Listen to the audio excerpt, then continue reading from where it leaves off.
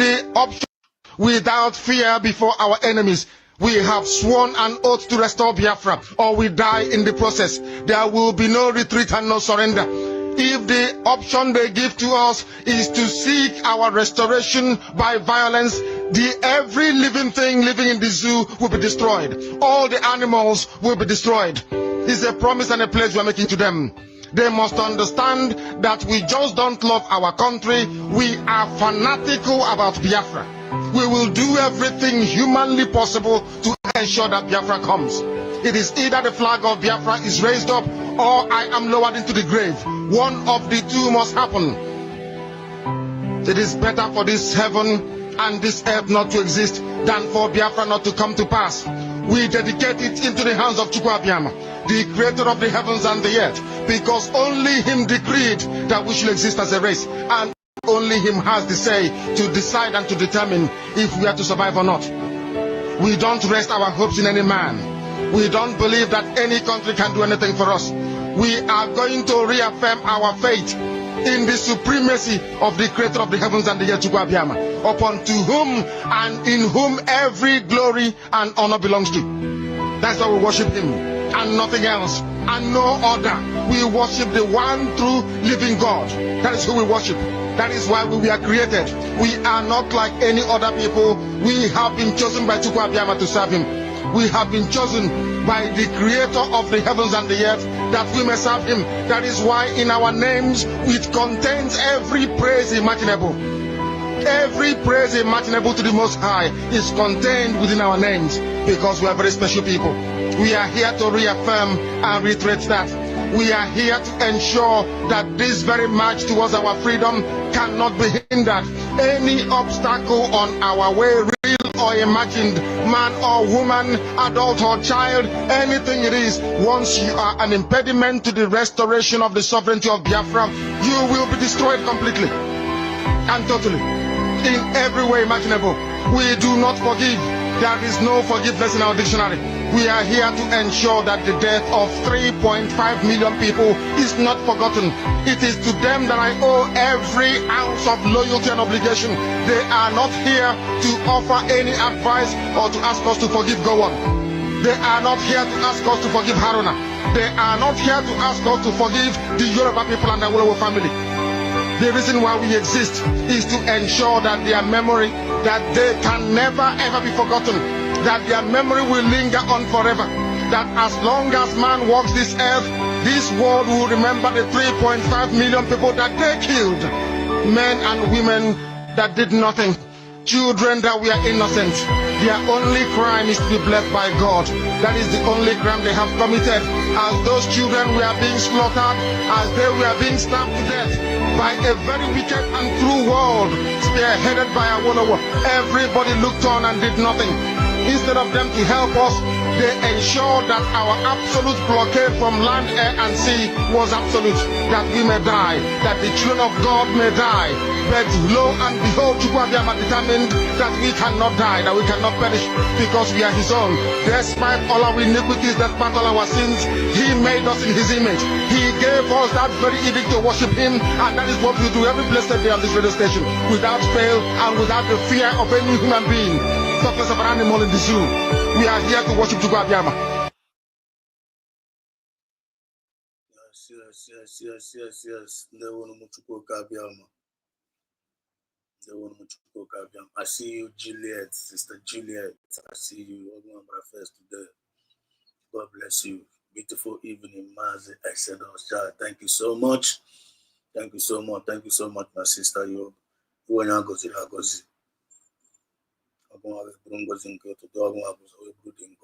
You're welcome. You're welcome. Because you're not joining the clicking the like button. I don't need to click the like button to go Abiyama.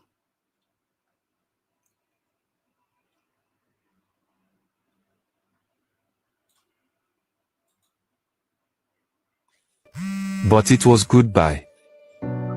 Barnabas' phone rang at 11:47 p.m. It was his elder brother, Bobby. He stared at the screen and let it ring. "Why is this one calling me by this time?" he said angrily. "Does he want to beg me for money again by this time?" Barnabas was rich now, living in Lekki, driving a Benz, traveling first class. But Bobby, his senior brother, still in the village, broke. They used to be close as brothers. But things changed as they grew. Bobby had become a burden. Always calling. Always needing something. That night, the calls kept coming. Then, a text. Barnabas, please. Just pick. I need to talk to you. Please. Barnabas shook his head and muttered. He's probably about to beg again. I'll call him tomorrow.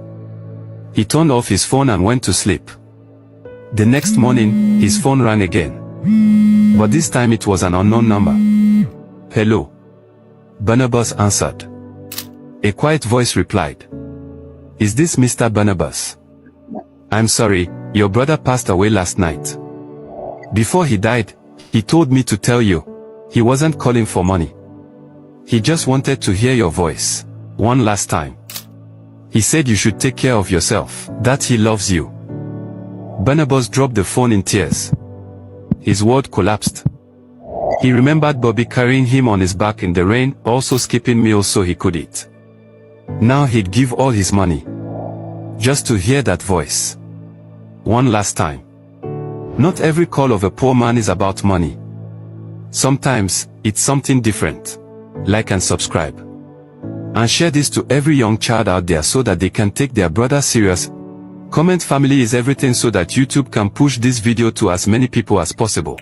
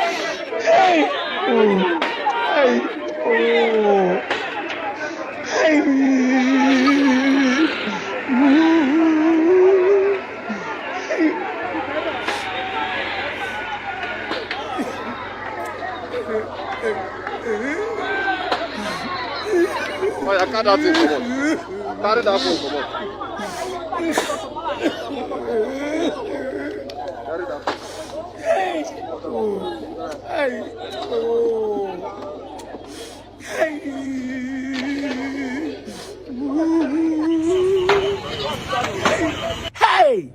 Now, no, no, no, no, oh, try going to see good politics.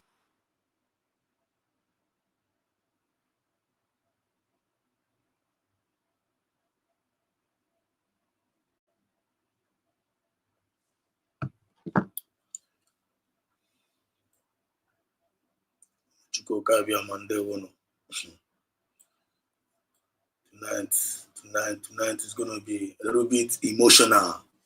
Tonight is gonna be a little bit emotional. Imayane is about Uzioma, redemption and liberation to the hearts and the minds of our people. You ought to go because channel, when you enter into this channel, when I add the value to our life in this channel, and don't they like their life, man, they more value. I want to like this channel. You ought to go channel for those that have conscience. The conscience and assume if genuine Biafrans. This channel for you. You ought to go. I'm mad that many people are not like the way we sound and the way we present the truth. But we don't have any choice. We must get it right this time around. Charity begins at home. I see you, Charles Richard. Oh, Gene. Or Charles Richard income. Mama, there will. Good evening, Master Sedos, and there will watching a KGC Kenolo. And that you go Goziegi too, Charles Richard on income. My man is man. God bless you. Thanks for joining in tonight. Yotago. Thanks for joining. One I got a boy also. No poya nature. Can't go to this one, go to first. One in and from that banner will just jingle. And the more jingle now, in and from that play ever. I hope now. When I play with the go message was Zubo. Galeno can the China name is now. Gaga good in idea. Yes. This is Biafran Exodus TV, always bringing you the message of redemption and liberation to the hearts and the minds of our people. Always bringing you the message of redemption and liberation to the hearts and the minds of our people. They will go Kabiama. Ndu mmiri, ndu azụ, can they wish each and every one of us. Mmiri atada, azụ akọkwana. Ogologo ndụ na ahụ isi ike ka na-ewishi ụmụnne m niile all over the world, Jenu Biafra, ụmụ ife, and I salute you. Ndị conscience ha na-arụ ọrụ. Ndị na-echere nwanne ha echiche ọma n'ụtụtụ n'ehihie n'abalị. Ndị na-ekpere nwanne ha ekpere ọma ụtụtụ n'ehihie n'abalị. Ndị aka m na-ekwu okwu ya. Ndị na-ekpere USB gọọmenti. They believe na USB government believe na now we only one government ka anyị nwere. Only one. Ọ dịrị ịbụọ. USB, the owner of Brigi and the owner of de facto government in homeland. USB, only one. Ndị supportero believe na Martin and the Carlo. Believe na mandate ya. Believe that na PM Sam Nepa with the surrogate of PM Martin and the Carlo. They believe na Dr. Ngozoro Beze with the DPM surrogate of PM Sam Nepa. Our sister, our mother, that made us proud in Finland. The one that God used to reborn Biafra for us. Arawe na bandiro. Alimekele. We are here again this night, not by our power and not by our might, but by the grace of Chukwu Kabiama.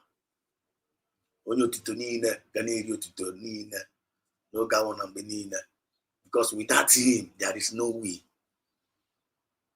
Onye na-enye anyị ndụ, onye na-echebe anyị, onye na-edu anyị ije n'ọpụpụ anyị na mbata anyị, onye na-provide kwara anyị, onye na-alụrụ anyị ọgụ.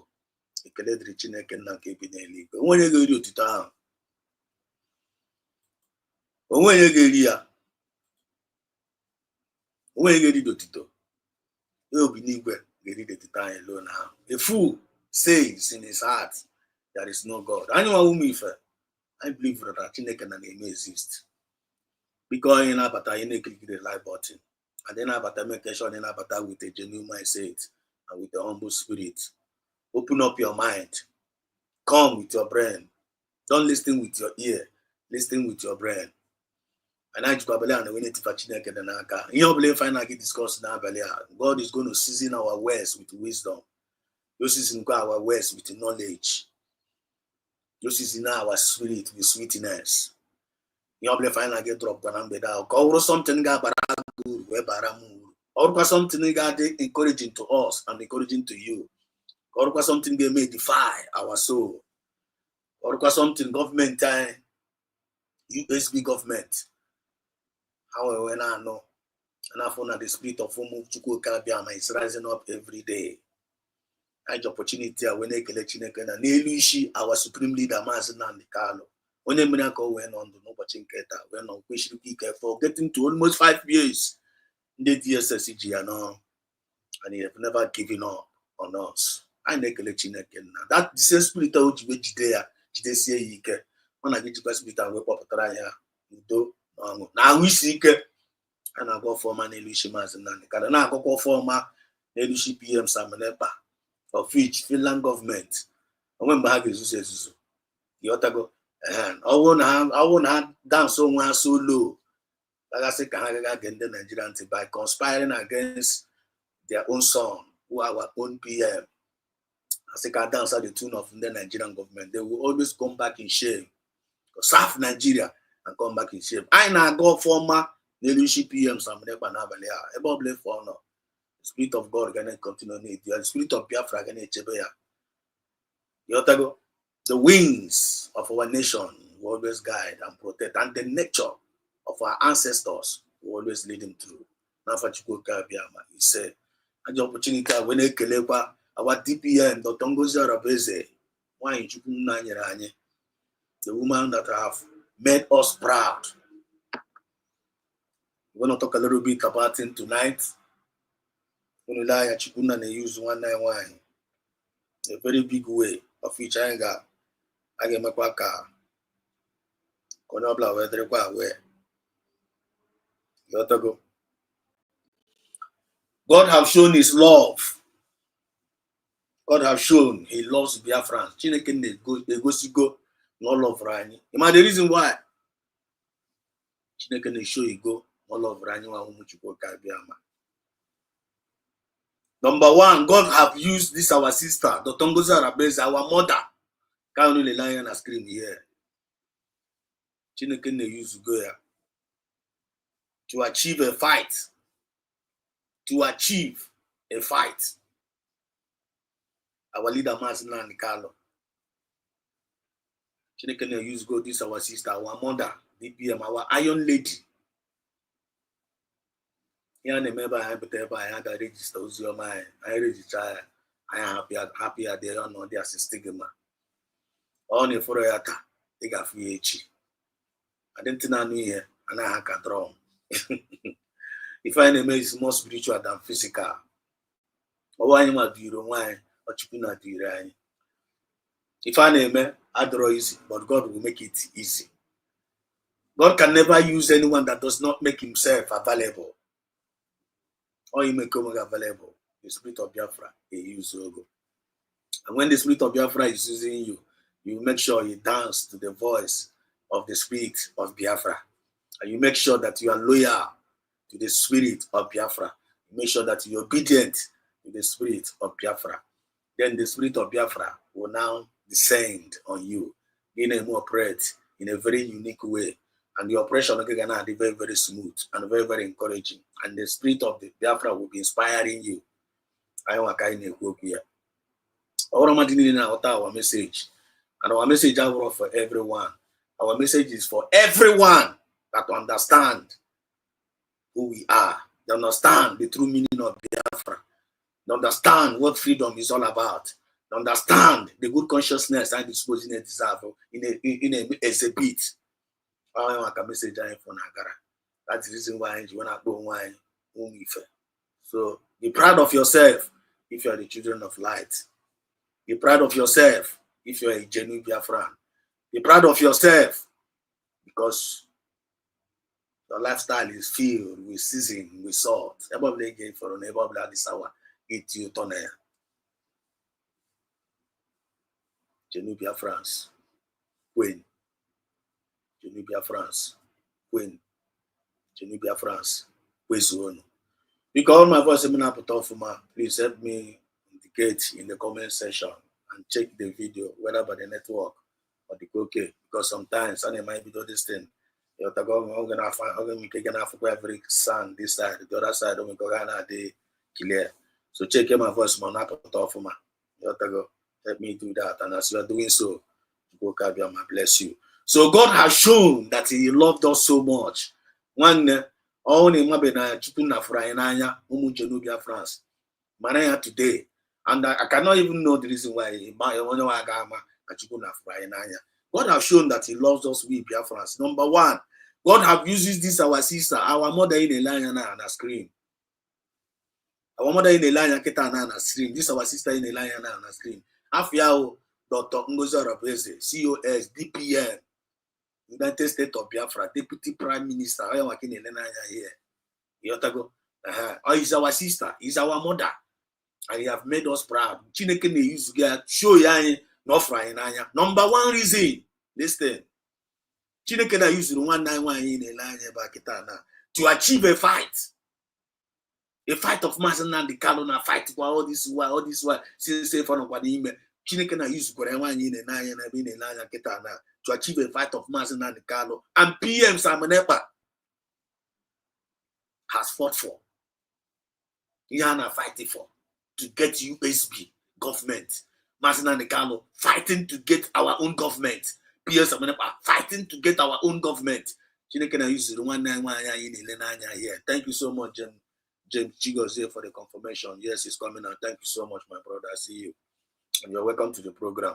Chineke na use one name here to achieve a fight of Mazen and the Carlo, the fight of PM Sabenepa. Kihana fighting for. Mazen and Carlo was fighting for a government of his own people, USB government. Mazen and Carlo was fighting for the nation of his own people, which is Biafran sovereignty.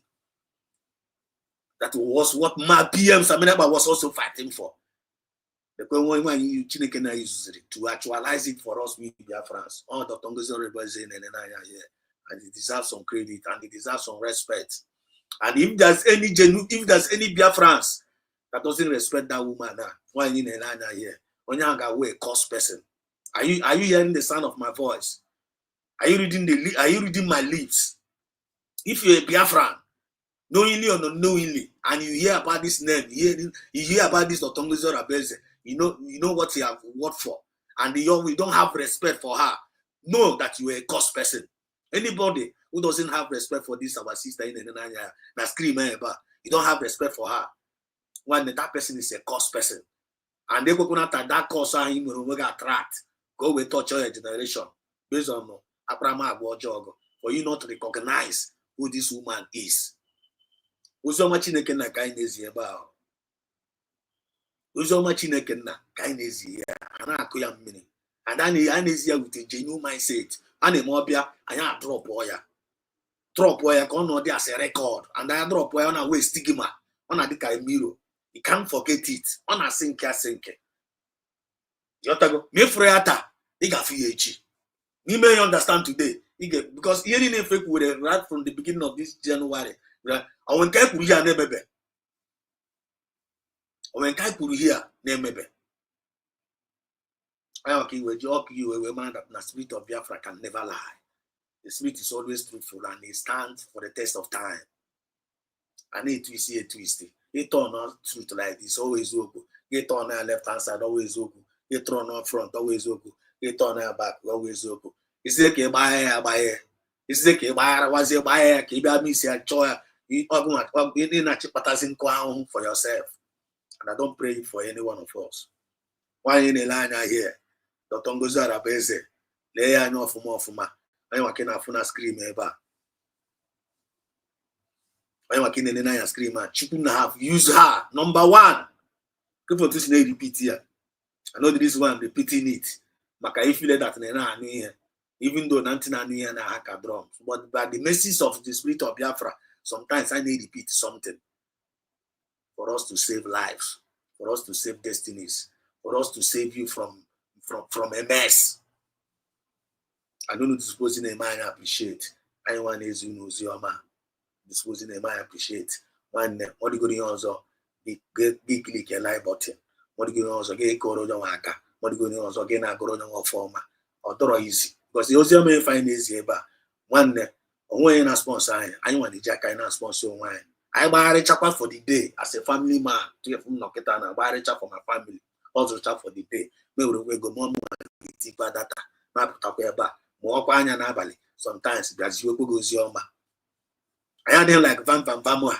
Then they may have put up by a camera. And I put one. And I quite knew one. Do you get the point now? I'm a woman. I buy $1,000. I buy $500. I put an a praise you can carry. No influence way that no hand a praise is an evil man. No influence way that no hand a savo is a fraud. But for the fact of the benefit and waited from that evil man, they will be coming here and be lying to Biafrans. One, I draw like that. I draw like that. If I draw like that, don't twist us. And when you twist us, you are going to be condemned. When you twist us, in the name of literally make a point. Like some of them, they call us that Angozo Rebels, they pay us. And they know if they are lying. Due to the fact that Nana Kongo and the Chena Kongo. One, I know me, voluntary work, voluntary service. Do you know the reason why it is a voluntary service? Because I'm doing it to save my future generation. I'm doing it as a responsible father for the betterment of my future children. I am a responsible human being. I am a responsible Biafrans. But the evil one that have joined this movement, they enter inside this movement with a selfish interest. Some of them enter inside this movement with an envious spirit. Some of them enter inside this movement to come and destroy and to come and deceive. And they are still using the name of Biafra. Knowing fully well that name of Biafra they are using to deceive some people, they are committing treason, knowingly and unknowingly. This is a message of redemption and liberation to the hearts and the minds of our people. Right from January, we have been telling them, no job, weapon before now. Have you not been saying it? You have been saying it. You have been saying it right from January. That in a job, when automatically what you are doing is self-destruction. Have you not been saying it? You have been saying it. Have you not been saying it? That this Biafra movement represents divine mandate. It is a divine mandate. Don't fight against divine mandate. Pharaoh did it and he lost. Pharaoh did it and he was destroyed. Name them. Nebuchadnezzar, name them. Till today, word of God never changed.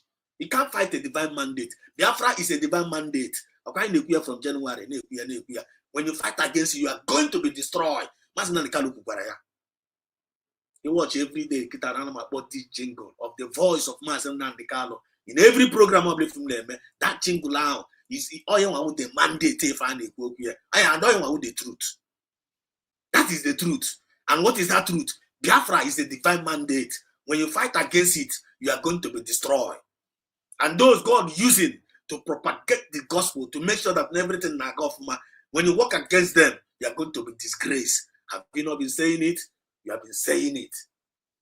And Ekele Drechineke for always vindicating his own of her own people. Because God never lied. Also, no black to Wasarayobi. No get quick and we are the covenant. We are not into covenant. Biafrans are covenant people, just like Israel. That is the truth. He can't destroy this mandate. He can't destroy it. So whether I'm a bribe, whether I'm I don't know, stomach infrastructure. You are a stomach infrastructure, freedom fighter, pocket money, freedom fighter. How can you as a pocket money freedom fighter, how can you as a stomach infrastructure, where believe face, freedom fighter, think that you can stop divine mandate?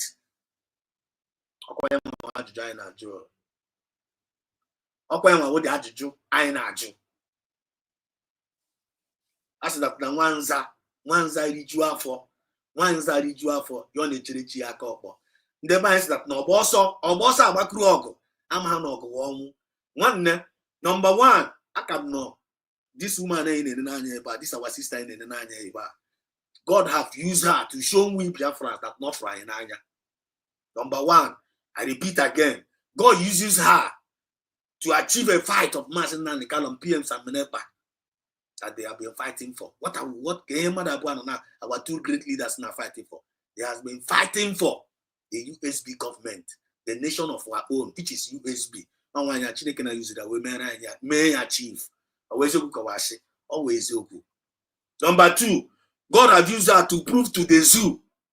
Can I use it now? To prove to the zoo, Nigerian government, it's not by taking away our leaders. What you mean in Finland? What's Andrea? Also, it's not about taking away our leader. Take mass and now they can never stop what we are doing. Now if one make that no can na release because I can't die the ocha. Instead of you be arrested, arrest in the terrorists in commit Arwala. Every day on a Sunday, God have used her to let we Biafrans to prove to the zoo government. It's not by taking away our leaders. Or will you take away Mazin and the Kano with the problem? Or will you take away PM Samenepa with the problem? That now taking away of PM Samenepa, taking away of Mazin and the Kano, not stop the divine mandate. But you can use it away, God have used that to achieve that. Take it or leave it. Or maybe achieve. Chineke na use here. The credit goes to God, my God Almighty, and that this woman deserves some respect. And if you are Biafran, you are not respecting her, you are a cursed person. Write it down. If you are Biafran, if you don't respect her, if you don't all those things. They are aware. They are cost person. Because touch not my anointing. I do my prophet no. They will not take it serious. But I am it's not what I say. God do otherwise. It's not what I say. Go and disrespect this man. How level of course attract. Then not only you causing yourself, I will not pity your generation because you are constantly making my affect your generation. But you never find yourself in that level because of your stomach infrastructure, because of your pocket money, freedom fighter. That will gonna push on go. He said, I see you, James Chigozie, Science and Innovation. I see you, EJ, my sister, EJ Glitters, our own militant, my colleague, you're welcome. Stella Ozuka, I see you. You're welcome to the program. Say it is true. It would have been a shame if Biafra was not declared in Finland on that trip. In spirit. That's what we are talking about. The woman deserves some respect. She deserves. And if you don't respect her because of him, or maybe because of any claim politics, or because of maybe in a form cabal, or maybe because of any bribe, because of that, you know, and need disrespect here. When you are a cost person.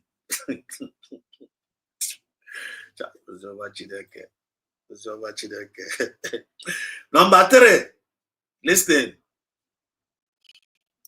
God have used her to stop the evil plotted against our we stop every evil plot against Mazi Samunepa.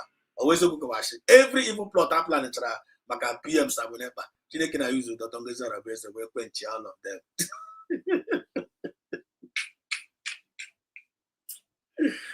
Tongeza Rabese, we love you.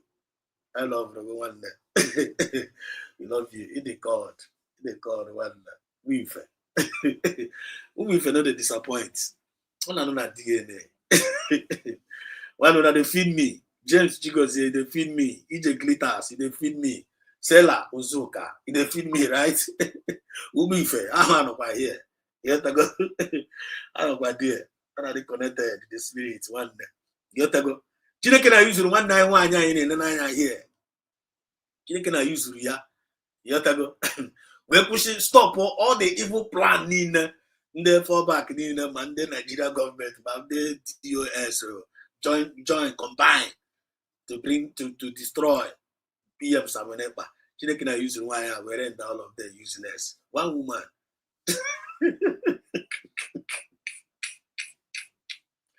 Why are you such an outside? We shall see. I will bring you down. I'm a chapter. We shall see. Where did they now? God used her to destroy all their evil plan.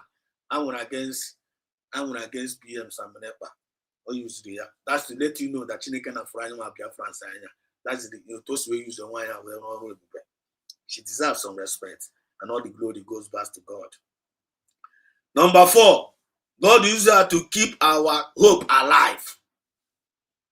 Chineke na use for and I will keep our hope alive, just like our sister said here, Stella Ozuka. He said it is true. It would have been a shame if Biafra was not redeclared in Finland on that trip.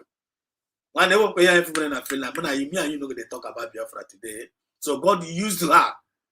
God used her. God used her to keep our hope alive. Always so this is for our DPM. So itetani shutoto. Ipechara mazi na nkale ekpere. God off on elu mazi na nkocha ma PM Samunepa. Ge go off on elu shia. Si Chineke na ya continue na echebe ya. Ya continue na agba yume. Ya continue na protect ya. Ya continue na enyi ya 1,000 men wisdom. Both for her and all the members of the cabinet. I am disposing them. That is what brings us to today's topic. That's what brings us to tonight's topic. Are you your brother's keeper in this movement? It's an open mic. It's an open mic. As I speak now, as I speak, I want you to click link here. On your choriku public choriku. One Are you your brother's keeper in this movement? It is a question. I'm gonna answer one by one. If you are being a brother's keeper, one with a mic, be buying this way or buying France. How you are playing a role of a brother's keeper in this Biafra movement? Charity begins at home. Charity begins at home. In my hand about love. Love is kindness in action. Love is kindness in action. Almost sometimes this year already. You got for then I here now. They're the first one who's a work boy here. You have to go. Then I here. I can give you the name of the spirit of love. You have to go.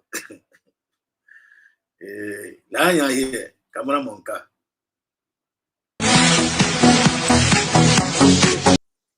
Aworonka.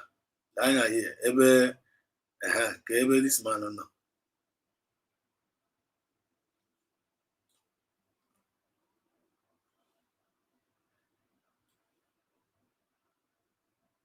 Now here.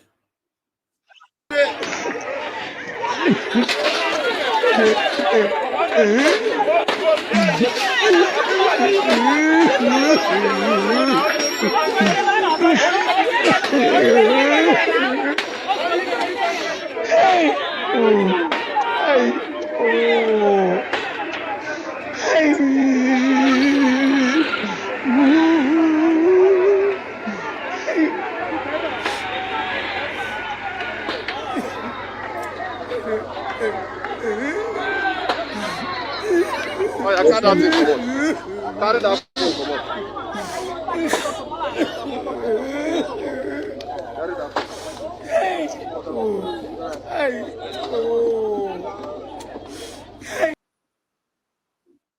One kefe na fodia. Okay, Frebe Soludo na Patushi. Okay, Frebe Soludo na Patushi. Shops in them mad on Anambra State. Soludo. Oweneka Soludo. Soludo is our brother. Soludo is a governor. So-called illegitimate governor. Soludo is a brother. So it's supposedly supposed to be our brother. Soludo wunde. Say, don't vote, don't vote, don't vote, don't vote. Don't give your vote to these people. These people, they don't mean good to you. These people, they are puppets. Go for your freedom. Go for your government, Biafran government. Go for Biafra. Go for your freedom. Don't vote. When you vote, you are voting for your death. You vote, you not to vote. Mako, you not to vote for Ongo. Mazinan Kalu said it. Because of that, all the whole Southeast politicians, they conspired against him. I got plan for his kidnap. But they say about to say today. Then in the DOS. Instead of them, we come and the DOS. Come and the DOS at that time. They keep with the base, the mandate of their leader, which is Mazen Nandikalo. The mandate of our supreme leader. What is the mandate? Don't vote. When you vote, I get you vote and we will go. Now these people don't mean good for us. The mandate US at that time, you people, all of you can remember. But that was when PM Samnepa was an independent broadcaster. PM Samnepa was an independent broadcaster then. No kwanda Mazen Nandikalo. The US claim no how our leadership, no how are in charge. After Mazina and Carlo na them. Then when their leader was not around, instead of them to keep the pace, the mandate of their leader, which is Mazina and Carlo. Sit at home. No vote, na get me vote. Na charoko. And 5 days sit at home. That time. 5 days sit at home. 3 days everywhere. Charoko. We are working with one mind, with open and that is the spirit of with open and the DOS because the spirit of their master. Just like PM, DPM in the line now. When the master was not around, but our sister hold the line. I see her protect the mandate. We protect it. She did not mess up the mandate. Ya remain not steadfast. Ya remain not resilience. Ya quickly make sure no man achieve what the master wanted to achieve in Finland. No man achieve. Master Nankalo was not around. Instead of the DOS to achieve the same aim, the dream of Martin Nankalo, are you your brother's keeper in this movement? It's an open mic. Instead of DOS to make sure that Naiman achieve the mandate of their leader for making Biafrans not to vote in that Anambra state election in the US, at home in the third day, fourth day, yeah, in the US, we made 360 degrees. We cancel the sit at home. Did you guys remember? I cancel lawyer. So no black to iri soludo. No black to iri soludo. I got Toro soludo vote. Soludo promised them that now after promise them no one vote to ya. Now got Bob try mass in the Carlo. The Southeast governors that took a go rebuilding the DOS. The DOS were so more Biafra, so no black melo down. The same thing, Ogen did. The same thing Ogen did when PM was not around. The same thing DOS did.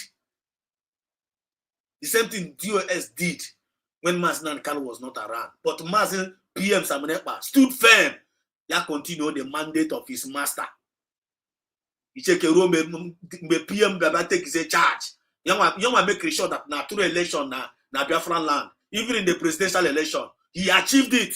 And when you to vote in Biafran land, PM see no election, and he have put it there. I met an election. The way you go wash it. DPM in Elepanya is doing the same thing, but DOS failed. Haga where our people committed in the hands of Nigerians. Haga to vote. Now look at the result of that vote for Soludo. Okay, for almost some certain things by here because of community restriction. Even some people need Jacodo, na kujishin na madoko na street, and a video yao. Then I know Soludo, na kujishin munna, but you can never see this people go and arrest any Fulani herdsman or these terrorists. Omo need the Afro na nde na kujishin madoko, jidere Fulani or these kidnappers here. When I na street of Biafra land, you can never see it. But think of one negeji, akudo na kujishin one nea oko.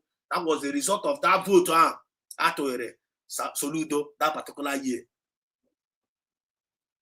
The same one Mazen and Calum say, when you vote, I get jail with Kubogo. I am a canny ripus. Anambra is boiling. Anambra is in the hands of the Fulani because of Guinea. Soludo is a puppet. Are you your brother's keeper in this movement? Probably with a divine order, we're supposed to pay attention to that. We're supposed to guide ourselves. We're supposed to guide ourselves jealously. Assume if make sure that I keep that word, keep the mandate. According to the commandment, I'm gonna keep the mandate in this time of time. Because of we understand the mandate. I don't understand the mandate. I don't understand this template. And we heard it from the mouth of PM Simon Epa. I want to say in a situation. I want to kukurini fukuru and keep us. I am I draw divided. I am I draw deceive. I am I draw distracted. That's why we stood our ground. Even when they are calling us terrorists, even when they gave us all manners of name, even when they call us USB charger, when I ain't can you have the result here today now? The result now, we were able to destroy the in-house enemy because I know the last battle. Are you your brother's keeper in this movement? For me, I can hit my chest and say, I am my brother's keeper. Can you hit your chest and say, as a Genubian France, you are your brother's keeper? And what makes you a brother's keeper? When you are an ambassador of peace, as a Genubian France, what makes you a brother's keeper? When you are an ambassador of fairness in this movement, what makes you a brother's keeper? When you are an ambassador of equity and justice, progress. I want to make a brother's keeper in this movement. Without this, you are a joker. You are a joker. When I walk preaching, come name na balia. Or preaching, come name. Yam na bunu na balia reality. Yam na bunu eba facts. truth. I'm not preaching to anybody. Like kind of can preach reggae. Or I'm a preaching change your mind. I am just saying it, setting the fact clear so that nobody may make a choice. You make sure they make a clean choice now this movement. Because when the choice of I make it, I get facing the consequence. For this Biafra movement here.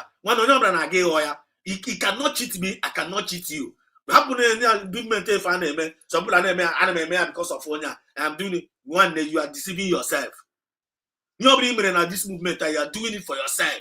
You make them ma, you may give me a jaw, you may you make them ma, give me 10 jaw, you may It's very, very simple now. So we are not begging anybody to change. We are not begging anybody to repent. But I don't know from January. How we pack home no fair before now we don't have come mad. Because someone here must not carry now or if your conscience is alive in this Biafra movement, all my conscience is alive in this Biafra movement. Yeah, one nigga, he can always because he my man I get result. All my conscience is alive. You get an urge. How can I always see in you for you to be doing the right thing? Because knowing fully when the right thing I name, when I get result, right reward, a right good thing. But all we need in this movement, you all we need to don't stop. And all we need to enjoy. When they keep on doing it now, keep on doing it. But you can never impose your evil spirit on the genuine Biafrans. Although it's possible this time around. Although possible. You can never manipulate genuine Biafrans in this season anymore. Although it's possible. Although it's possible. Because anytime you against any umife, automatically that time what you are doing, you are pouring fuel upon your head. In a woman give fuel and very soon give no more.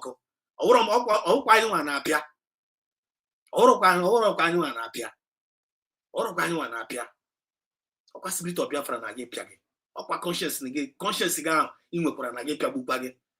may God just open up our eyes of understanding. You will water the time and the season 9 on email. And I will that now when the Biafra will refuse I'm that none of us is perfect. I'm that none of us is righteous. I'm that none of us we have some weaknesses. But make sure that your conscience is alive. An ability for you to know when you are right and wrong in this movement will save you. But only on this movement, anything goes. You are living a nonchalant attitude. You are actually destroying yourself. And may you never be your portion. He said, I might put about former kind of go every day. Now this channel or former kind of go Biafras. And don't forget my prayer point. As some Chineke and Frank Ibaswa. Only thing I'm not going to Biafrans need all over the world will be Sarasara. Do you know this one praying that prayer? Because I want to touch our mind, that conscious all this as ref and Akukas in internet. I can't akuya. All this if I name among ourselves. I ain't got name where. All this kind of hatred among ourselves. I ain't got name where. There is a lot of things going wrong among us, among ourselves in this movement because of Guinea. I think most of us say we will be Sarasara. And this time around we must get it right. I cannot find the motion. Now. Look at yesterday. We talked about yesterday. What is happening in Ghana? I played a video here yesterday. What is happening in Ghana? One of our brother, so not gonna go 250 acres of land. On again Igbo community. Na Ghana, nobody does. And I call you.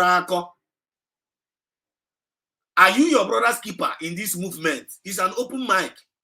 And I call you. That yesterday, I picture yesterday. Another video moon at African I'm not much. Or them can the guy who said something. Let us just go there. I got those both one there. The back on car which park in the cuisine car. Ezendi Igbo na Ghana kwuru na ọ chọrọ ịrụ Igbo village nya Igbo kingdom na Ghana.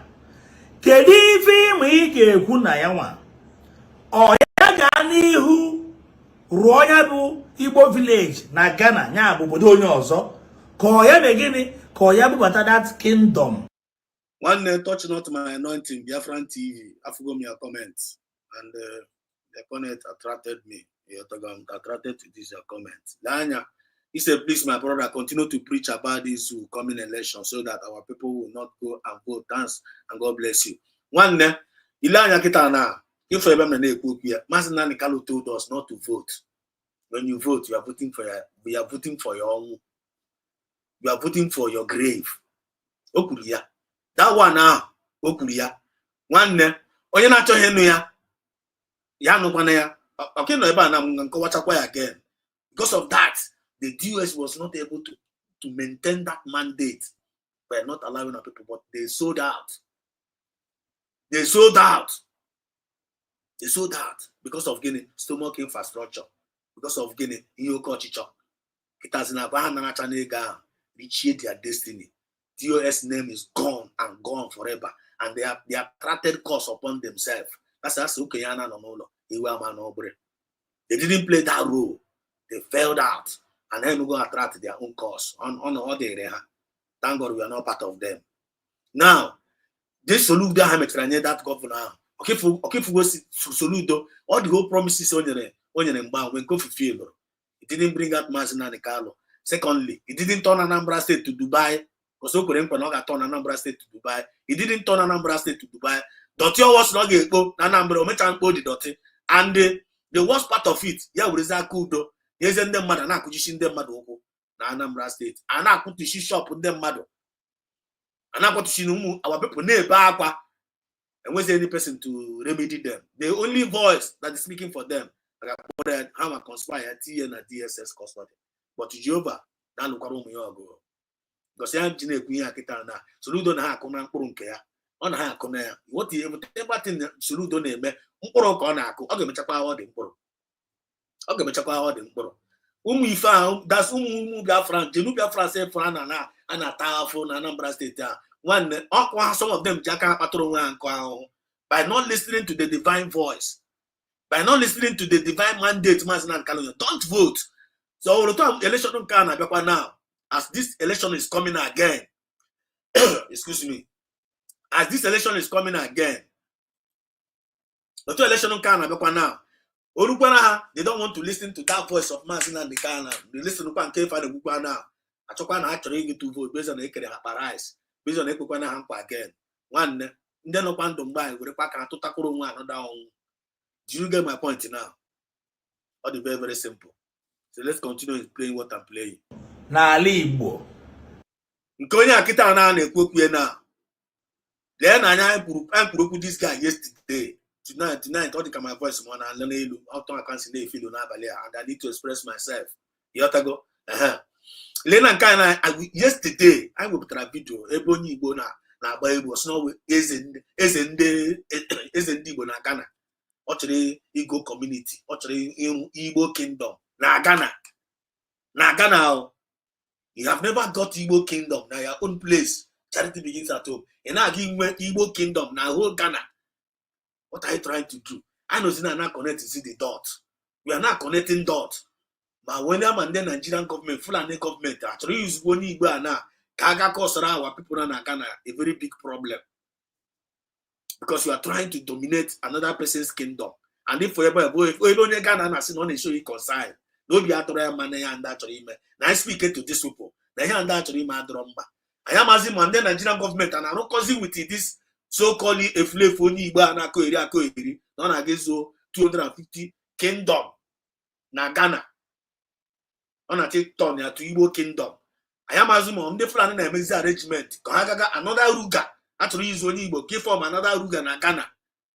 Because Gamebonas will take 250 acres of Kayona na Ghana. Aka government to Guaradisina, but Nigerian government, Aka na the same. And here one another Ruga actually be done na Ghana. Using the name of one Igbo, and is watching a raise our voice now. I am not support to Queen Ojo. I'm not in support of that Igbo kingdom. Charity begins at home.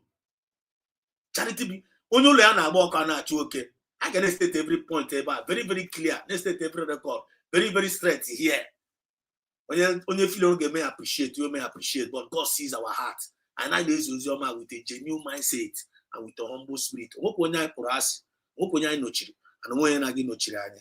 I say Koyana no law, a well man no break. Kambo Vuda and Car now, Kam Nabayro Kita now.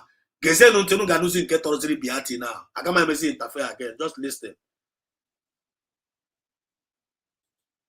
O gwara okwu ndị Igbo dị ka n'ebe onye Igbo na-eme gịnị ka ọ na-awachi onye ga-adị ihu wachibe Ghana ka onye hapụ Ghana mee gịnị banata na ala Igbo bịa developuo ala Igbo. Achọrọ m ka mmadụ ihe ị ga-ekwu mụnwa nọ na natural level ikwuchazie my next video ngwa unu ihe my own opinion ya gazie. But I'm creating Igbo village, which has never happened in the history of the world among the Igbos in the world.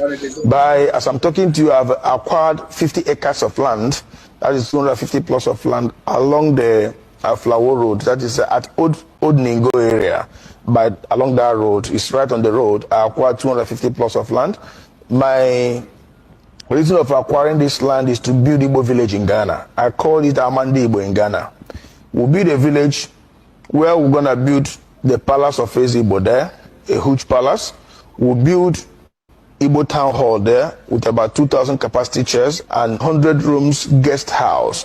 The essence of this guest house is most of the times our governors and our Igbo great leaders do come to Ghana. You know, they always go with their entourage.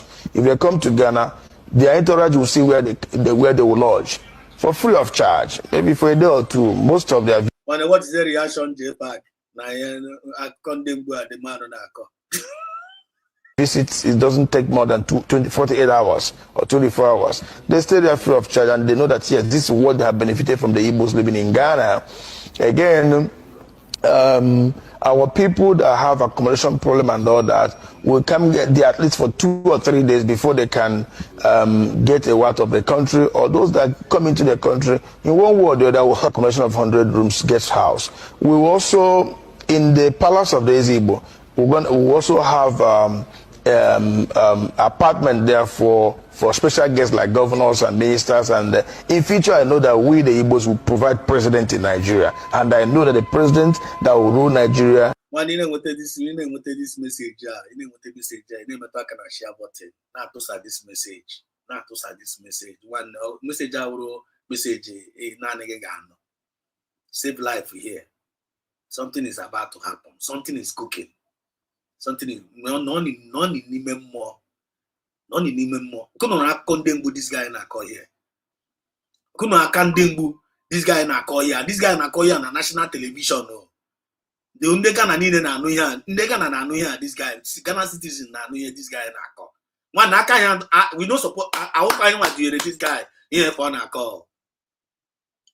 This guy now, they feel I need to reuse this guy now. Keep for Igbo. When Igbo can't reuse Kitana, it causes genocide in Ghana. I don't know whether you are seeing what I'm seeing here. In the sense, quite more in the sense. Okay, this guy in a call. This guy may probably not call here. No, but don't do also. At time to come must be an Igbo man, and one day, by the special grace of God, he also going to be part of those that are going to lodge at the guest house there in Igbo village. In that Igbo village, my good brother, what I want to do there is we'll create streets there. We'll create streets that will represent. Our sister on board. She's glitters on board. Now glitters, can you hear me? Maazị Ndewo. Ndewo, you're welcome. You're welcome. When you try to meanwhile. Mba, ịma okwu na-abịa abịa enweghị nchetara about what Maazị Kochuk said yesterday. Ịma na aka ndị Fulani nọ n'ahịa because enwere one number that man na-apịara na ọ sị nọ ama ndị Igbo. Icheta wede enwere ama ndị Hausa n'Owerri. Ọkwa ịhụrụ aha ahụ ama ndị Hausa, ọ wa aha na ama ndị Igbo na Ghana. Ihe awụ aka Nigerian government, aka ndị zoo government, ihe awụ otu achịchọ itipịa anyị na Ghana dị ihe a na. I swear to God. It's written all over. Gewe ihe onye a na-ekwu and get his intonation very well. Ihe awụ ndị Fulani, trust me, ihe awụ ikiwu ndị Igbo. Ezigbote onye Igbo nwa Chineke masị, enwe ihe a na-anaghị eme. Ndị Igbo anaghị cross mmadụ. Enwe otu anyị na-eji akpa agwa. Ọkụ na ọta. So ihe na-eme ọ dị mma ka anyị leruo anya ala ka anyị ghara iji ike si nọ ndị Igbo. Ihe awụ ndị Fulani Are we now here in Enugu? How they look, how they speak fluently. Hana si Igbo karịa mụ na gị sef. Ndị Fulani nọ n'Enugu. Ka ọ ka fọkwa ma ndị ke nọ n'Owerri kwa. So maazị, I ka anyị were nwayọọ na-efoli ya. Everything will unfold. I ga-emechakwa chọpụta the root of this whole thing. Ihe awụghọ ndị Igbo. You know? Ka anyị na-aga maazị, ka anyị na-aga. Okwu na-abịa abịa. So I just kind of saw something. So nsị ka m kwupụta before m chefuo. Yeah, here. Right. Thanks to colleague. That's my colleague. Guy never going to hear this guy in a call here. I bet call not yourself. About also. I'm not to acho. Okay, look where here. The names of the ancient Igbos will create the streets that will bear the name of Sambakwe Street. I be the one this thing ishi. Uno get one this thing of ma. Uno fear this guy in a call here. When I will only Igbo. This man Igbo. This man, an Igbo man can never do this. I'm telling you. This thing here. Only an Christ Ramai. Watch this guy in a call here. Man, this is unbelievable. Ndana chitipia. Ndana chitia in Suguna Ghana. And the Ebobla planners will appear. Ebobla tomato jar waste will appear. When I nullify here and Abalea. You are sending a message to the world that now why not this guy? This man is not representing us. This man here now is not one of us. I'll give a big joy package Hamanaka. When I have Hamanaka, when I work a comedian, or a comedian quite all right. But this guy, I don't know this one self, now one the Kabakaraishi. You also when here, J-Pax when we here, we keep for now. Can I buy good video? Can you put a good first? Then I met as a Kaya Kuzenke. There's no Capital Nishi. This is a very serious matter here. Na Ghana. Kedu ife ịma ị ga-ekwu na ya nwa? Ọ ya gaa n'ihu rụọ ya bụ Igbo village na Ghana ya bụ obodo onye ọzọ ka ọ ya mee gịnị ka ọ ya bụbata that kingdom n'ala Igbo. O gwara okwu ndị Igbo dị ka ọ sị n'ebe onye bi ka ọ na-eme gịnị ka ọ na-awachi. Onye gaa n'ihu wachibe Ghana ka onye hapụ Ghana mee gịnị badata n'ala Igbo bịa developuo ala Igbo. I chọrọ m ka mmadụ ihe ị ga-ekwu mụnwa na particular level ikwutazie my next video ngwa unu ihe my own opinion ya gazie. But I'm creating Igbo village which has never happened in the history of the world among the Igbos in the world. By as I'm talking to you, I've acquired 50 acres of land, that is 250 plus of land along the Flower Road, that is at Old Ningo area. By along that road, it's right on the road. I acquired 250 plus of land. My reason of acquiring this land is to build Igbo village in Ghana. I call it Amandi Igbo in Ghana. We'll build a village where we're gonna build the palace of Igbo there, a huge palace. We'll build Igbo town hall there with about 2,000 capacity chairs and 100 rooms guest house. The essence of this guest house is most of the times our governors and our Igbo great leaders do come to Ghana. You know, they always go with their entourage. If they come to Ghana, their entourage will see where they will lodge for free of charge. Maybe for a day or two. Most of their visits, it doesn't take more than 48 hours or 24 hours. They stay there free of charge and they know that yes, this is what they have benefited from the Igbos living in Ghana. Again, our people that have accommodation problem and all that will come get there at least for 2 or 3 days before they can get a out of the country, or those that come into the country in one way or the other will have accommodation of 100 rooms guest house. We will also, in the palace of the Igbo, we also have apartment there for special guests like governors and ministers. And future, I know that we, the Igbos, will provide president in Nigeria. And I know that the president that will rule Nigeria at time to come must be an Igbo man. And one day, by the special grace of God, he also going to be part of those that are going to lodge at the guest house there in Igbo village. In that Igbo village, my good brother, what I want to do there is we'll create streets there. We'll create streets that will represent the names of the ancient Igbos. We'll create the streets that will bear the name of Sambakwe Street. That's the ex-governor of Imo State. We'll create a street that will bear the name of Dr. Nnamdi Azikiwe, the first president of Nigeria. We'll create a street that will bear the name of Nzogo. We'll create a street that will bear, of course, the name of my father also, the Maladi Henetu. And all the great Igbo leaders that they have gone, and those are present, will create streets in their name that will represent them in Igbo village in Ghana. And this Igbo village in Ghana, every Igbo man all over the world have right to come there and buy property. Either you want a plot of land or 2 plots of land to build your dream house. We're also going to build tall buildings of maybe 6th floor or 7th floor. We'll sell them flat by flat. And we will have a single entrance in this Igbo village. When you come in there, you know you're coming into Igbo village in Ghana. From there, Igbos will expand. We will build markets there. Igbo market will represent there. Igbo school will be built there. We will create transport section there also. We will create what we call Ezigbo Garden. In Igbo language, you call it Mbala Ezigbo. Ezigbo Garden meaning where we create about 4 plots of land. We use 4 plots of land for that, for Ezigbo Garden, where we're going to plant yam, plant all the trees, all the leaves you can get in Igbo land. Okwa, ube, akubeke, ntoroba, oha, we're going to also plant yam there. We'll plant ube there. We'll plant all these things so that at the time of New Year Festival of Ezigbo, we'll go to the Mbala there. We'll go to the garden there to get our New Year Festival. In there, you will see that yes, that.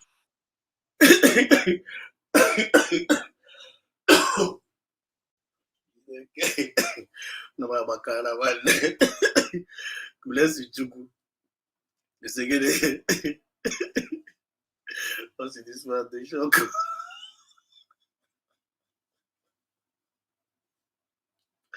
I don't know what today say. Well, I'll be speechless.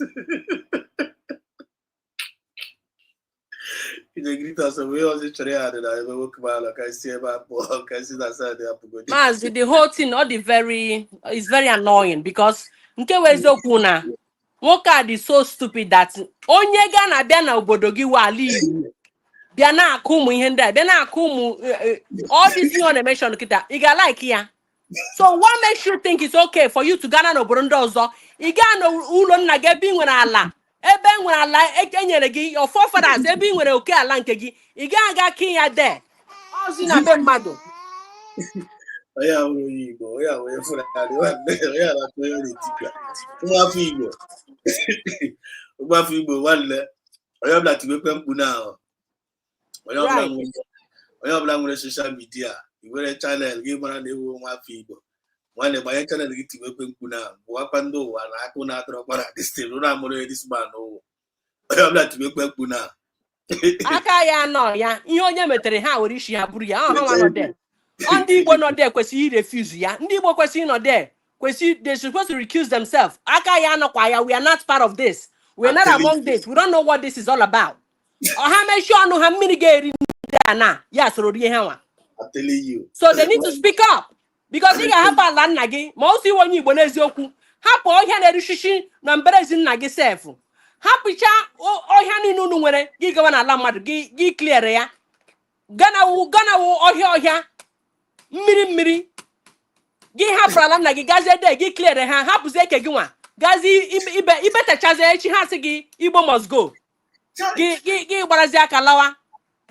Unu eji ihe mere Hitler na ndị Jew wee mụrụ akọ. Still history repeat go first time, history repeat go second time, repeat a third time. Unu achị mara ihe awụ ndị ezigbote Igbo. Even onye ezigbote Igbo ihe a ga-egbu ya obi ime. Ezigbote Igbo ga-eche uche. Onye wee ezigbote onye Igbo nwa afọ Igbo ga-asị mba ka m gagoro ụzọ mezie ala nna m before m na-eme apụwa n'ama. Charity begins at home. Ezigbote onye Igbo ga-eche uche ụta. Ọwụ na mụ can think like that. I believe that ezigbote onye Igbo can also think. Mba ka m gagoro mezie ebe nna m before m gawa n'ama ga-emezi ndị mmadụ ka ha. Ọwụ onye na-awụghị onye Igbo na-eche ụta ka m gwa gị na onye na-awụghị ezigbote onye Igbo ga-aga na-emeziri ndị ọkanwa n'ama. Biko Maazị biko sapụga ndị ekwensu a sapụ ha dị ka akọrọ ihe ọzọ. Enwere more to say about USB. Confirm. When the conclusion level now, I'm not going to the opportunity now the whole world. We are not part of this. You read my lips. I also we don't know this guy. This guy is not representing Igbo. This guy is not. In fact, this guy is not an Igbo person. This guy is not an Igbo person. Wait, this man. No, this man don't know me. This man is not representing Igbo. Igbo man can never do this. The world, listen, this man is not an Igbo man. Make una go find this man. Go find him. If possible, arrest this man. This man is a criminal. He's not one of us. An Igbo man can never do this. Guys, never wear poor. You want to go? Guys, never wear poor. I'm about to get by now. Yeah, my topic I know. Are you your brother's keeper in this movement? Open mic. Eme Pokemon on Abago here, Chineke Naji, Otongoza Rabese, we may achieve. Motor can go to Tabaruni again. Can go to Tabaruni again. If I have in the next one, can go to Tabaruni very, very important. You have to go, very, very important. Hey, God have used this woman. God have used this, our sister, our mother, to show that God's love we Biafra so much. And now we're a good mother. You have shown to us that now we're a good mother. God uses her to achieve the fight our leader, Mazina Nikalo, our PM Samenepa has fought for. Number one. Number two, God have used her to prove the zoo is not by taking away our leaders. He have used her to prove that to the zoo. God have also used her to stop the evil plotted against Mazi Simon Ekpa. Fourth one, and not the least.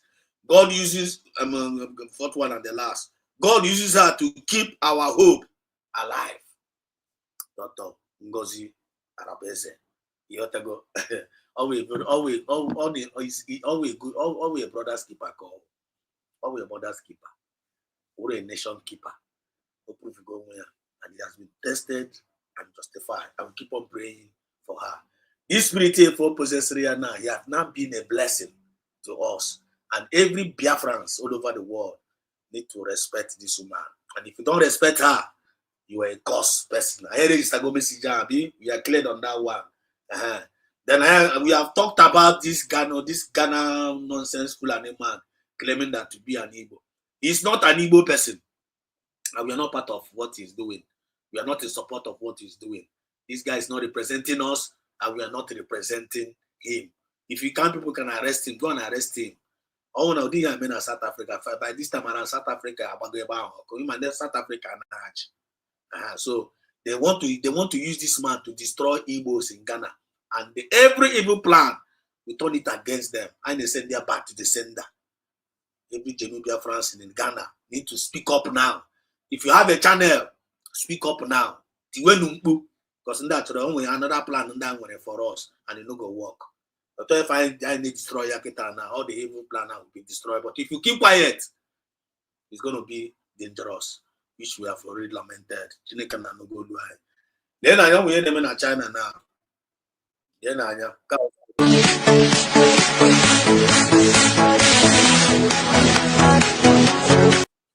Then I am now. I'm the China now. That supply is Egusi now.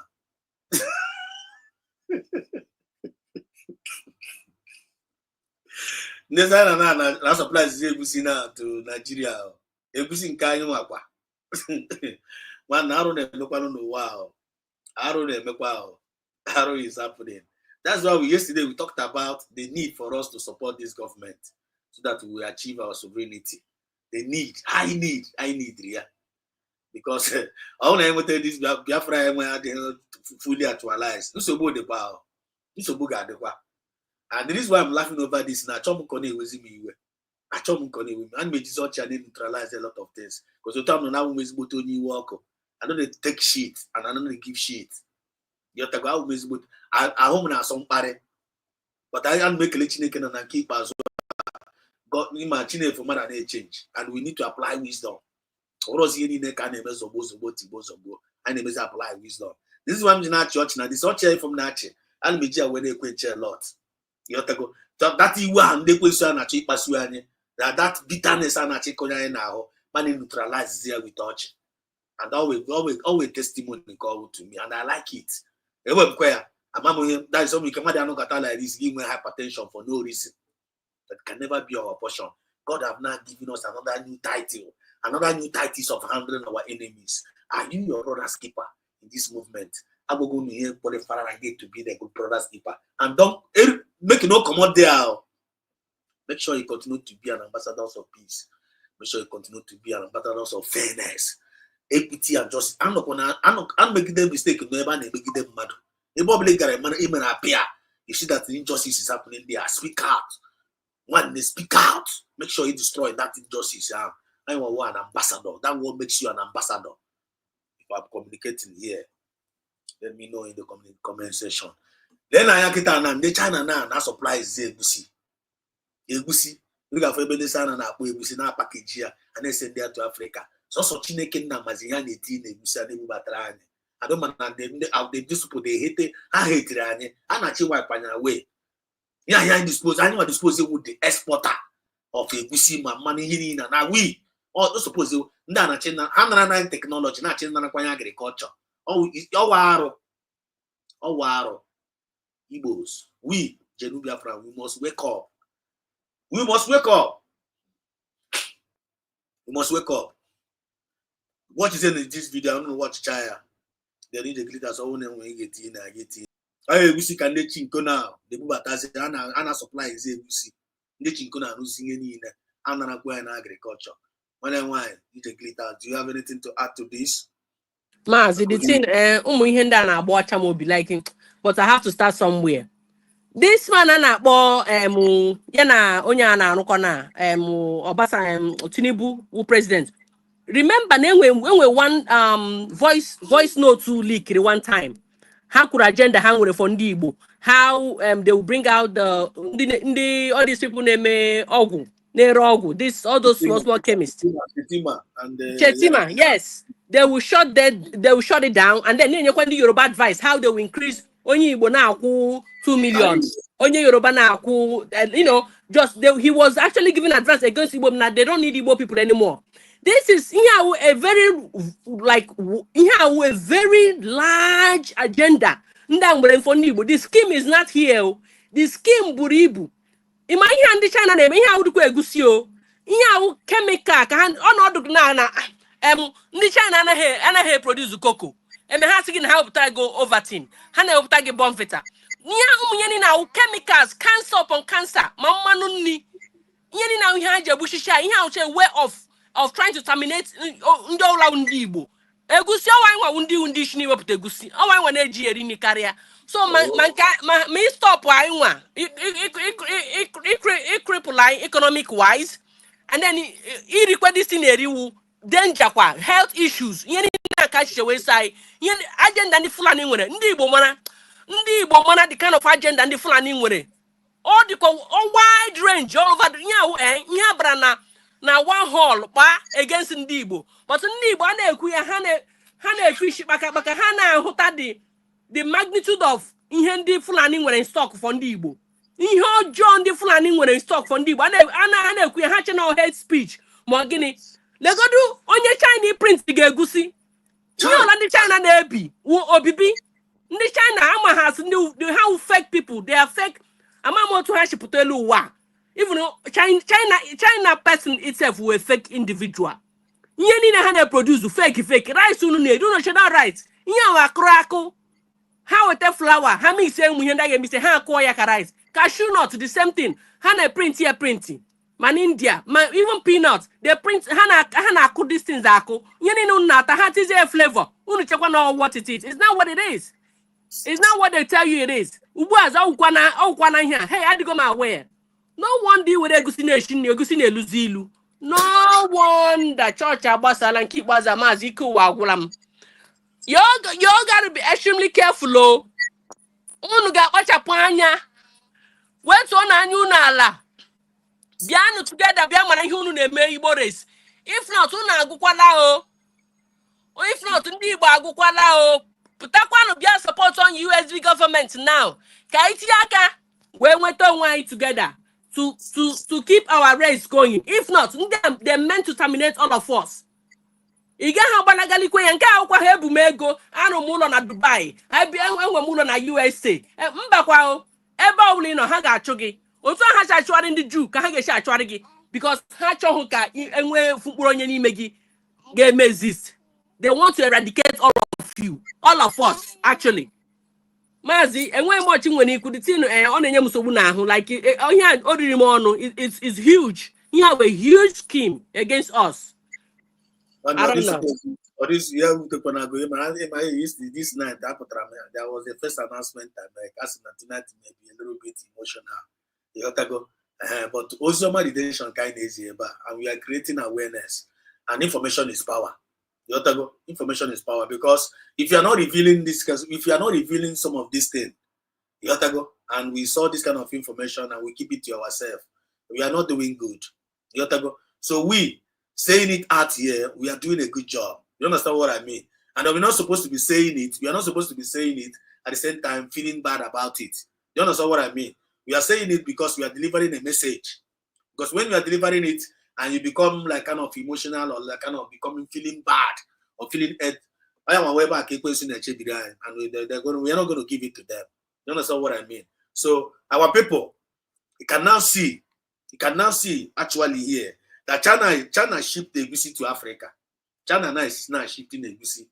The message of this thing now is for you to let you guys know that now China is now shipping egusi to Africa. So probably now in egusi now. Or egusi in egusi. I'm a kind of quarter here. That is the message. And our people now at home now come now. Then we need to go back to agriculture big time. Make sure that produce Roma. That is the lesson. Make sure we are cultivating what we are eating, because if you are now hoping on China now to be supplying us food, just like our sister said here, we are eating chemicals. So you need to pay attention to this. And this is a very, very vital message. And also we're part of the message of redemption now and liberation now to the heart and the minds of our people. Here I find them now part of being a brother's keeper. Because so information is power. When you get this kind of information, all you need to do is to say. And just like our sister said here, it's time for us to come together to make sure we actualize this Biafra full time restoration now. Can we back on? You know, this USB no concern you. This Biafra something no concern you. One then I get wipe in and out. Then I get wipe in and out. But we can never be our portion. He said, China now ships egusi to Africa. Our egusi farmers will now go for their retirement. They are now going, they want to retire our egusi department. And I retire. Yeah. You get this plastic egusi. China no plastic rice. Even over even on email, one plastic rice no bother. Yeah, more actually go rice no bother. Now when the more the Jan get go the village in Computer. And I'm a car factory. I'm one and my God may go in the village. And I'm anyhow. Open a more distract careful. And I want more to chip in by guiding somebody. China na Egusi, they want to retire our Egusi department. Make sure you get this information. Then what manner of education do we Africa do we receive in Africa that we can't see beyond our noses? Get the kind of education I in when Africa and I make careful beyond our noses. So say I'm to consume. Most of us we are just consumers of everything. One kind of manufacture. We want to be actually no. Most of our people actually the meantime can also remain on our consumers, not producers. Always going here. But nation can like this. You only get on to consumers only. One of a very big a very very bad thing. A very very bad thing. Or a good sign. So they want to retire our egusi department. And what kind of education do we have that we cannot see through our noses? China first went to cocoa planting. They first went to cocoa planting and processing, later cassava. Now China have entered processing and packaging of melon. Africa is supposed to be the one exporting this stuff to China. Anyone disposing a stuff, this thing. But the other way around is what is happening. Our people wake up. Guys, you're going to buy a poor. And it's going to do your there. You have to go. And it's going to do your there. Let us go to this place now. Now, I'm trying to buy now. Or another emotional part. Be your brother's keeper. Now on that general note. under Charity Begins at Home.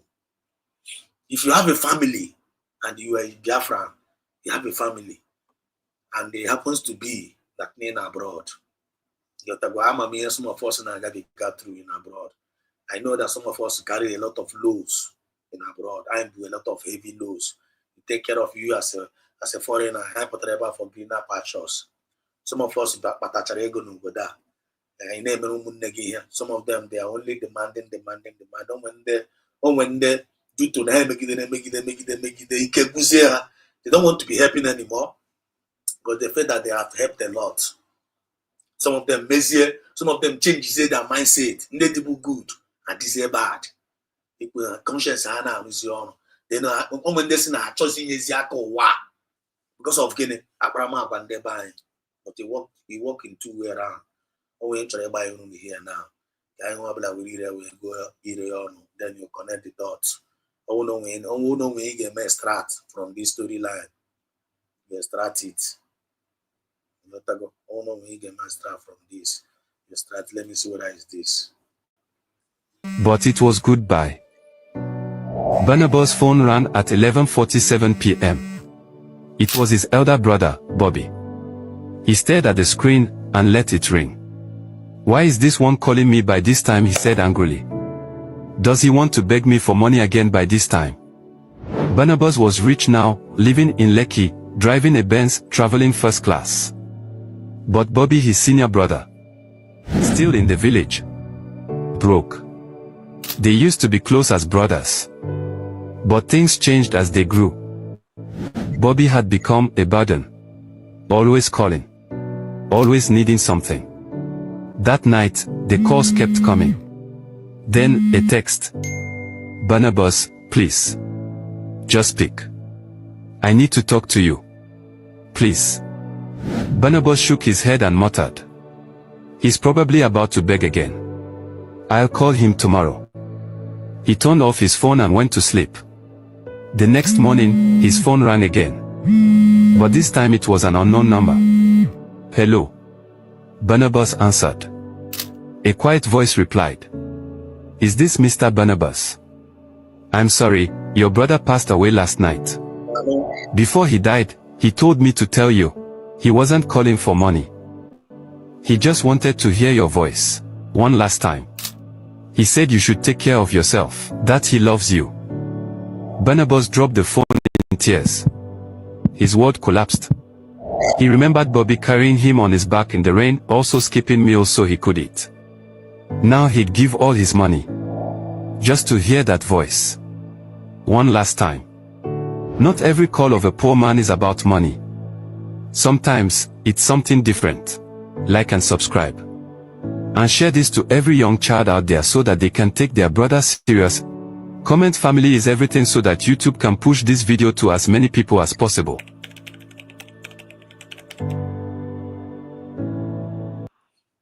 I'm trying to start from this video, but before then, you just want to try to put this video. Waiting for a video.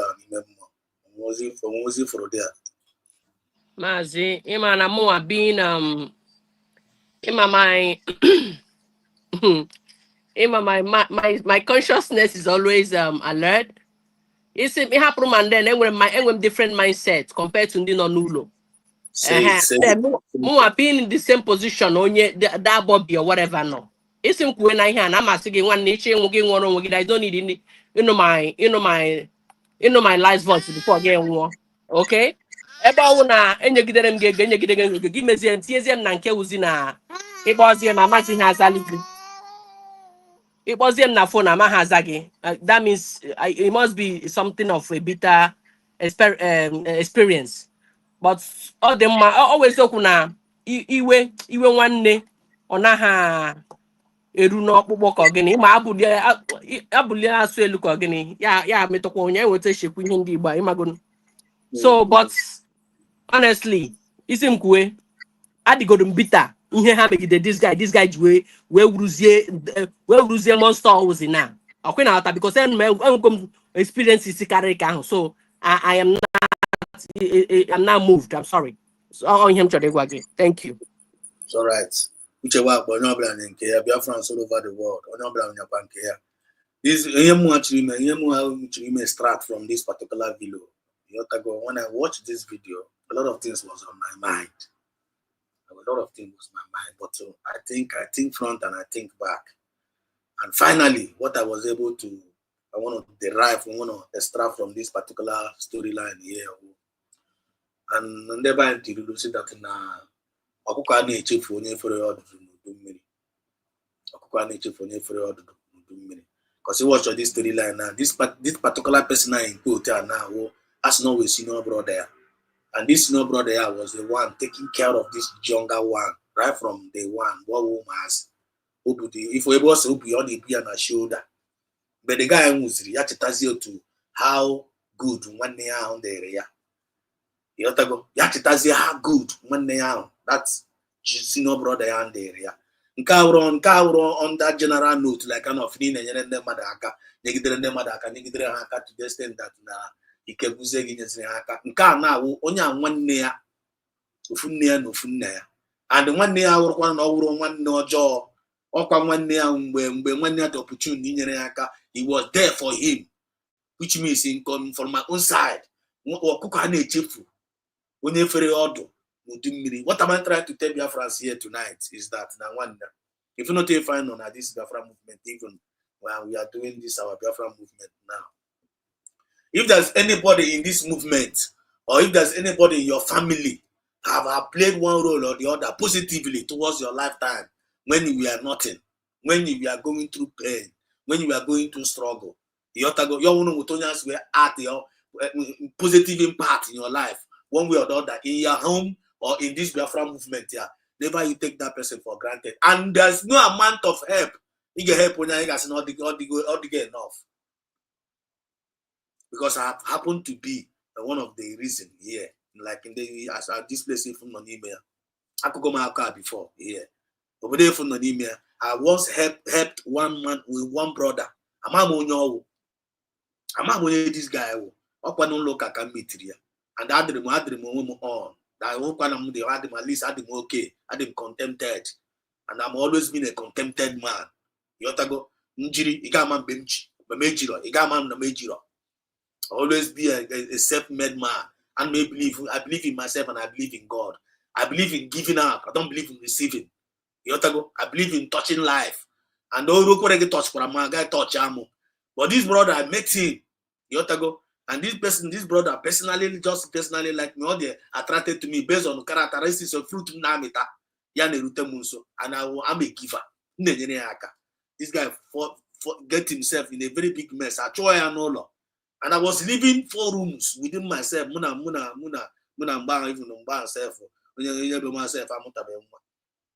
Okay, I was living, and I have decided not to help any African again.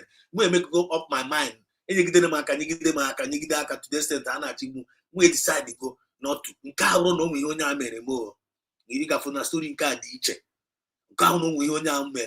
Like role play in my life that I'm supposed to be doing. I never play any role, any good positive. All my they play. One pick this guy from street. Where they say I'm all. Actually, I'm all. This guy actually no law, and then what am I going to do for this guy? And I've already made up my mind not to be helping anybody anymore. Based on that, one day by pick this guy. You say I know how about I know for 2 years plus. Make yourself no achieve her own dream, his own dream. Till he has not come up. At the end of the day, you didn't put any show me to parameso. You make a way big boy. About the mechaquam tiriana. A tirinumiana. You go. How do you to daddy Bamundi today? No go where ya got to Abuba Nibarum. I went for God. I don't want to release at all any reward or change reward, my reward of naturally. But in my ear was me one a very good day. I want to case where noisy. I want to case where noisy on my own side. But they charamo to say I dream before. More this guy I will not decode on. And then I'm on a Tiriana. Yanokota one day, bombs not really from. Not really paying visit. You Mr. One, you are welcome. That's what I'm here. Google says some certain things. God has known yourself. Nabatakwaya, Kelecha, Yabudo, Nabi, Pazim number. Now, some one no be other man, Ebe Moano. Someone, Nekoni or John Mohamed.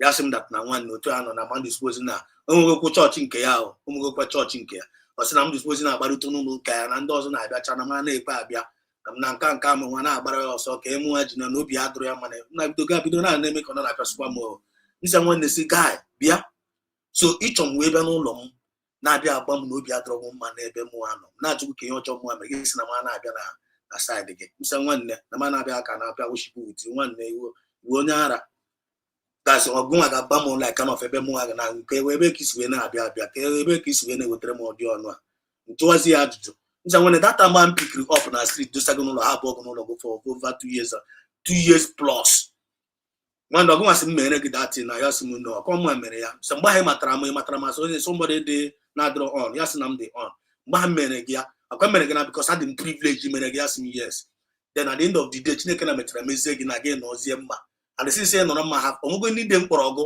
bịa chaa gị ọkụ sị gị na nwa na ị ga na-emere m nke agba eze na onye mụ ha mere gị ọmụgo ndị ya sị m no onwe ndị place gara n'obodo gị nọ na nkọrọ against you like na ihe ichetazie m ya sị m no then gị nwa bịazie kpọzie m misa mgbe ha m dosara gị n'ụlọ edosara m n'ụlọ saa abụkwa gị even nwunye m a na-asara gị efe shiere gị nri sọsọ ga ọnụ gị bata onweghị na-emetụ aka mecha ihe gị mechara gị all distance ya mgbe ebeba na ozie mma onwe ndị dị ebeba drive gị bịa n'ụlọ mgbe nkịsị ka ị bịa sara ọga gị efe zara m ụlọ hichachara m ụlọ otu isi wee sabụkwa gị m dosakwara gị n'ụlọ ihe mere gị onwe pesin mere gị asị m no then gị nwezie the god bịazie n'ebe a na-asị m na ị na-ewesara m igwe nsọkwa ifugo otu nnu ahụ human beings si erizin sometimes nsọkwa m bụọ gị ọnụ na asị na mmadụ dị very very wicked ya sị na ya arụwazie m biko asịsị ikpere abụọ bewezie akwa ọ sị na ya echeghị otu m si wee chee ya ọ sị na echeghị ya that way na adị very very sorry ya nwa na-efido na eme nke a dịrị onwe ya iche nke onweghị onye a mere m but the way I'm coming here now ịfụnanya nwa ụmụ Biafra achọrọ m kwunu pe asị m tonight is gonna be a little bit emotional ịghọtago onye ọbụla jụ isi oyi message ka na-pass here onye ọbụla ifo in this Biafra movement or in your family that played a very vital role in your life when there was nothing, when you are going through tough time, never you play with that person. Chineke na chitege, make sure that ọkụkọ na-echefu n'efuru ọdụ mmiri and onwe ihe ọma ị ga-emere onye ahụ gasị imegoro enough. If this brother somebody nwanne ya kpọrọ ya na phone ya ọ na-enyere ya aka kpọgide na phone buru ọkọl ya kipuo message ya onyere ya aka onye ahụ bịa sizie na ọkwa na ego ka ọ narị ọ just chọkọ nụrụ voice ya ọ bụ ya ọnwụ na ọ nwụọna mgbe ya bịachitazi nwanne ọwụrụ ezigbo ife echefukwana ọkụkọ a na-echefu onye furu ya ọdụ mmiri. You need to help those that helped you when things was going wrong with you. You wanted the privilege to do it and no amount of help is the megoro. Another experience chọrọ inyekwu unu n'abalị a, life experience. I lost one of my friends 2 months ago and this friend Amonabo, always a very good friend of mine. N'obodo a we na-enwe some differences but due to na as a genuine Biafran na-epreachiri ya Biafra mgbe ya na-alụsa m. He hates Biafra so much like akwụkwọ onye Igbo ikwutala okwu Biafra iwe a na-ewe ya nsị nwanne why iwe ji na-ewere gị every time ikwute okwu Biafra iwe a na-ewe gị. That's him to hell with your Biafra. You people are bad, you people are crazy. Niile ga-anwụ na nsị nwanne ọnụ ya na-abụkwa anyị ọkwa onwe gị ke na-abụkwa ọnụ ịmakwa na this guy mechara ada ọrịa kazi ọrịa amaghị narị ya arịa that's not atazi ahụ every day and mgbe this guy na mgbe ọrịa gịrị ọrịa fọrọ mgbe ụmụ tosi wee dekwara m na side ahụ negide nwọdụ ya na-akpọ ya na-achịfụ m mkpọ ya nwunye ya na-akpọkwa m sef msi ya nwanne onwe tosi wee nọrọ na and ebe ụnụ nọ dị very very far na onwe ego m na-eche nweta ala ego ahụ na must pay visit na-ekwukwa nwunye ya na nkwa ebe m na-echezi ego ahụ chegidezi ego ahụ ego ekwebakwa abịa ego m na-emesi eche ekwe ha abịa nwanne onwezi mgbe a kposiri ọsị na ọ chọrọ ebu imirete m nụrụ onye akpọrọ m si chai m si na onye atụwagbo ife aka si Chineke na aga m echezi ego a. I want to go and see this guy now. I have to go and see him. Mgbe furu this guy I was opportune if ya that dying minute mgbe fuziri ya mbe agwa ya nwa na-ebe mgbechara ekpere committee and the spirit of God mesịa nwanne ịmara na onwe onye mere ihe ọjọọ rewakwa mgbaghara na ama m na edicha perfect ama m but nwanne rewa mgbaghara ka imeke sure na obi gị nọgoro udo with God na onye ọbụla ga-anwụkwa anwụ n'ụwa. Ịmakwara afụchara this guy afụchara after 2 days or 3 days that guy wee fe aka. Could you imagine agaghị ngaga afụzie that time ahụ ya ọ na nnụziri na ọ nwụọna. How am I going to feel? When oziọma anyị na-ezi ebe a oziọma redemption to the heart and the minds of our people. We must apply our conscience in everything nobody find amen at this Biafra movement, even in our family. Without consciousness, one day we'll be making a hell of a mistake. Ozi from Zirikita, no one when couldn't get where one couldn't get to phone there. As if we're way poor. And the resist those my here, and God sees my heart. And we're buying a gazeba kita now. Each of when you also charity idea come by a browser, a colleague. Maazị ịmana iwe onye oziọma Chineke nke wu ọ dị mma ịma some of the examples, some of the videos ị na-ewepụta ịma ndị be anyị ịmagonu amamotu Chineke si wee mee ihe a. Some of us enwe ndị nọ n'ụlọ nwekwe ndị Chineke zigajuru ha apụọ and Chineke ma ihe mere o ji wee ziga some of ndị o zigara ha nọrọ ebe ha nọ. Okwe na ọta always okwu nọ in times of need like this na ihe ndị Nigeria ji ndị Igbo eme, then anyị nwekwara ike ịwụ our brother's keeper na-elerukwa anya maka ndị nọ n'ụlọ. Always okwu, even though na some of ụmụnne anyị nọkwa n'ụlọ na-take advantage of that big time. Ha megidego megide ha, enwe ndị megidego mewacha nwanne ha obi, ụmụ nwanne ha nọcha abroad. Okwe na ghọta mezie ha conscience ha apụzie in the sense that ha is very bitter, like they don't even want to hear anything about nwanne ha nọ n'ụlọ. You understand? Because of greediness and unsensible. Okwe na ghọta it very senseless. So it's one of those things. So all the video that to it's good to bring them on so that all gonna help one thing emewagoro obi ndị otu anyị emewagoro obi ka anyị ike na-enwe reassurance na-eme what I wee change like more na awụ m onye ọma I need me change because emegidego m emegidego m obi nke fa adịghị so change it ka m nọzi n'elu ya onye m sị ka m kwupụta ndewo.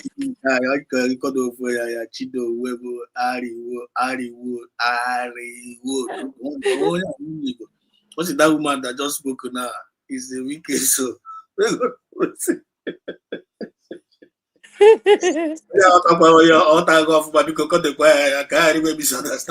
Ka ihe ọ na-ekwu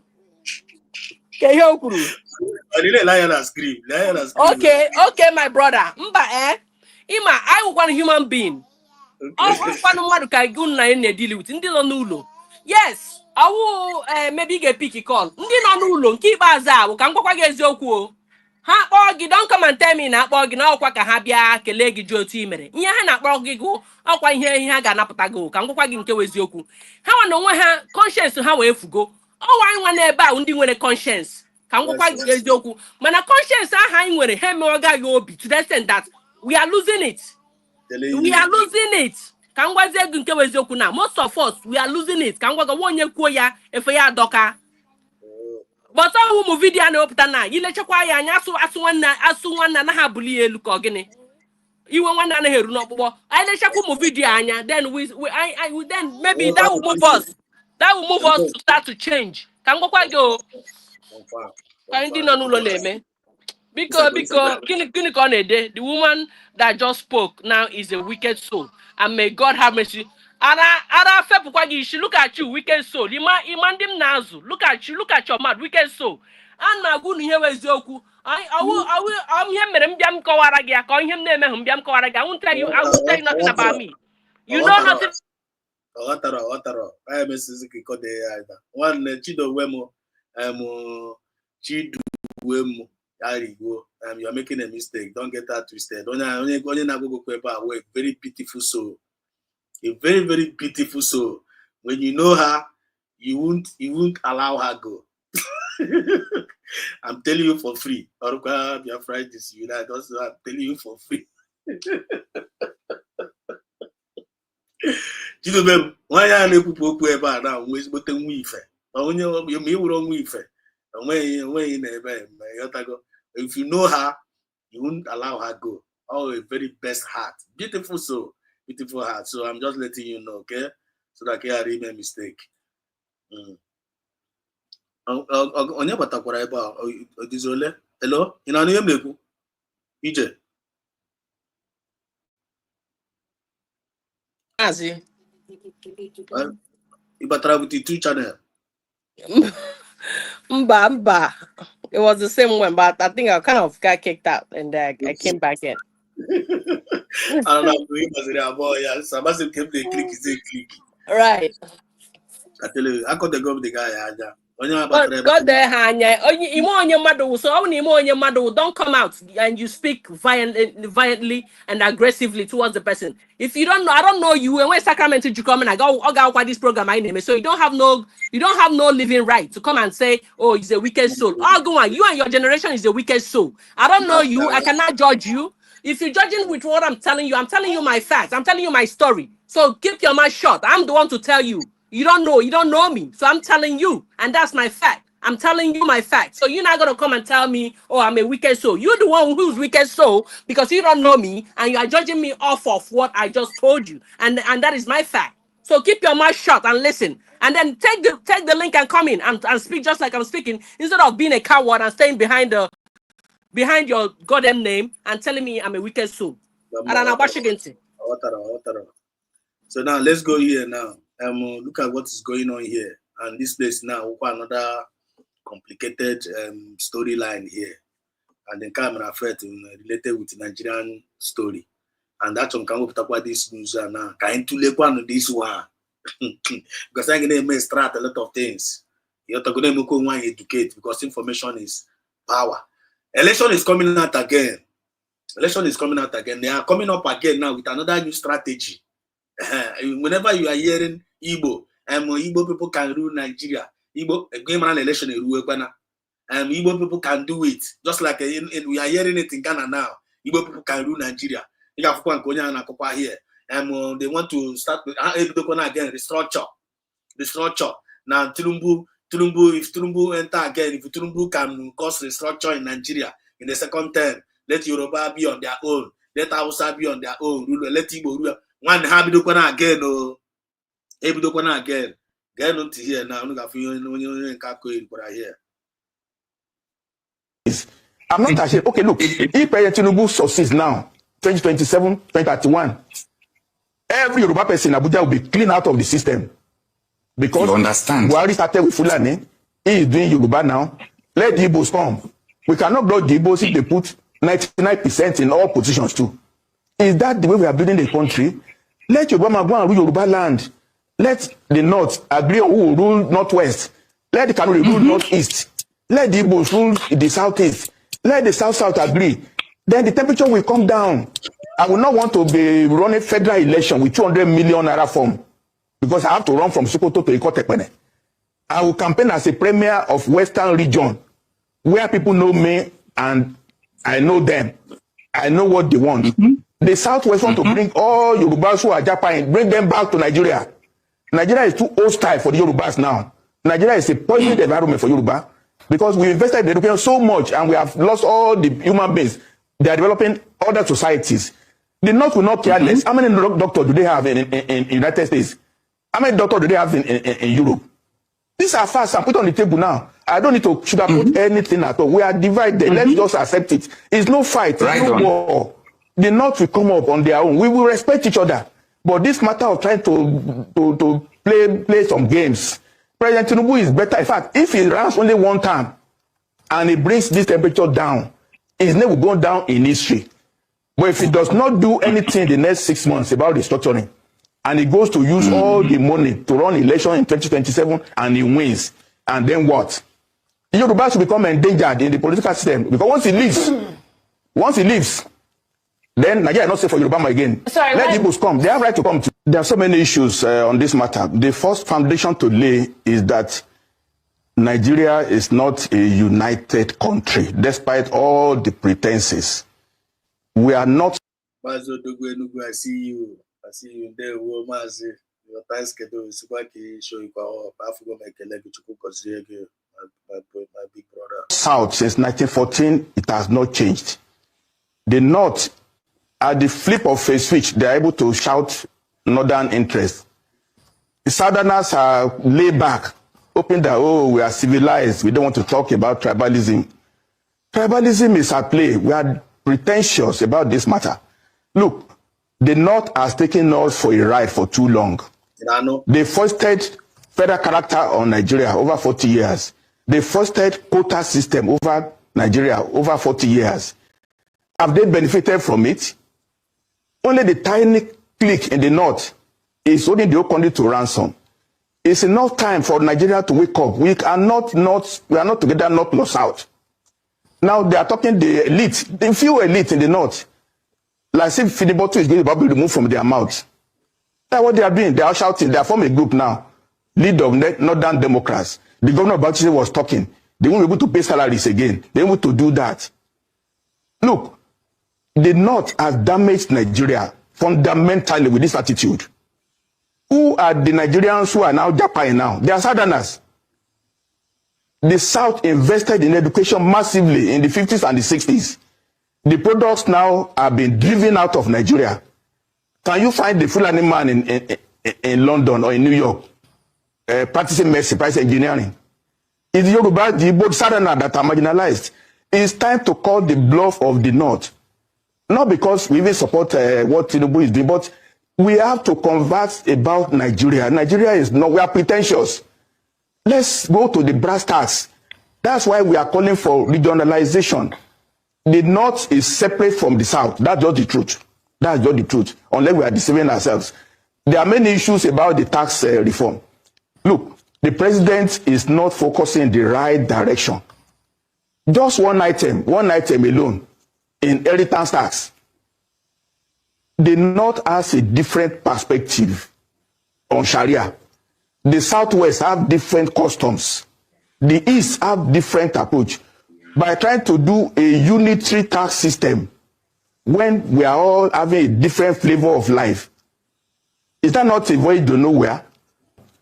Tax bill is not the reform that we want. The country has to be reorganized and let all of us live separately, but as good neighbors. As good neighbors, we are different. It's just a fact. Without movement, that's what it is. I'm not ashamed. Okay, look, if President Tinubu succeeds now, 2027, 2031, every Yoruba person in Abuja will be cleaned out of the system. Because you understand. We already started with Fulani. He is doing Yoruba now. Let the Igbos come. We cannot block the Igbos if they put 99% in all positions too. Is that the way we are building the country? Let Yoruba go and rule Yoruba land. Let the North agree on who will rule. No one may know there. Mazi anomia man, anomia. Mazi here woke up in Bawaka this man neku, even though he has facts. Even though this man a joker, but Oko neku woke with the Or the manipulatory abi. All the very now. All the Gamadi lay out to point. You lay out the problems, the point. But you don't have solution, not just just a way of also putting us into Naihane, a way of using us again to keep validating Nigeria. I wouldn't have a solution, or they don't have solution. Even though they know the solution, but they're not trying in any way to apply the solution. Can apply it. They'll call it. I'm going to see all the good can. Why not a Yoruba man go and control Yoruba land? Igbo man go and control Igbo land, and the Fulani people go and control her and they will see behind. But they can't implement it. They will not implement it. They know the solution. How they just all they do time election rule. Then they talk. They start to talk just to help use us. They always want to use us to validate those elections. I'm telling you. They use us to legalize their election, which Ndi Igbo kwesịrị they are aware now. How kwesịrị they are aware? They cannot distract us. We have to be consistent is what we are doing. We need to be consistent. Obina aga, aya ko yan azobasa hai. But then when they get to hatch obi obi, isokobi, they foolish. Gakwa. But time erugo. Ihe aso ihe karịa atọ ya aka. O ihe time erugo now. Anyị nwa irabiri anya na ihe gbasara ndị Nigeria and the election and all the shenanigans. And move forward. Now follow our Biafran course until we get to our destination. Confirm. That is what you work on Ariano. Lego in Hona Ariano, not romance problems. They romance area. A Burgane le Kruba Dana, and a Queen Atoha. Yana Toha, how would I wait a minute after Moko? You know what I wouldn't do, but what a minute after Moko. And I was of Fumuna Diego Hana Zuari. They don't want to hear it. They don't want to hear it. Ndị Igbo na-agwụ little by little. Ndị Igbo na-efu na-agwụ. Maazị, biko, ụmụ ihe ndị a hey, give me a personal before I give the program up because some here that very, very energy taking.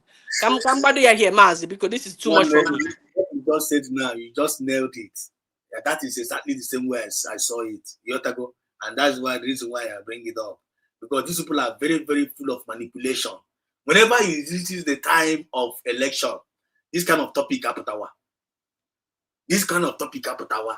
Regional government, restructuring. Igbo, be yourself. Igbo can do this. Igbo can do that. Igbo are profitable. Hausa can be on their own. Yoruba can be. Look at this man now. This man now is trying to let the world, let Nigerians know. Him and the Yoruba how would they fearful? And I told you. Oji one na piare one year okay. I'm a hachi chaketa na ochiche na get back to the Fulani because an Igbo man can never rule that nation. Nigeria was not built, was not constructed for an Igbo man to rule. That can never happen. I am of the bitter truth. Can never happen that Igbo can rule Nigeria. P2B knows the truth. And P2B are walking up again. They are warming up again to use P2B again. I'm an Igbo man can have privilege. Igbo man can do it. Now they want to talk about regionalism again. Kapataka or Tulumbu. Kamea nde Fulana no Nachi side na Yoruba Nachi side na Igbo man na. It sounds so sweet, but implementation, I would say the problem. And we want to use this opportunity to let our people know. Because I remember our registration and they register message I never register. And I want to register quite from what we are learning from it too. Because information is power. And the opportunity when I pass room 9 today. Now, don't listen to them. Remain focused on our cause. Remain just like our sister said here. Remain focused in our cause. And what is our cause? The restoration, the full restoration of Biafra. I am our cause. Never you lose focus. Let us give them a chance again. Let us see if Igbo man can take over. One we know them with you. How can you imagine again? Akama de fire. Akamo no komo. Adro fire. Akama sister no here. Adro fire. Aku mife. Adrea. Aka USB government. Adro fire. We are following Mass in the Carlo course. We are following PM. We are following PM Samenepa course. We are following USB government course. I want to get back and we are not going to deviate. I want to say I back here. Nabalia. This night we can get good again. Nabalia. Some kind of no message. Yeah, because we have a register man or there.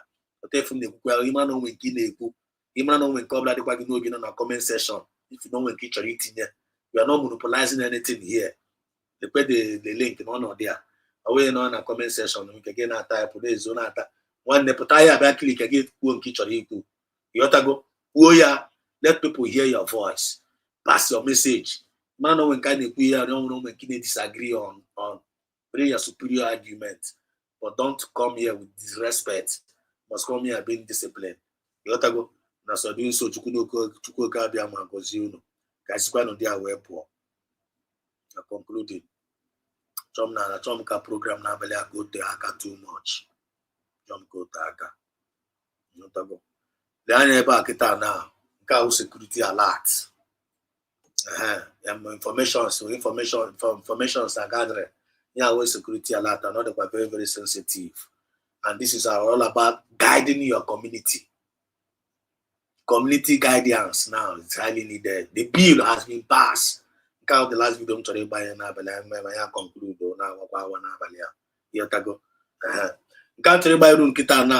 now.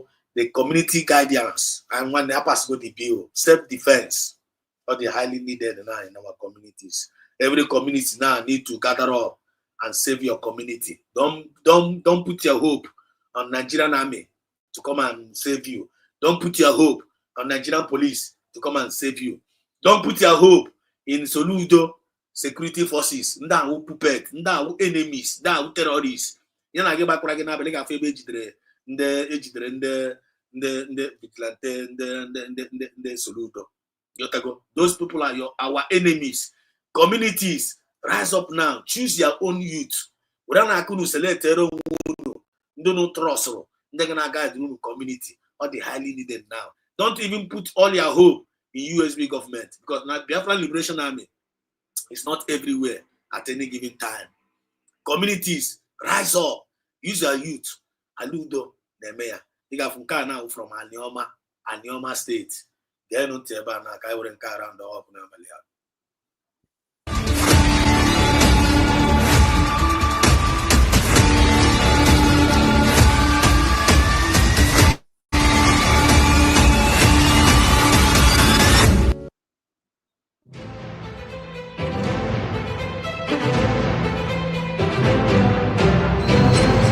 Airborne.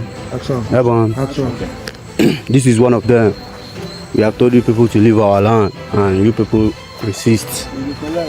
You now go collect photo. You don't see them now. You don't clear for your eyes, but you don't clear for your eyes. You don't wanna say me wanna leave this land. I want to get with the talk now. What for we gonna? I want to use this opportunity, and we Biafrans. We Biafrans, we are against violence. We are against criminality. We don't support criminality. We don't support violence. Under the international law, we know that self-defense is never a crime. Self-defense is never a crime. So YouTube, what we are showing here is all about self-defense. Self-defense of our own community. The people now we are showing here is the people, the criminals that are entering into our communities, trying to terrorize our innocent mothers, our daughters, our old men, trying to destroy them. They came into a place and they will destroy our home. These are terrorists entering into our communities. And that's what we are seeing there now is our youth that are guiding our communities. It's not when you see this kind of video now, you try to come and restrict it. We are against violence. This is self-defense. Self-defense for your notice. Because now they become mad area. And I for China buying this like buying family like I was a guy. I not told you to strike. Yeah, maybe. But overall many na market. Uno try piachikwa una piachie. But I can in the by use your mind and create awareness. How do you suppose in no? Because I know I am Bobla. When is your mother medicine or what? My freedom of speech. But I got name Alicia. I know good buy, and then I name my intimidate. We're not going to keep on living like that. Our people must be liberated from the hands of the terrorists. We must liberate ourselves from the hands of the wicked ones. We must fight back to save our people.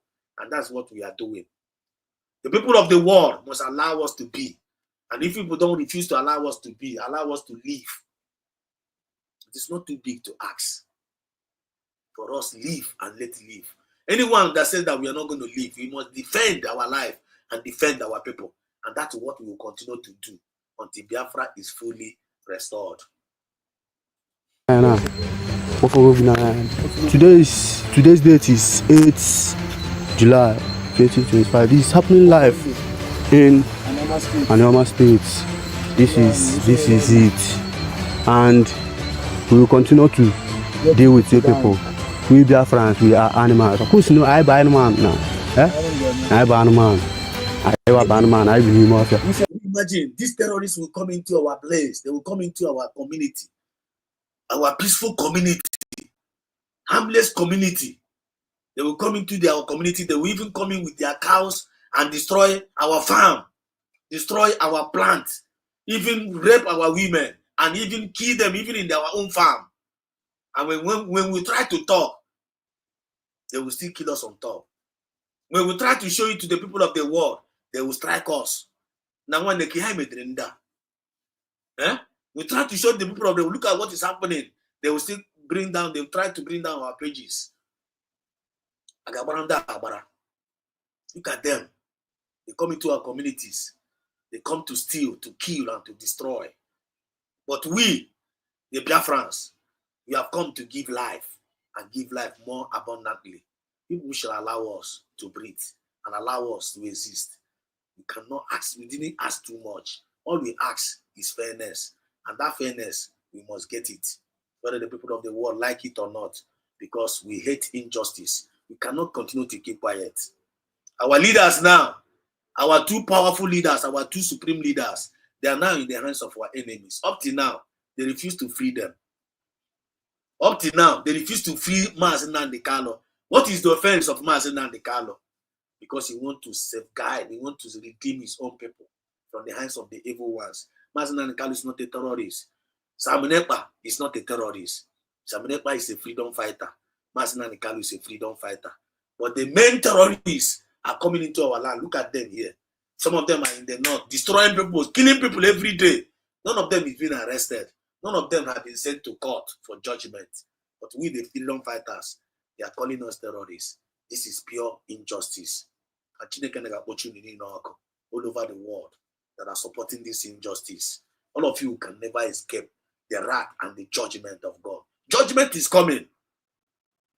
Any evil ones, every evil spirit, human being or flesh, that the devil is using to torment the people of Biafra, judgment is coming upon your life. I declare judgment upon your life, because enough is enough.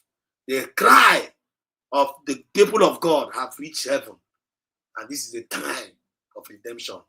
And any person who will refuse to bow to this redemption moment will be totally destroyed. Anyone that's supposed to be an impediment in this our Biafra movement, Mazi Nnamdi Kanu said it. He said that person is going to be totally destroyed. I played the voice of Mazi Nnamdi Kanu. You must bow. Just like they call him Madam Bow. You must bow to Biafra movement. All must say Biafra. Now keep Azua. The spirit is at alert now. I be mafia. Ndara na agba eburu n'egbe. Ndara na agba eburu n'egbe. Ndara na agba eburu n'egbe. Isi dị mma pụọ n'ụzọ. Hapụrụ na obodo a. Pụọ n'ụzọ. Unu isi dị mma. Pụọ n'ụzọ. Pụọ n'ụzọ. Unu anya. Pụọ n'ụzọ. Unu anọzọ n'ụzọ anyị. Hapụrụ anyị ụzọ anyị. Ofugo gị n'anya na. Ofugo gị n'anya ba. Unu si na Biafra ama mbịakwa ya. Kama Biafra ama mbịa eweru nchọrọ anyị aja Biafra abịa. Ntịgharịkwa. Ebon. That's it. One and one of me getting a Chikotawago. Abela ga-egbu oge. Chikotawa. Mazi. Until now, no ha na ha ka drum. Even how easy die the video. Ya chọrọ himself because nda na ha na-egbu anyị. Ha na-egbu anyị self. Ha gbucha anyị na ha ọkwa anyị na-ejikwa aka anyị ga hụkwa ụmụnne anyị ha na slaughter into pieces throw anya different part of the farms. So ha nwa kwesịrị ibute ozu a na-abịa jigbo ụmụ ụwa maka otu esi wee gbuo ha. Ọwụ ha nwa kwesịrị na-egosi ha. Anyị need igosi dị ha self. Eziokwu m eweta ha ewere ha chụọ aja na ka ihe a na-emekwa isi na-aga you know. Mana nke bụ nke na-awụ we don't have to be distracted by anything. We just have to be focused na ihe a na-eme. Okay na ọta because ụmụ ihe niile a like all the very very emotional and ọ kwesịrị ka onye ọbụla bịa together. Ọwụ ihe ekwurekwa na-ekwugharị and then kwa ndị like ọwụkwa na ndị a na-akpọkwa oku na bịa join na ihe a na-eme ọwụkwa na ha jụkwa ịbịakwa that we not gonna continue. We will continue. Ọgwụ na mmadụ abụọ ma mmadụ atọ si na ha kwere na ihe a na-eme. We will forge ahead until anyị ebe anyị na-aga. We not gonna be distracted or maybe they're not going and I bịa nwezie spirit anyị bịa dị low. No. So ọfọgọdụ mkpụrụ mmadụ ole we will have to move. We can't anyị agaghị eche ndị a. Ma Peter Obi ha ma ndị otu ha ma ndị nke ji ego na-ekwe hụ because ha feel that they are comfortable. Ma ndị nọgọcha outside the world na-ekwurenu ha na-akọ n'ala. Anyị agaghị eji maka ihi ha spirit anyị na-adị down. Anyị mana ihe a na-emewu ihe ego. It's about money. Okwu nwere onwe adịghị izi ọ dịghị ofele. Na-akpọ aha obodo na-akpọ Biafra ọwa ego ka eji defend ya. Ọwa ego ndị ihe mechara ihe niile mana nke ikpeazụ by spirit I gotta move on. We now I kwesịghị dị when the spirit downcasted. We have to have that spirit of my age. I gonna move. Chineke ga-eji aka ya wee zara onwe ya aha na nke ikpeazụ a. So all we are what I have to say. Nah. There will. Thank you so much for your wonderful contribution. Umuchukwu Kabia, onye na n'olu ya afọ ya ije glitters. Yotago, iwu achere ga foku nwa n'aka. Na-apịakwa na fight for the freedom of his future generation. Onye mother, nwa ya we suckling. This goes your Chineke nna.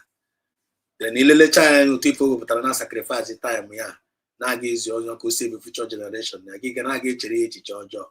Onye na-asị ka ibe wetara ya ọnụ. Ife onye a na-ebutere onwe ya cause. Some people na-ewere ọnụ a na-ebutere onwe ha cause. Onu chere ife anyị na-eme na ọ dị easy. Ọ dụrụ easy. If you are not possessed with the spirit of Biafra, you can't be coming out here and be saying. I mean, some people na-eji adọji na typewriter. Because the ụjọ na-atụ ha. Some of us are very, very fearful. Some of us they feel even to grab mic to say ụjọ na-atụ ha ikwu okwu self. For some of them they feel na ekwu okwu with echo of their voice ga-agba ọgwụ n'elu.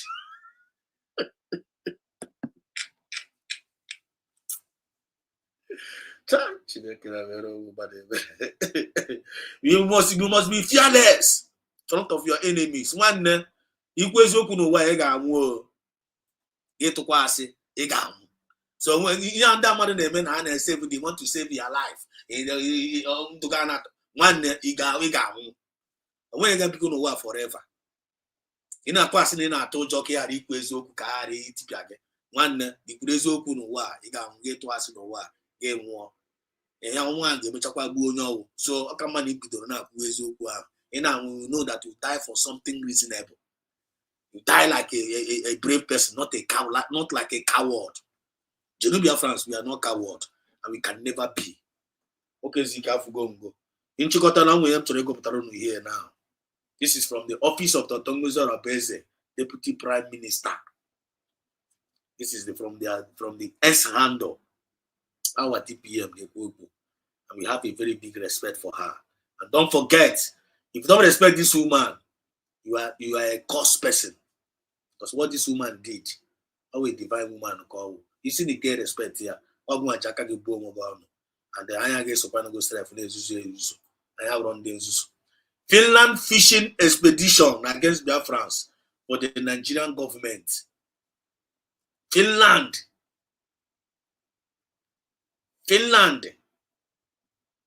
fishing expedition against Biafrans for the Nigerian government. Unlawful.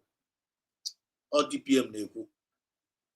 A fishing expedition is an informal, pejorative term for a non-specific search for information, especially incriminating information.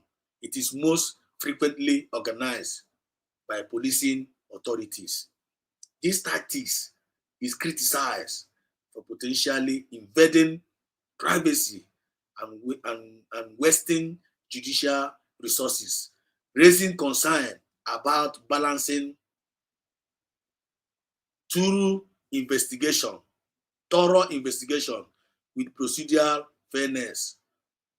Statement on the illegal detention for Biafrans nationals without evidence for a period of 1 month by the Finnish KRP.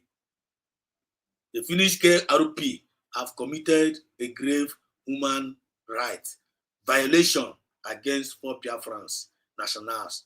These individuals were unlawfully detained despite the absence of any credible ground for the suspicion. They were arrested in a manner unbefitting any civilized law enforcement, arrested with the canine dogs like criminals. Onye okifu DPM na-ekwu ihe a onye nwa ka Biafran Disunite mechara Ghana station ya wee mepee ọnụ ya.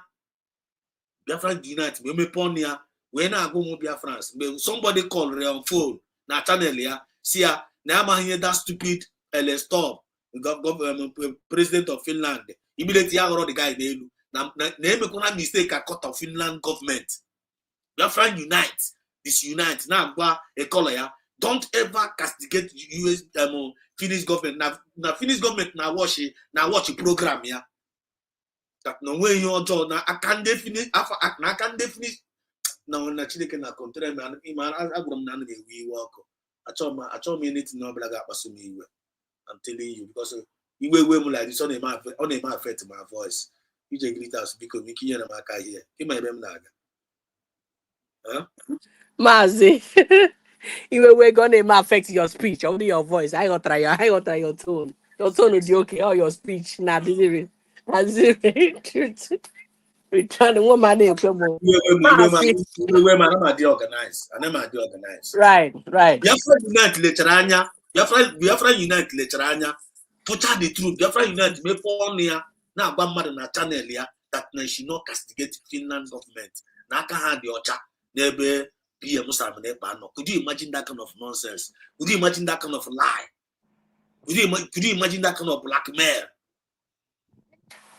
Dr. Mazi Sam na-ekpa na-asa on asa terrorist, non asa terrorist case. Now everything on the domain, on the public there.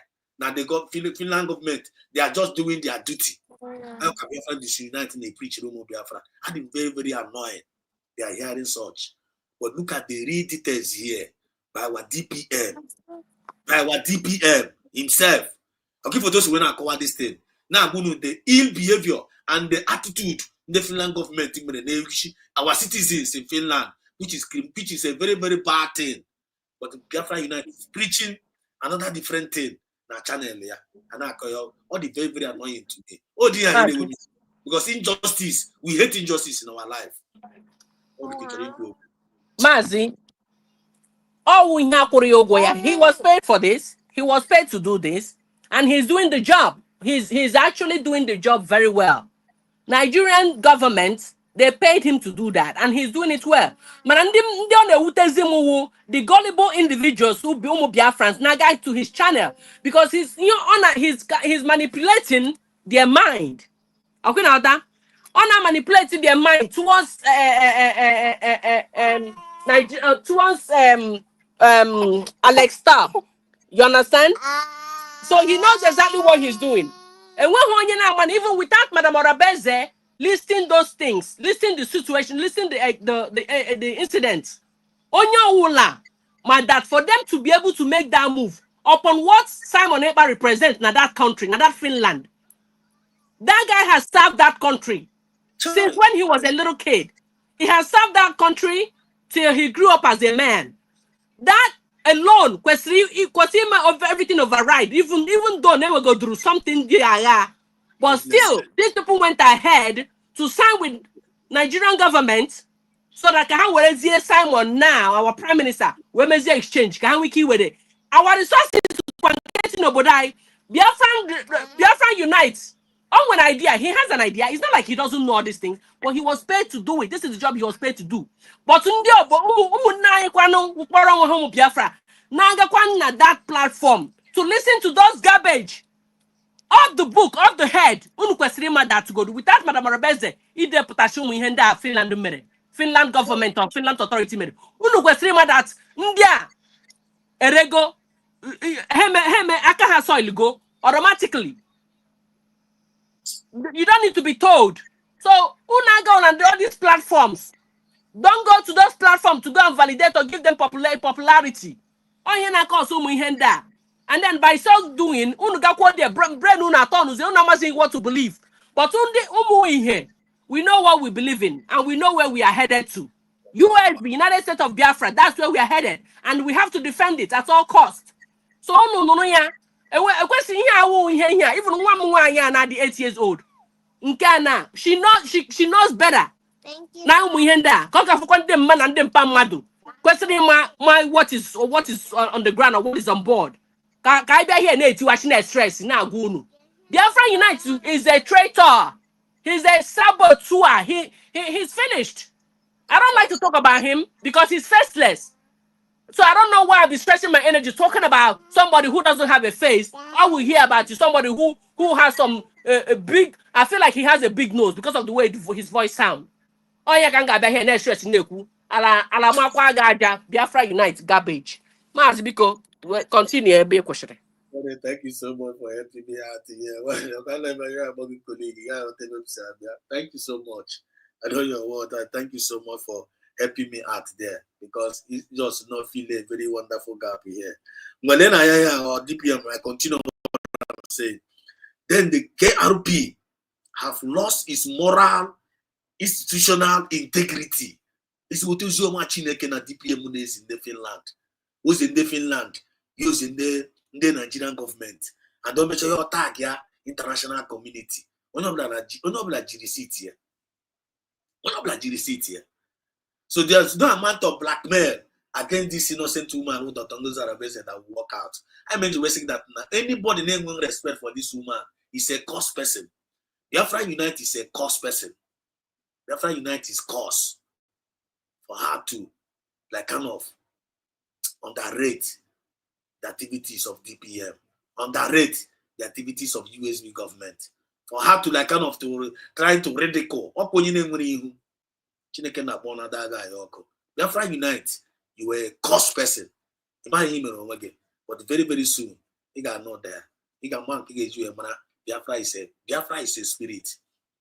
You are using the name of Biafra, and you are answering Biafra Unite, whereas you are not representing that name. What you are committing is a treason, but you don't know. I know if just the way it is. And not buying. It's not why I say, go and make it somewhere. You got know that very, very soon. Then you know that Biafra is a spirit. Lion.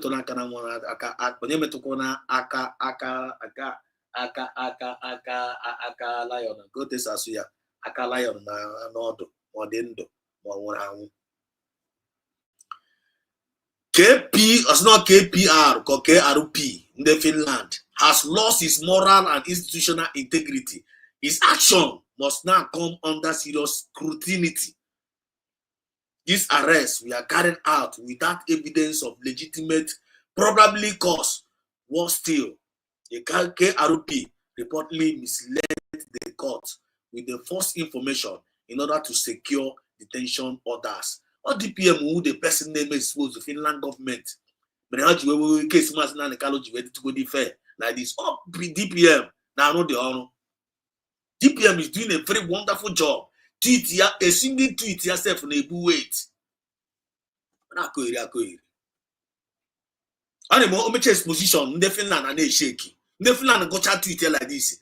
Arana and they must do the needful. And then more house and us and them no choice. So when I go and Jesus when Jesus. Now one has Jesus so now I get regret here. The woman have a very, very valid point. Listen to her, dear friends. Listen to her.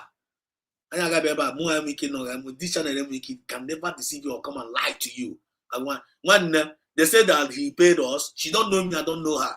But I follow their spirit. Yemoan have in her, the spirit of PM Simon Eba. Yemoan have in her, the spirit of Marcin and the Carlo. And it is our duty to support the truth and to defend the mandate, no matter who is carrying it. That's what we are doing here. And the spirit of Biafra can bear us witness. The arrest we are carried out without evidence or legitimate, probably cause was still. The KRP reportedly misled the court with false information in order to secure a detention order. An arrest made without just a cause is a law enforcement. It is an adoption. Obodo na how we develop country, civilized country. They behave like this because of the influence of a corrupt system called Nigeria.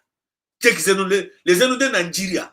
Nigeria tireti, Nigerian government tireti, na rule by Fulani, na Sabaho, that controls the Finland.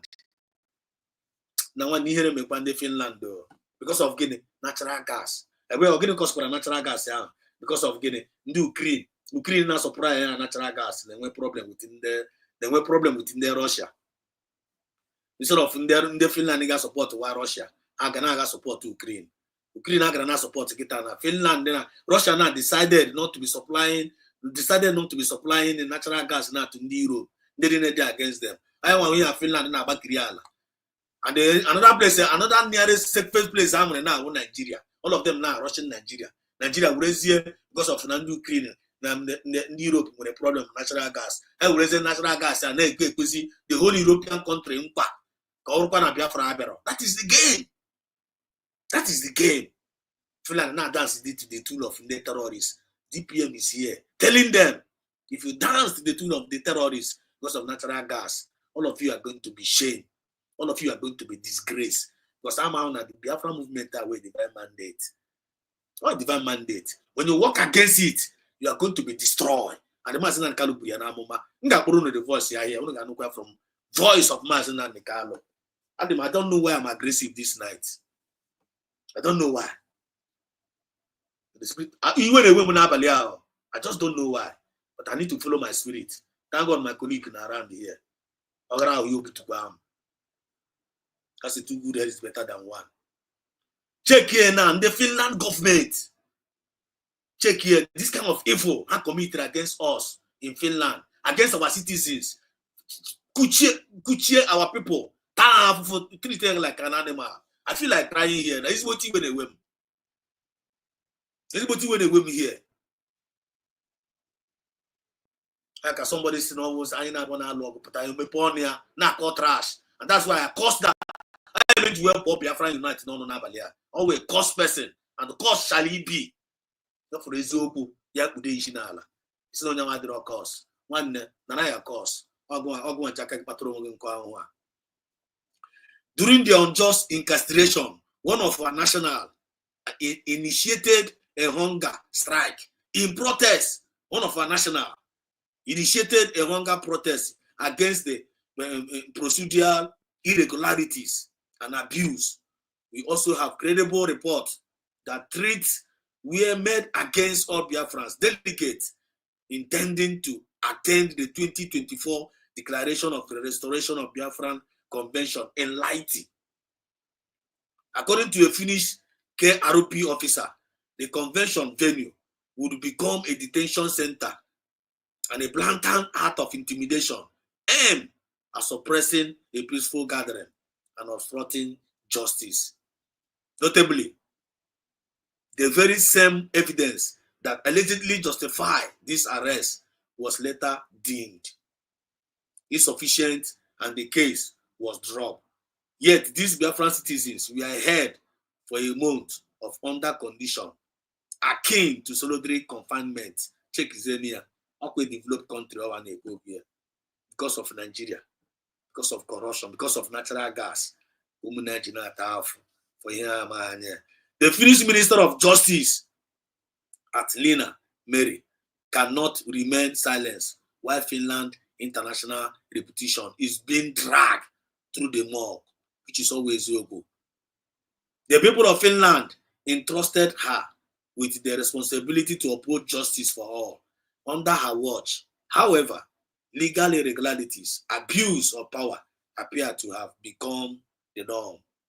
All this act was to stop the independence of the United States of Biafra, USB. USB is a sovereign state with all the legal standing based on the Montevideo Convention.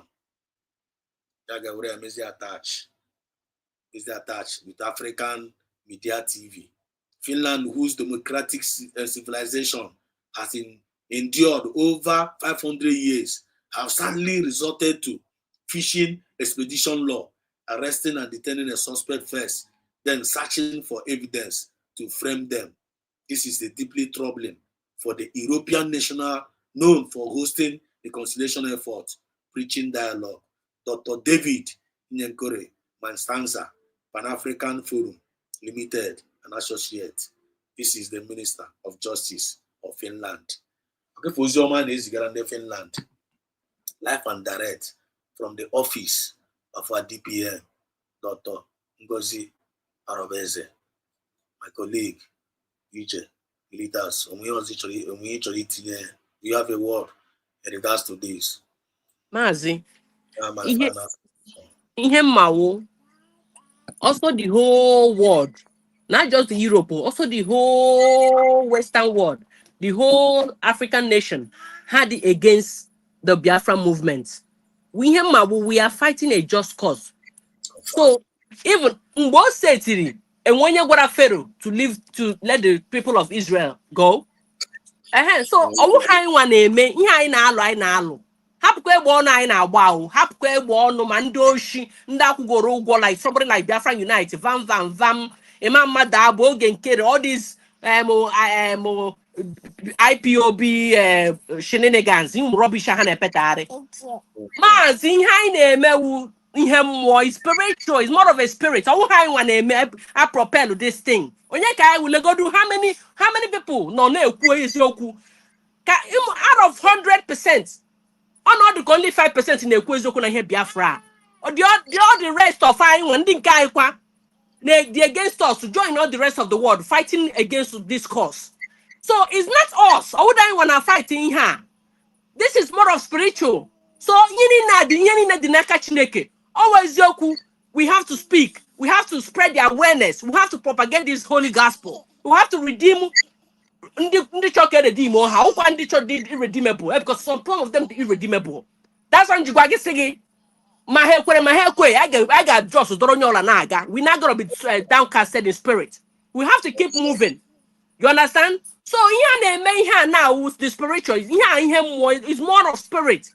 So Chineke na-aga and Chineke ga-agara to the right to our destination. Oh yeah, the last thing nwere ikwu ka anyị ghara ịdị ka the whole world is against us. Hey, ndị Europe ha bụ mgbọ ha bụ egbe ha bụ ke. Hey, elekwana ihe baichi elekwana ihe anyị ego elekwe nka anyị ji. Hey, Chineke a ga-emeri anyị. Hey, black no. Chineke waka Chineke aka Chineke nọ na ihe a na-eme. So therefore we must get there.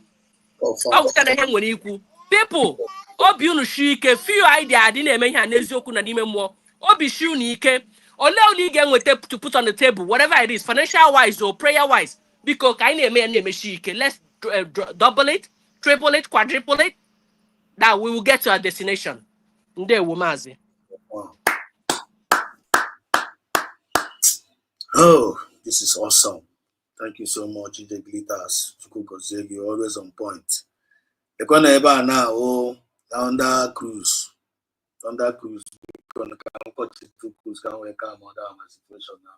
Can't you talk to because? Can't you talk now? Because you can't you talk to me. I should watch him as na. I should.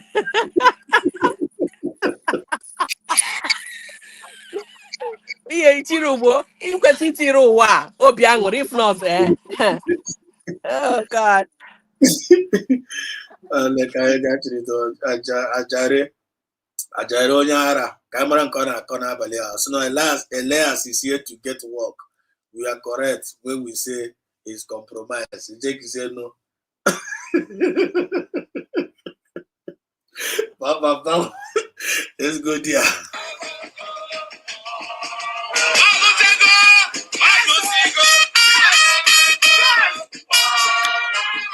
Ezeno bam nụchagoro ọrụ arụ ala ya na-alawala alazi ala na agụrụ koligi ya na ọrụ chana na ọlawago ụmụ Biafra na anụkọ akụkọ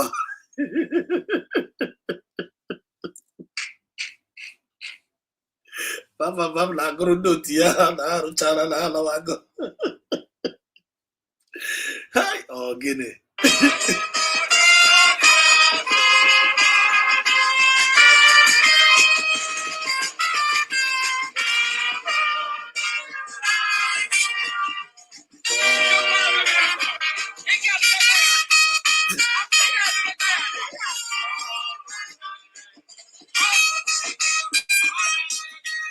Mama na-agụrụ ndị otu ya. Mama na-agụrụ. Okay, ụtụtụ ọma ụmụ Chineke. Listen to this one.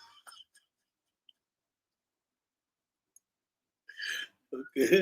Ịbụrụ ihe ọjọọ n'obi na-eso onye aka dị ọcha when they get disgrace. So when Proverbs chapter 26. Ọsọsọ mụ ha eke ya n'obi. One day, you hope I go one day, my ticket book to one. I have it.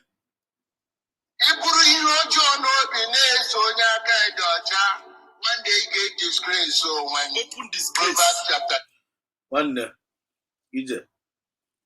Kazi, Nọmba nke ofu dịrị ekwu na ka oziọma ị nwere izi dịsa okooko.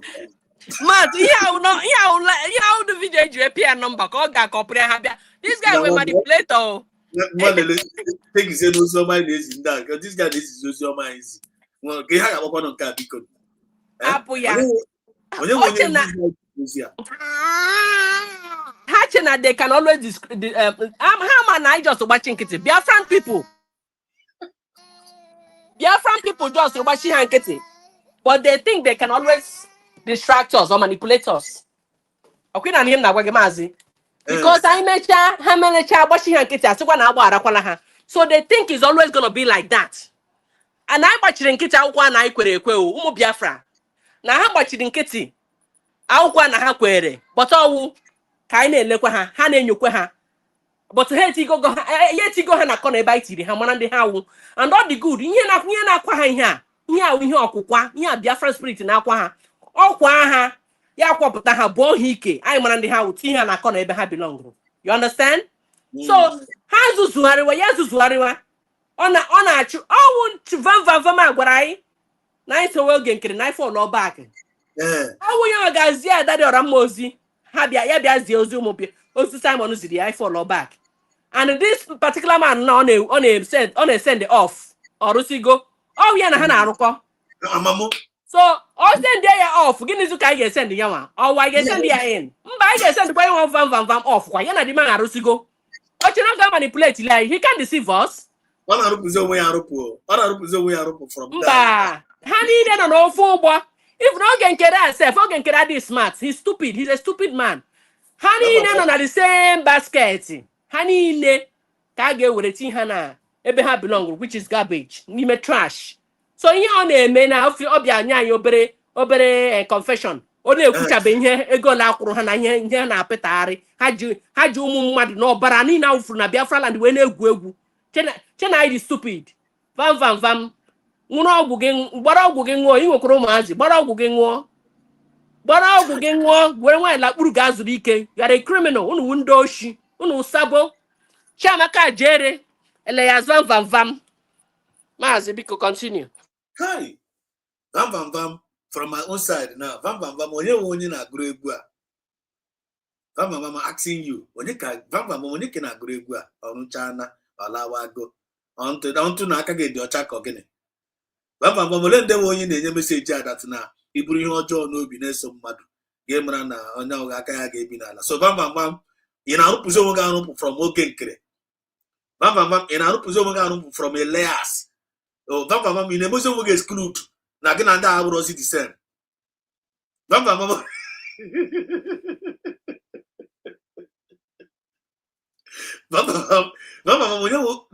onye ka ị na-apịakọrọ nọmba na vam let me tell you something. This guy you must learn in a very hard way.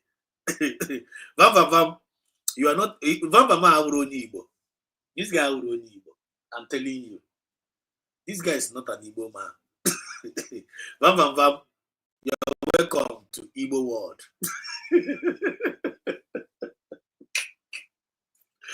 I will put a river goddess in our midst tonight. You're welcome. One double. Ekele mo mama no. Ele otu mere. They will. You're welcome. Okay. Man, actually, buru mic now. Ka mma buru n'elu weta aka na abụ. Ndewo my sister, ndewo. Adanna asị m na-ekele gị nwanne nna. The vibe is too much and the vibe with wisdom. Keki mere nneọma. Ndewo my sister, ndewo no. We have wisen up.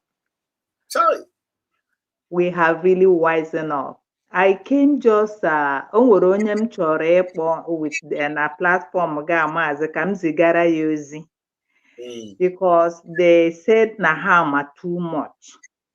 Onye m na-akpọ bụ m ga-etere gị maazị because na Biafra land ebe anyị si we are well raised children.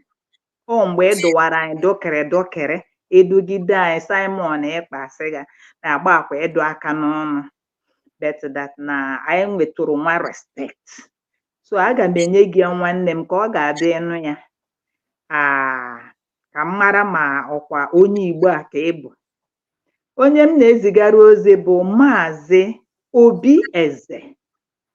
Ọ gịnwa ka m na-ezigara ozi through platform nwanne anyị nwoke bụ Maazị Exodus. Obi Eze, with your intellect, ịma ife ọfụma and ịma ife na-aga, ịmala eziokwu, ịbụ dibụ ụnọ, ị nwere ezinụlọ. O nwere ife m chọrọ ịjụ gị, like from nke Ada dị ọra mma na Vagabond na mbụrụ nwanne gị nwoke, and this Ada Kwulikwuli and Vagabond, at least ị nọ na better position, maybe ịmago ha nwa igere gị ntị. Program Vagabond nwa nara akụ nna ya n'iyi pụtara na-eme in the morning. Before I come to you, Obi Eze, I come to you, nwa nara akụ nna ya n'iyi. Abụrụ gị ọnụ, mma ha akpọ gị pastọ maka na ị bụrụ pastọ. Ihe bụ aja rere ere, aja na-agara ọfụma.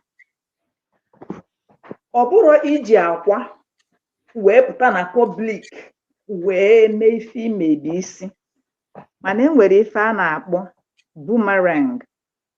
Akwa ife ahụ i mere, ịgwa gị na Biafra bụ mmụọ, ịgwa gị na Genu Biafra na onwe ha, ude ha na-asụ, akwa ha na-ede, urugo mmụọ okike. Andọ ya nwa bụ ife mere unu. Ife unu na-eme adịrọzi normal. Unu ejirozi akọ na uche unu na-eme ihe a. Unu na-eme dịka my sister kwuru, unu na-eme ka ndị mmụọ na-achụzi ọsọ, mmụọ na-achụ unu ọsọ. And Miss Chiamaka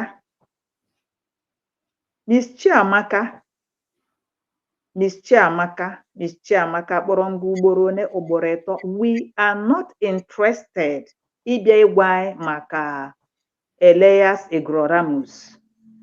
Anyị adịghị interested because anyị fụrụ ihe a initially, anyị tie mkpu ya initially. Ịmachara ihe a niile, onweghị nke unu na-amahụ, mana unu duru ekwe nkụ. Asị m ụmụ Biafrans, unu na-achọ onye gburu anyị, ma ndị dobere anyị ọnọdụ anyị nọ na-asụ ude. It did not go away from Ada Kwulikwuli. Ada Kwulikwuli is the architect of ihe anyị nọ n'ime ya. Onye ọbụla na-aga ọfọ nke mara otu o si ekpe ya, Ada Kwulikwuli number 1. Mmadụ aya anyụcha nsị, ọ ya ha eji afịfịa wee kwechie nsị ọ nyụrụ. Oke ududo ijiji a na-efe nne ya. Biafra Unite, ọ gịnwa wetere okwu chata asịkwa, chata asị ha. Then nwa nara akụ nne ya n'iyi, Vagabond, you are the third person. Ọnụnwa bụ ihe n'uru ndị obi ha na-esighị ike, not for people dị genuine. Ọnụnwa bụrụ ụmụ Biafra ka na-enweta onwe ha from shock what happened to them. Ọnụnwa bụ ihe rara ha wee nye n'aka ndị iro.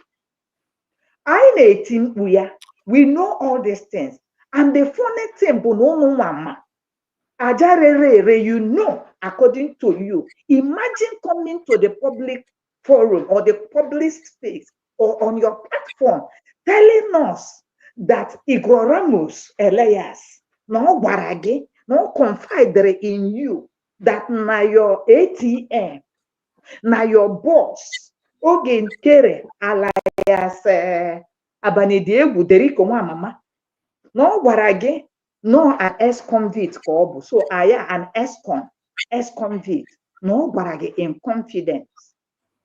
This is what you said on your platform. I think something is wrong somewhere. Because if something is not wrong somewhere, you wouldn't have made this statement you made. Ignoramus confided in you that Nonya bụ agboro, onye bụ an ex-convict, onye metere ofu, na onye bụ Deriko nwa mama, or confide the child in you as nwoke you pụta na-agwazi anyị nkịta what we know. Ajere esi na Deriko ya agala gị nga, na Deriko ya eje nga, makwalụ na ịba na accomplished. That place is not made for Deriko nwa mama. Go onwe gị ya aga there. Then o nwekwara ajụjụ ọzọ m chọrọ ịjụ gị. I want to speak this in English. Why I want to speak it in English so that Ajere, I don't know if you're still living with your wife. I think something is wrong somewhere. I swear. It's like your wife heed my shout, my advice. When I called on her, I said, woman, mama, are you there and your husband is living this kind of life? Are you there and your husband is feeding you and your baby with this kind of obara ego obara, and you are eating it? I called you, I said, madam, are you there and your husband, your so-called husband, is insulting other people's wife, other people's auntie, other people's sister, other people's husband? It's like you have that cry, it's like you heard that voice. Sister, a minute. Sorry to, with all due respect, sorry to interject. Is he the privilege to talk with her wife, with his wife? Ask him, I was privileged to send a message through a platform to the wife. Okay, through a platform. You understand? Because there is something that I am feeling, that I did them 100% sure. It's like this evil man, the woman, Mrs. Chiamaka Ajere. I think na yes. Yes, or they can wine a brugongongoya. Because why I am saying this, I don't know how you made this choice with this good for nothing human being of a man. Somebody that doesn't even matter ebe graveyard mama yade. And there is something Ajere did, and I shouted, Ajere is a devil. Yeah, come on, get you an Igbo. Ajomo kerabo. I swear. Ajomo keabo. Ajere, enwere ife imere, inwere oke anya. You want to cage the Biafrans, but the Biafrans bụ ọkụ na-ere ere. Now you are speaking. Onye ọbụla mụọ nwa gụọ ya afọ ọbụla ọ sọrọ ịgụ ya. Mana mgbe ị si n'ịmụ nwa gị lechaa nwa gị ga-esi na ọ bụ nna m ụdị. Akpọrọ m ada dị ọra mma, abụ m aja anụ, abụ m ada dị ọra mma. Nsi ịhụrụ nna m ụdị a. Nwoke a gọrọ nwa ya, onye ama ha dị mmiri na o kotere onwe ya ọkụ, o kotere nsogbu, ọ gara iju ese afọ ahụ ihe o bu before o ji ekotere onwe ya ọkụ wee kosa, because you want to buy the heart of Biafrans. Because the day that boy came, Nnamdi nsị ejukwara ese wee na-agụ afa. Thank you. So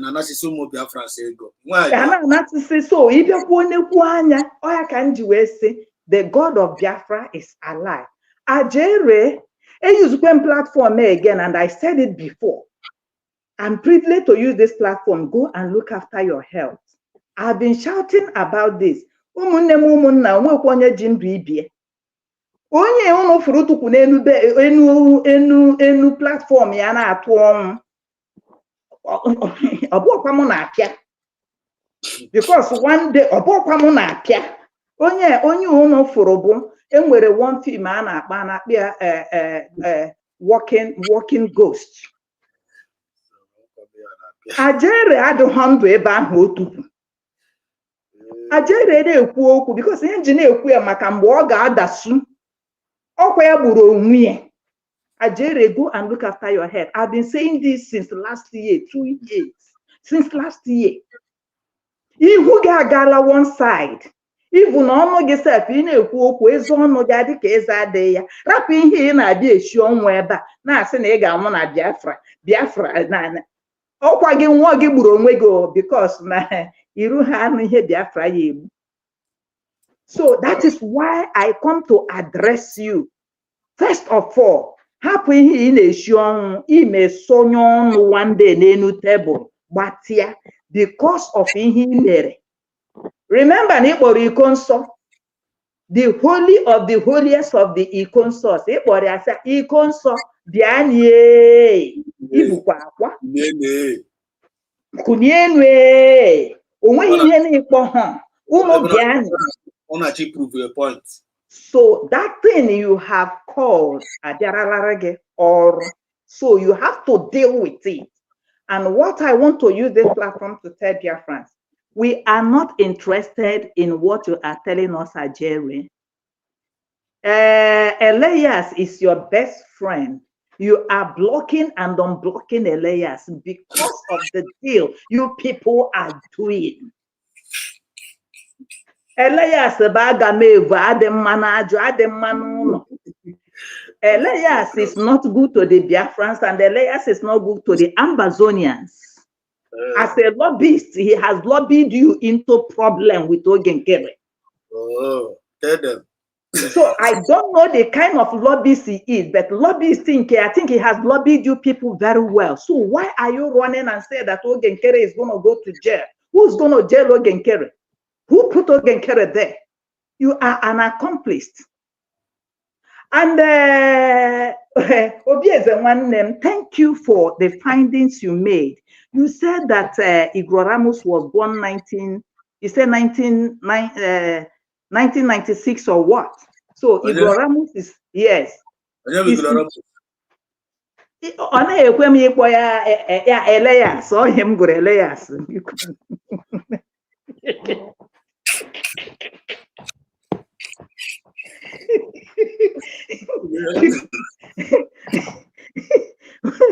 Unu mere m ebere na ọnwụọ ihe niile ka mmadụ ga-abụcha expert n'ime adadị ọra mma bịara ịkpọ nke kpọgidie okweghị ọkpọgidie onodejie enye were ọchị mechie enye ele ya si mgbakpọ ọnụ m afọ ya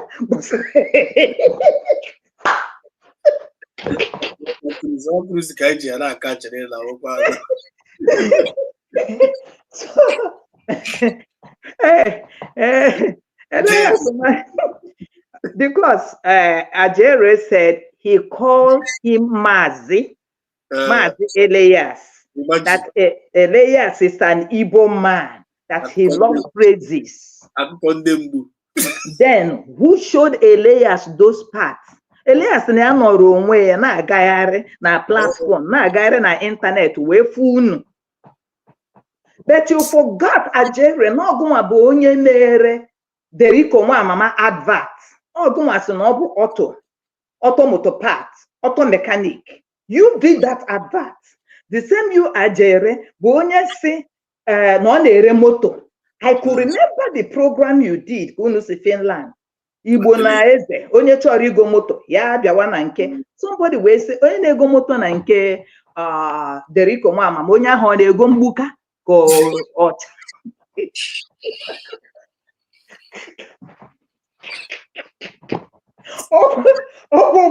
ọgwụ ofude edebe obi eze bụ onye nyochepụtere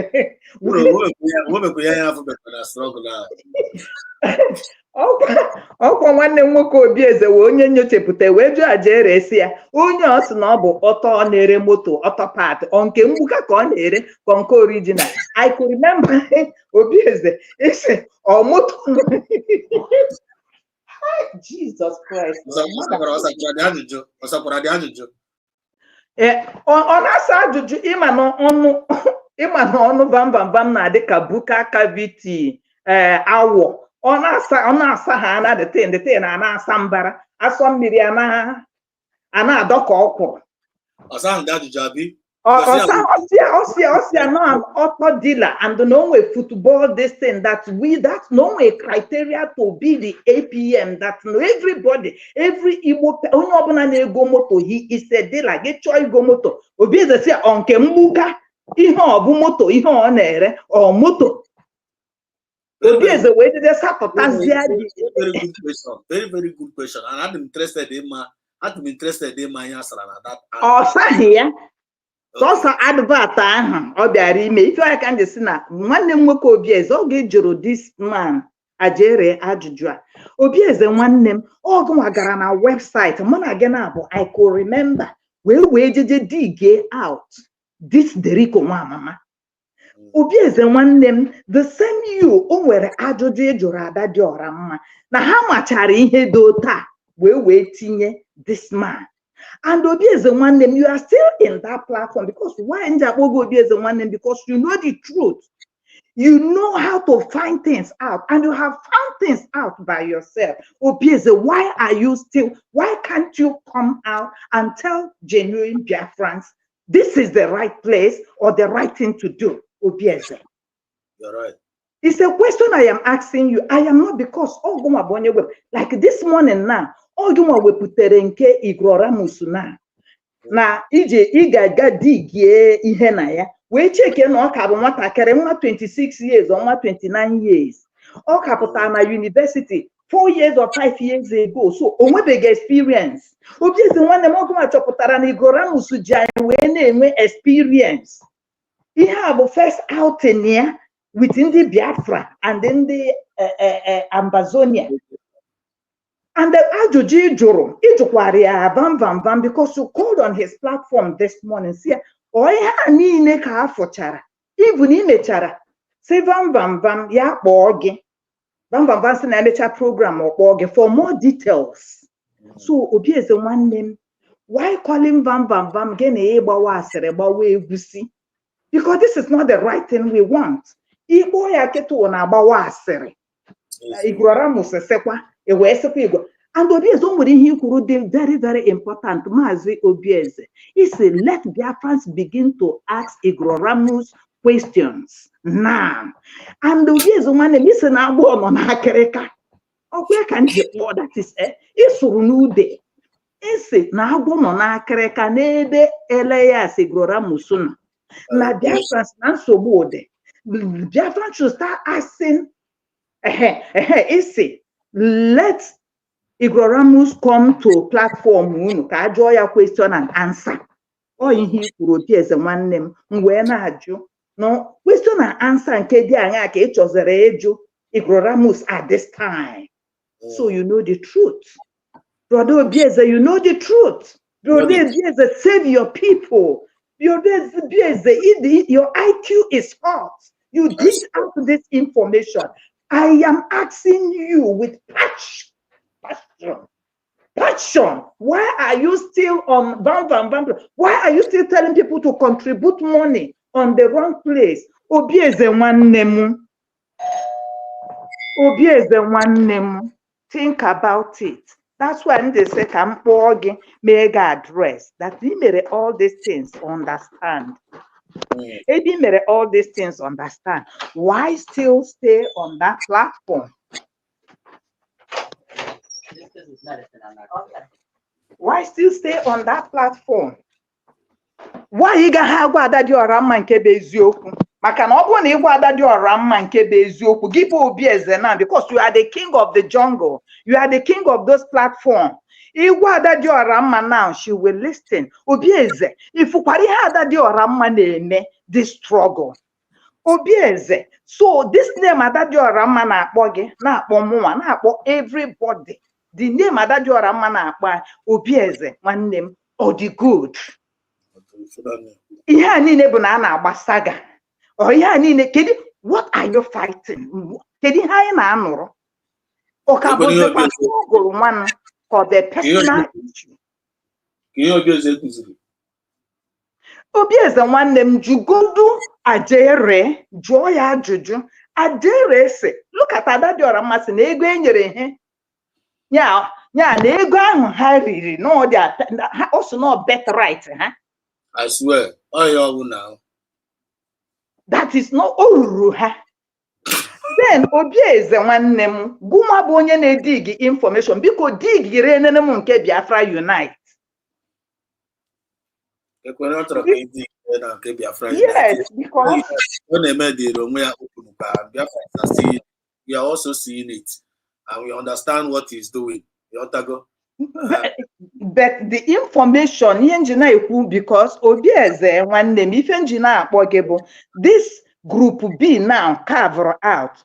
Si na ha ga na-eme Zoom ya ịtụ ego by Zoom. And ịnọ n'ime Zoom ahụ ego ahụ a na-atụ Obieze nwanne m with your intellect, with amamihe gị. So gị nọrọ n'ime ebe ahụ na-asị ka atụwa ego outside what is not a good foundation. Obieze nwanne m isi na bụ government. Which government are you? Or BRICS not BRIGE? Or government nke ahụ ka nke kewara ekewa? So Jesus Christ. Because hi, na mmadụ ahụ shikwe n'anya o. But the only thing I want to say, let everybody be focused because this is the plan they had in the beginning to distract what we are doing. But we refuse to give in and we refuse to give up. We are standing stronger and stronger more than before. You understand? Whether with you or with, even if today Ginwabu Mazi Exodus is no more there, Chineke jebonitekwa onye ọzọ. Nobody is indispensable. Immediately, if you God will go and raise 20 of you. That's who are you? That is Adadiora mebute na say Biafra struggle. In a personalize here as if it's your own. For what reason? For what reason? You don't owe this country, you don't owe the government. It's not your own. It is and don't worry for some chori kumaze. Adadiora mma and indine soya. Biafrans listen. Adadiora mma oburo so ndi Igbo bihe make up USB. Oburo so ndi Igbo. Because somewhere in here that you're a man misery, you this yakade struggle or emeria for Igbo. Up to Sibu Majana, Anyabu Majana, Anyabu Majenu, Anyabu Maja Aji Kukunta, Maja Kani, Haibu, United States of not Ajana. Don't give us a name. We don't know where it came from. I'm telling you, children of light. This thing has lingered on for long. What is Umajana? Woman is crazy. What kind of a thing is this? Very, very crazy woman. And the thing has dawned on me. Every day, Umajana. This is not able. That is not our name. And worry sister, I call you by your name. Worry sister, you are the main architect, main standby with Ajere. Now, worry sister, you have seen Akanina Akekbe. Where do you belong? God will judge. Worry sister bụ ya ada obodo adịghị mmụọ ya nwa na-amata aka wita ada dị ọra mmụọ ya nwa na-abụ ada dị ọra mma tuchie maazị ọbata obie ya na worry sister na bam bam bam fan ya. Okay, you mean progress analyst? Ọ bụ mba nke ahụ ya na-akpị ya bụ worry sister progress analyst dị iche. After this thing mere Maazị Simon Ekpa anọzi ya ode mmiri. You understand me? So all these things we are saying, we are more amam ka ngesi gbekwe amam ka ngesi so ya n'Igbo. What is dividing us is more than what is uniting us. We don't need this thing anymore. Ichi gbara asere gbara ya gawa your own side. We stand United States of Biafra. United States of Biafra, I hail you. Ngozi Orabeze jisi ike n'ọlụ. All your cabinets, may God strengthen them. All the media team, Unujisike, we are not moved by what we see. You all are distractions and you are under our feet. I got crush you, gaga. Forward ever and backward never. I rest my mic. Thank you, sir.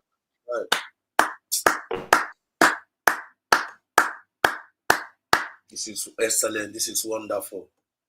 Thank you so much, River Goddess, our own personal person. Watching like a weaver. Onyamoma. I am an equal now. That now on your blood, you can nine, on your blood, Biafra, Genu Biafra, all over the world. Use it and just bring it on, put it on the table. That's all we need. That's your gift. Put it on the table. Do your quota. I will do my quota. Everybody will do their quota. Positively. That is who we are. We don't. This time around, what unites us is bigger than what is dividing us. I want the time and assisting on email. What is uniting us is bigger than what is dividing us. You know, Tago? So they came to come and destroy the movement. They came to come and distract. They came to come and steal away our joy. But we let them know, I'm water that now we know who we are, and we are too small to distract us. This time around, no more bad energy. Ocean the master, I see you. Can you hear me? I greet you, Maz Exodus. I greet you, Biafrans in general. I greet you, the goddess, For real. and every other person in the studio. Ndewo nwanne m anyị ekele nnọọ. Ocean master, no, oh, yeah. All the noise. Because I'm somewhere now connected, or the together at all. I will not be too noisy. I need to be. This goes in around the bed too noisy because nobody's going to hear you. On the movement. Okay, no problem. Let me be at the background and listening. Then by whatever then I will get back. Okay. That's gonna. Okay. Thank you. Thank you very much. It's not right. Okay. It's all right. Biafrans all over the world. This is Biafran Exodus TV, always bringing the message of redemption and liberation to the hearts and the minds of our people. Tonight with me is Ije Greetas, our beloved, lovable mother and a sister, and a comrade, a colleague. And what is our topic tonight? And we are talking about, are you your brother's keeper in this movement? Open mic. And the River Goddess with us tonight. So tonight, dear friends, we are privileged. The Ocean Master, even though none of all the noisy, and he still want to deliver a message. Tonight, they are here ministering to us. You heard our sister River Goddess spoke to us now, and he said a lot.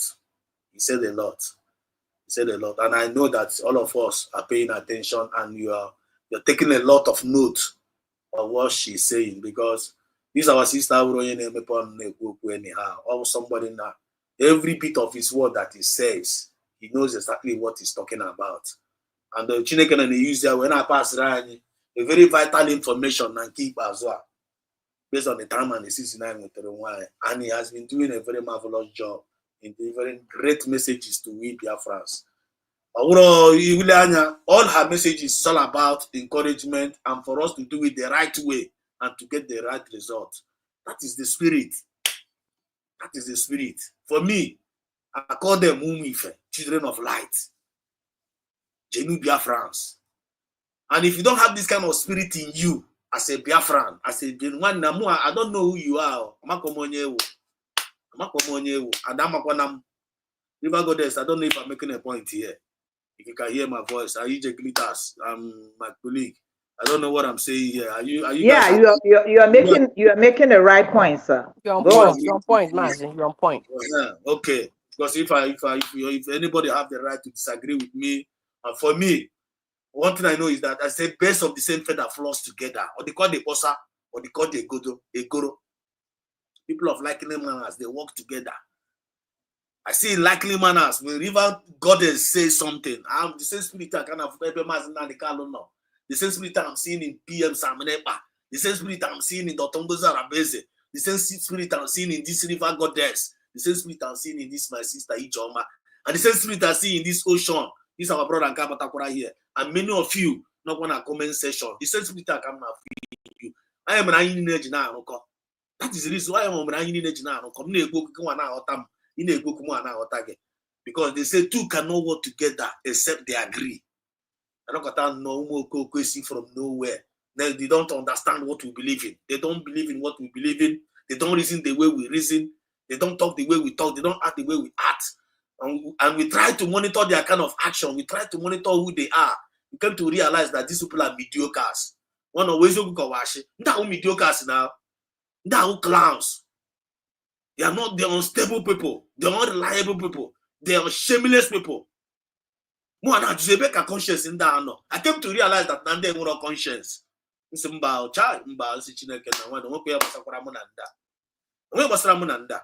But they will deceive any Biafrans. Our duty here in the men and keep us to try to save a lot of people, try to save a lot of our people so that they will not fall into their trap. That's what I'm thinking I'm doing. That's what PM is doing. That's what Dr. Muzorobe is doing. That's what Ijoma, Okunwanaka, when is Ozioma, River Goddess Opotako, you have Kwaria, Nesgun Ozioma, because they are doing it voluntarily and they are doing it joyfully just to save their future generation. Then they not these people like us, instead of feeling a Koranyaka or not Garan former, you took on Machukuna Jewanaro, and I be Tira and bad energy, and I be a Sikiba Tira and store. That person is a cursed person, and that person will be disgraced, and that person will be destroyed eventually. That's my message. Message of redemption and liberation to the heart and the minds of our people. Always your job, they are redemption. Una ma here redemption. What's in Napata? When they go, you because what through the meaning of redemption now no legal. All name the redemption. Or the no legal. Una what through or River Goddess. What is the meaning of redemption? No legal. Ọ na ịnapụta ha na redemption ka anyị napụta unu na-ajọ ihe ka anyị napụta unu ka unu soro wuru ụmụ ife. Redemption is about ịnapụta gị n'ajọ omume gị niile ka iche ihu gị n'ihe ọma dịka ịma na Igbo dị deep so ama akọwatara ya n'Igbo mana nke anyị kọwatara na that is the way I'm seeing it, and that is all your River Goddess. Onwe any other meaning of redemption n'olu Igbo? It's again in them. Any other meaning redemption n'olu Igbo? Any other meaning? What is redemption n'olu Igbo? Redemption bụ nzọpụta, nnapụta, mgbapụta. Ọ ya bụ redemption. Confirm. Ọkwa nwa wozi a kind of Eyinu na. When you say this Biafra right from January, right from November, and that be this now we tell am all Rosie kind of here. Ọkwa kind of here. Ozi nnapụta. The question now, Omadole wouldn't pay attention, and the people are paying attention, right? And some people are really paying attention, and some few ones are not paying attention, and those ones that are not paying attention, those people are the mediocres. Let me tell you, the people are not paying attention. They know what they are doing. They are doing it as part of wickedness. Feeling na ha na-emegide ka ha megide ngozi ọrabeze. You understand? Not knowing that they are doing themselves. You get me? So they know that but they are doing themselves. Confirm. Yeah. Confirm. That is it. That's what I'm talking about here. Because when you were mazi, okay, for this adakuli, let me tell you the poison of failure.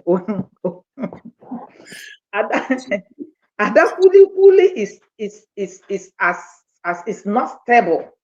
ịma mgbe ịfụrụ ọ nọ na USB ọ dị ya ka akwa ya ekweghị akpọ ka o yie akwa ọ mapụgịrị ọ maba na fallback.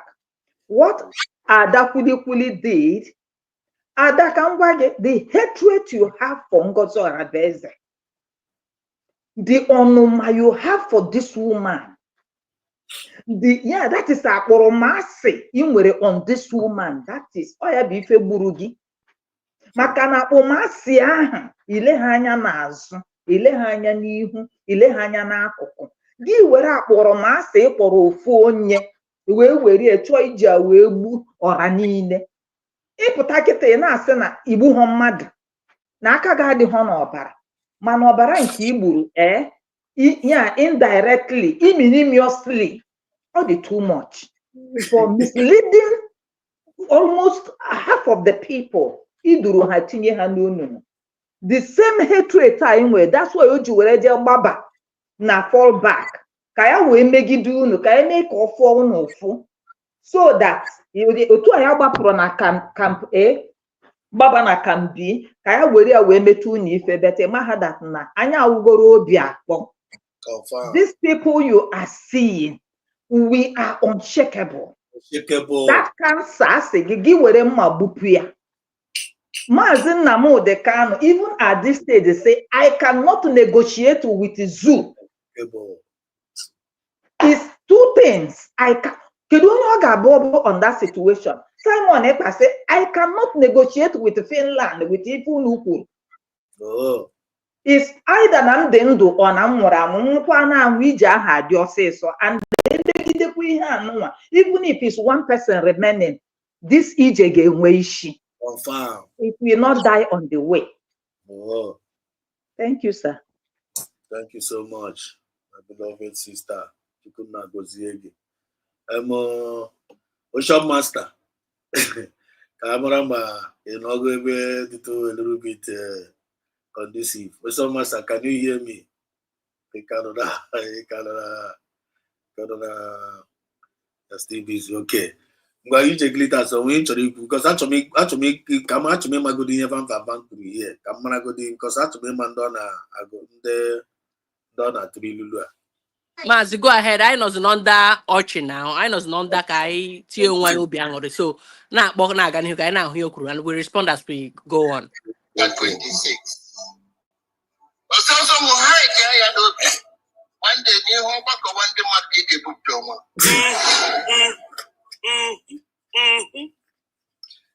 maybe somebody should help us to interpret this to Elias Gerasolis. I've been waiting, going through my message, going through my inbox to see if I will get a message from Elias Gerasolis to know if he has begun his work, if he has started his underground check. I've looked up and down, left, right, and center.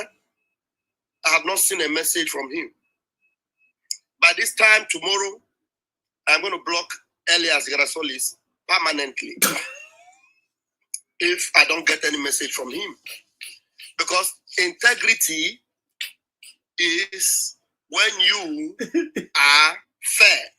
You treat everyone equally. You behave the way you behave to A must be the way you behave to B. If you are one that believes in integrity, in making sure that the people you work with are people of integrity, you must do the needful. What you do to others, what you do to one, you do to the other. So, the reason why I soft pedal was because my beloved mommy, yes, who begged me and said, please, my beloved mommy, unblock Elias, please. Unblock him. I unblocked him for the sole purpose of giving him the benefit of going to do the needful. Of which I know when he does it, he will find out for himself. Now, what it means is that if he has not gotten back to me, because Elias is someone that likes people to applaud him, he likes people to, you know, evaluate him. he likes to evaluate people, and he appreciates very well when people evaluate what he's doing. Yes. Abam konyocha get say there's a lead Anyway, now we Biafrans, we have passed the stage where we will commit our integrity and our life to someone because he's overseas or he's across the seas or he is in a different structure from us. As far as this world is concerned, Biafrans were the most intelligent people on the face of this earth. We're the best. As far as democracy and everything. Well, let me go. I'm going to meet this guy. This guy, no we are nowhere. Mazi. Mazi. This guy, I'm going to as also I will Biafra. Aja jụrụ ajụ. Aja jụrụ ajụ na ajụ. Well, if I got this guy, this guy, okay, on a good we are no sign will Biafra. Ntị. Aja jụrụ ajụ nọ na Italy na-ata ahụhụ nọ na store ebe a na-ere mkpọmkpọ na nyọnyọ.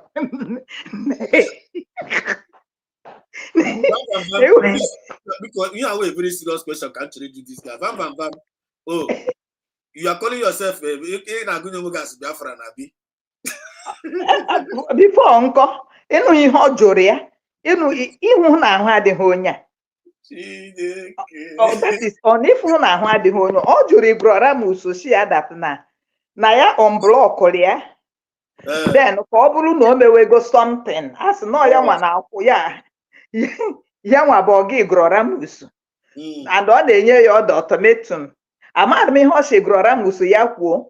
So Igboramus wee gwa ya sị na ebe n'okwu ya na ya ga-ablọkụkwa ya ọzọ. As if ma the man okwe gị wee shibe. Igboramus ọ ma na ị na-eme exist. I don't know. Ama m ma ọ bụ agụghị akwa, ama m ihe m ga-akpọ. My sister just kwute my sister nụ o kwutere ya. Ọ sị na ọ kwefuru mmụọ bụ ihe kuchiri ndị a ntị. Maka na agwa ọchịchago m this behavior. That is, ọ bụ ha nwa na-eme. Until the spirit. Ịma abịa na chọọchị like otu a na-ebu amụma ka m kọrọ gị. Abịa na chọọchị ndị otu ọkpa. Ị na-aghọta ndị nke Angel Michael is coming holy. Ịma o nwere ụdị majik a na-adị ma ọ bụ ọkwado real church like chọọchị ndị majik. Ozugbo ibihenere nwaanyị aka n'isi o were ofu ọkpa wee chowere gị nchokiricho ọ na-agbagharị. Ọ gbara gbago sheki onwe ihe ọzọ ị ga-ahụkwa bụ igiriri. So this oh my God. Onwe ihe mmadụ anya ha apụ. So like what this my sister said.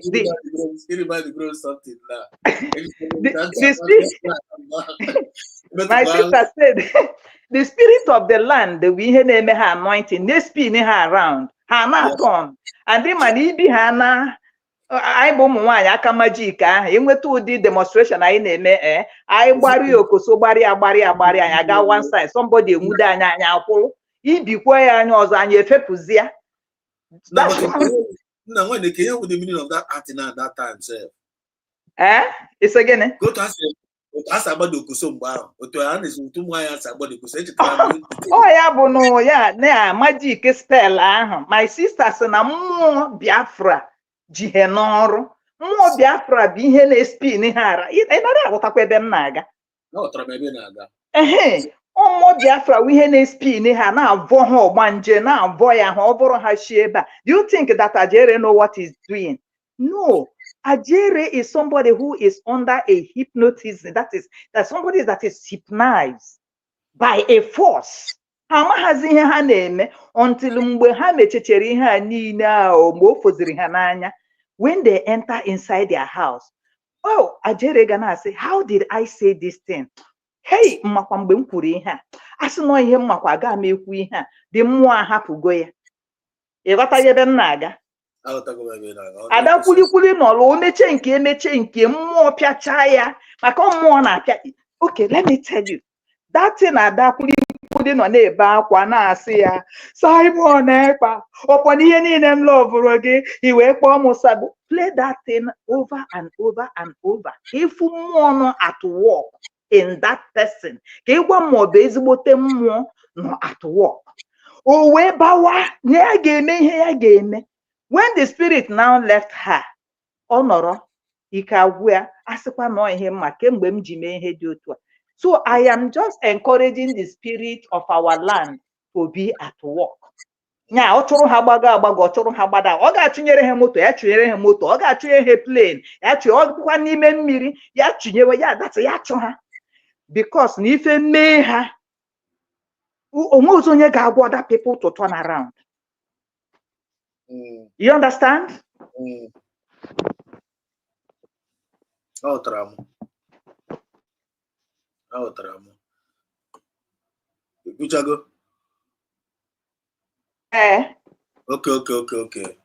I was 100% correct. You need to put in order now. So they now they no longer know what they are doing. How they go totally possessed because of him. John have put go and get now. Iman and Devans no ne paranqua single battery over. Brabata go now. Go and the thing that Tosia notch in a way. But it's still in the midst of non-attack notch. I still have a question to ask this Vam. I didn't trade you Vam. So Vam, you knew all this why? Starting from January to February that this year Ogenkre was a fraud and Elias was a partner in the fraud and they were duping Biafrans and they were not telling Biafrans truth. Then, but you are forcing Gibia, you knew all this one that now fraud. Still get the mind to tell Biafrans to fall back to Ogenkre. That's the question I'm asking him. You still get the mind to tell Biafrans to go and fall to Ogenkre. Even while we are telling you what is the meaning of message, even while we are telling you guys that time, now when the Kenke fall back, what is the meaning of fall back? You know, see no word but 2 years ago, that we should tell Biafrans to fall back to Brig. And I said, no, go there, go there. You knew all this why. And I said, no, go there, go there, on a Koran. Go take a switch from Brig. Gamwe USB government. And I say, about 2 years. Now and life for back to Brig. But you still want to force it on our throat. And then the child yourself, Bagodi put game on one side. Go and investigate and I was in France. And then get about this and I fall back. Now is the criminal. What is the meaning of that? Are you crazy? That's what makes you. The guy knows the out of your mind. The guy is not out of his mind. Mazi, or just me pon here. You're just on your this toilet, on your knees. Now voice out, now common sense. Okay, now another question. I'm not now. I'm now. It's concerned, it started with us. So I call on for na corner. Let them come across the akoko. I know who Biafra corner akaka. Lende. Now is he trying to convince who? In a puso eh? From there, who can have us who commit a crime. And not just keep a paint say her black. Can you Biafra was you no ma? Vam. What again there?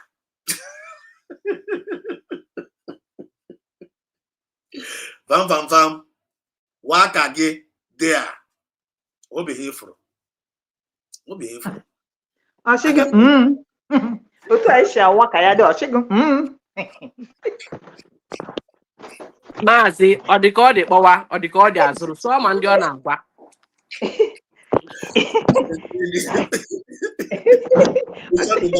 Which one the master? Can you hear me now? Which one master? Come on. Ocean, how do we connected? Now one Ocean, I'm asking what the network a great man, one of our colleagues. Really, really want to hear your voice tonight. You have to go. Now one name and I'll be rounding up kind of before River Goddess Bataze with a new dimension, with another message. It's like I would send that we catch a cruise. These people are evil. These people, they sold evil to this struggle, and now they are reaping evil. So that is to say, you cannot ride us, or you cannot just do us anyhow. So, if Elias Gerasolis does not come up within the next 24 hours to give us update of his underground check, then we will know. Also to give us and Kamuana Joe. Let them us.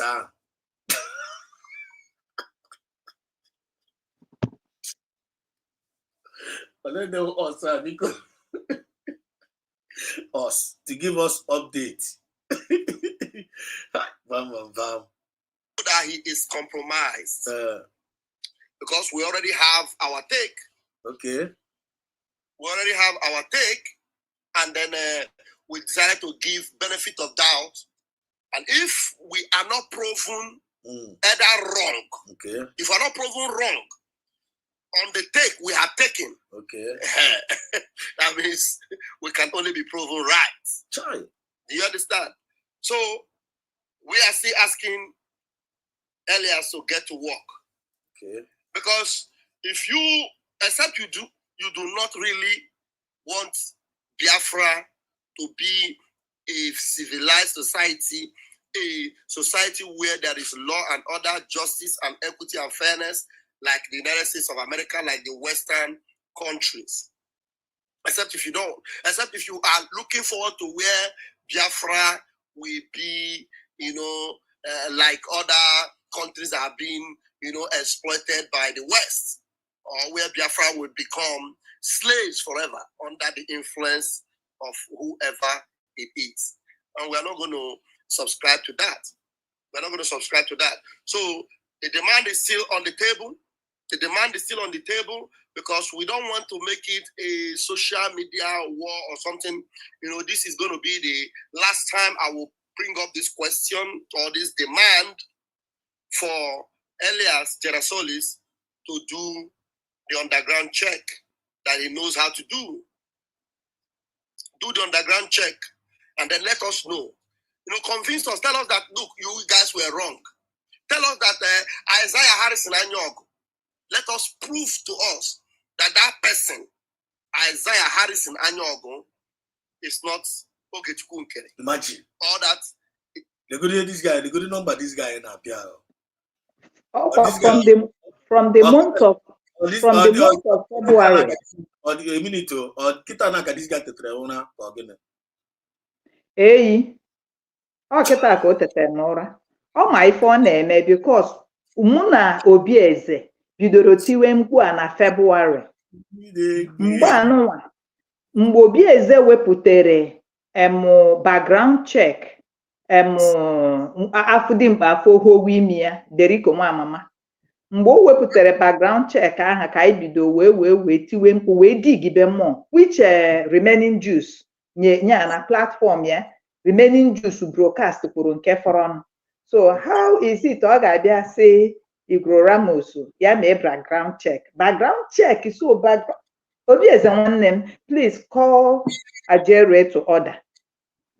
Ajere na-asị ya mee background check. Does it mean that the background check that you paid money and imago wee nwee access wee nweta that information? O mean is that information adịghịzi right? Why ọ ga-ejeje si Igro Ramos na ya nyere ya ka o mee background check at the last hour? Obieze o mean is na that one i mere mụ na gị mere iwepụtara anyị gaa through mean is Obieze nwanne m na that background check is not the real one, which he himself The only thing, Mr. Elias, I don't know if you are a real attorney. I'm telling you, you have a lot on your table because these are the people, my dear. Even this your best friend, you need to sue him. That is lawsuit. You have to give it to him. Yeah, the way he will carry it as a portfolio. Because he himself, he messed up. You understand? That's what I want to say. Because my dear brother. I want to chip in something there. If now this Elias can again. That guy is an imposter. That guy will like kind of somebody who can create us a place here. When I say for Nego Biafra, in the name of non-name lobbies. When anything the guy in a lobby, when any place the guy in aga, when any place when you are I just position all the guy there. Position the guy there every month. I draw $10,000 US. Your dollar away na. I mean, how much here the layers? Mutual like 500 or maybe $1. You did that. For Nego Biafra, they were not lobbying anything. For me, it's an impostor.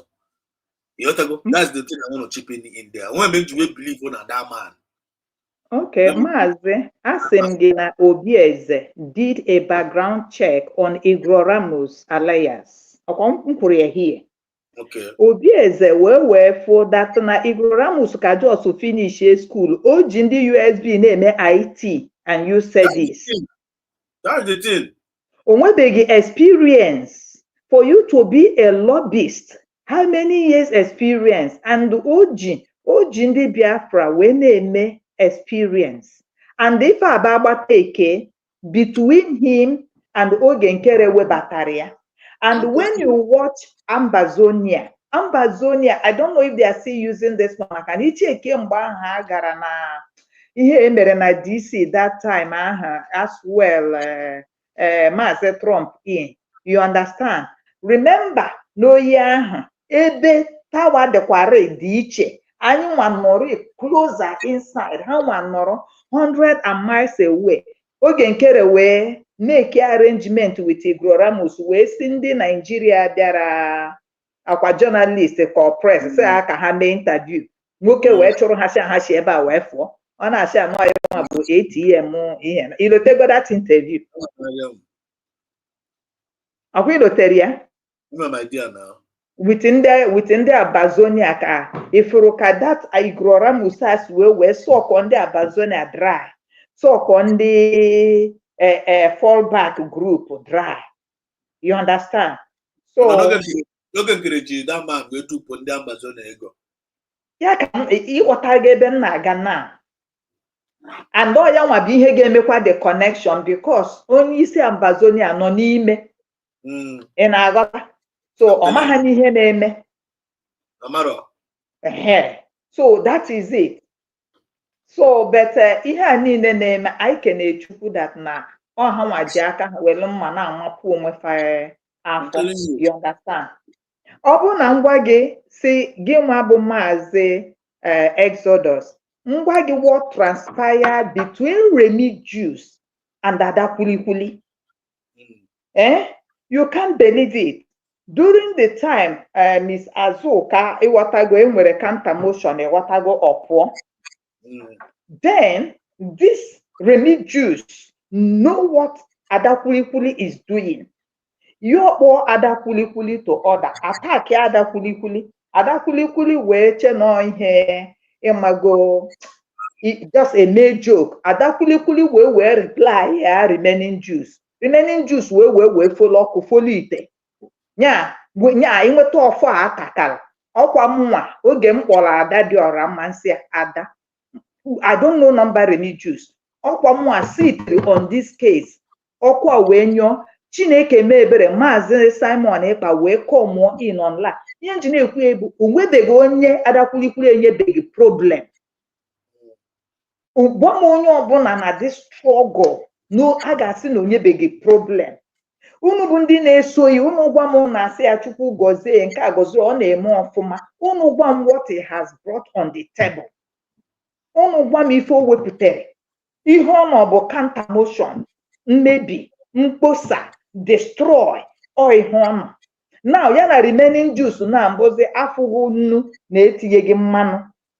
Because of Biafra Unite. Unu ga-agba egwusi a unu ga-ete egwu a mana aga m anọkwọrọ unu komkom ara ya ha afọ unu. In the next few weeks, unu ga-anụ ugheli danda. Say I said so. Confirm. Thank you, my brother. Confirm. No two ways about it. You know, it was all made up.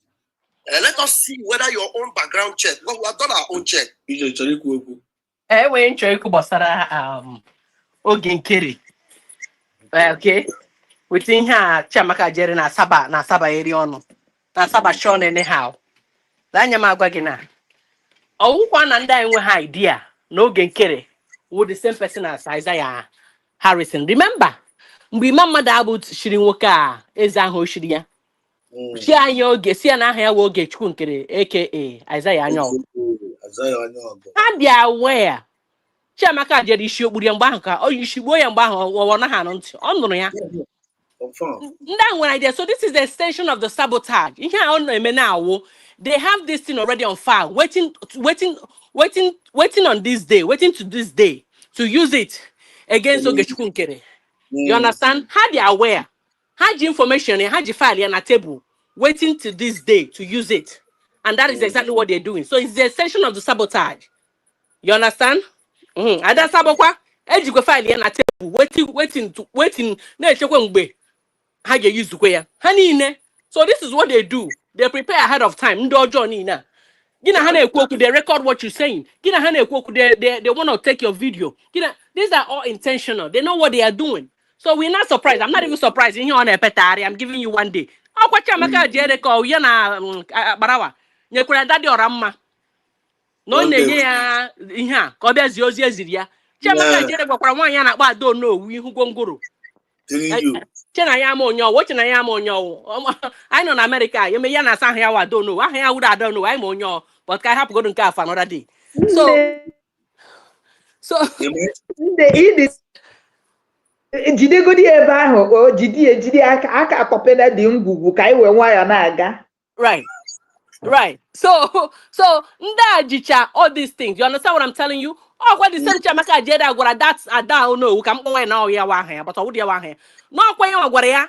Ọkwa ya gwara nwaanyị asị I don't know unu na-enye gị of not 24 hours ka ị pụta bịa gwa ụmụ Biafra nwaanyị etikapụta ka onye ara bịa na-achị confuse ụmụ Chineke. Exactly. Be confused. So you are on point. Exactly. Right. So Chiamaka Jeda is fond of giving people 24 hours because this is their strategy. Haneji people's fire and try to. It's not like they don't know. He knows. So this is the extension of their sabotage. So we're not surprised. Kaina agamazi, kaina get rubbish on nako.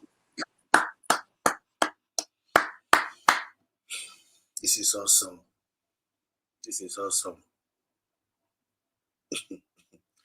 Chiamaka Jere.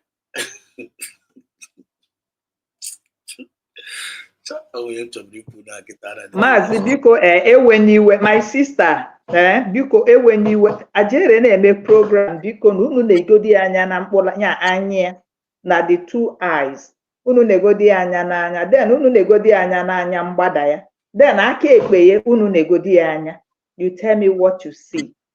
Do you know the reason why Ajere is telling this man, I give you 1 day, I give you 2 days to do this, to do that. Do you know what he want to do? I'm like the next step here now.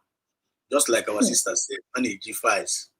Then my daughter go JB for a time like this. The next thing I give you guitar now. The next thing I give you now is going. Oh, I give by Elias. Now I give by Zomo Biafra. How they are duping? How we can use him to dupe Biafrans without him doing no work? Why you not give goodness? I mara nke aha ndo ya m na-agwa gị that they are now all spinning. That is more na spinning ha. We are waiting for them. So aka spirit ejidego Chiamaka Jere offer adasabo. Esi aka ga gbara spirit of Biafra ga-ejide adasabo Confession. Ọ chọrọ iji ndị a na-emeresi confession. O jikwa adasabo, o jikwa adakwulikwuli. Ọ ya bụ na ọ naghị ele ya anya ọfụma. Adakwulikwuli mgbe ọbụla ọ sị gị I am tired parị aka n'isi. Adakwulikwuli na mmụọ na-eme ife. Ọ dịrọ ya izi. Ọ sị gị na ya dị tired ọ pado ha n'aka n'isi na adọ mma mgbe o ji eme ya. But the only thing na-eme adakwulikwuli bụ pride. Ọ ga-atụ na nke m. You understand? And also, if I die, I die. If I die, I die. Ọ bụrụ onye nwe ọrịa ihe ahụ kwa ha ji aka ha n'ahụ. Adasabo.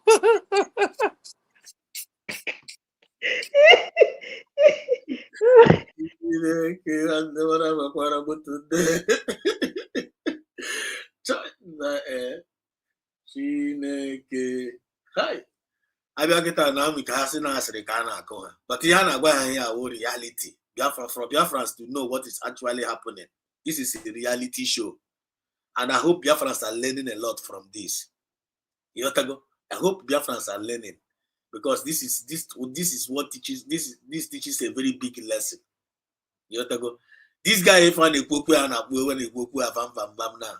Actually jinda na basic confession in the name of emotional blackmailing. Kamara mo Biafra ga mere ebere later. Good idea.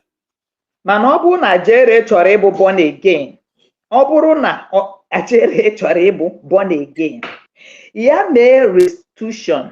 Asị o nwere onye tax master ọ gịnị sị Jizọs kedu ka ya ga-esi wee baa alaeze. Amachazi m echetachazi m ọfụma o wesi Jere ihe niile o nwere ya rezie ya wetezie ọ ya bụ restitution.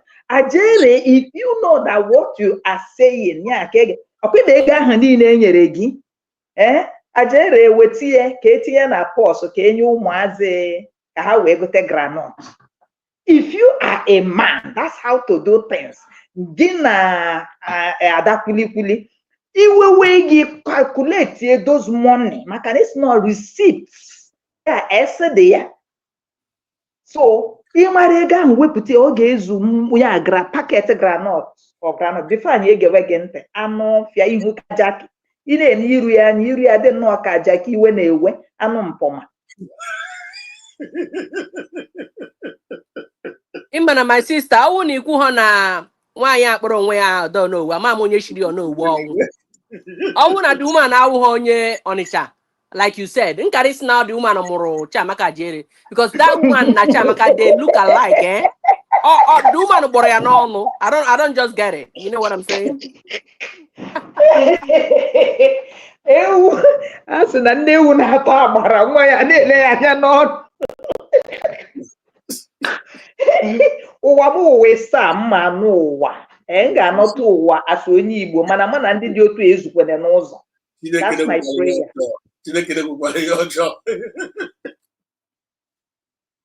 These people are dirty.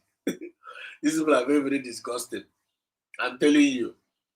The dogs Imam mmadụ abụ ihe nji akpọ ya imam mmadụ abụ ile nwoke anya imam because Emmanuel mmadụ abụ ọ rapụzi abụzala imam. Mgbe ọbụla ị nere nwoke ahụ anya okpu ọ na-ekpu imam mmadụ abụ ama m iji okpu a wee gwọọ ọgwụ.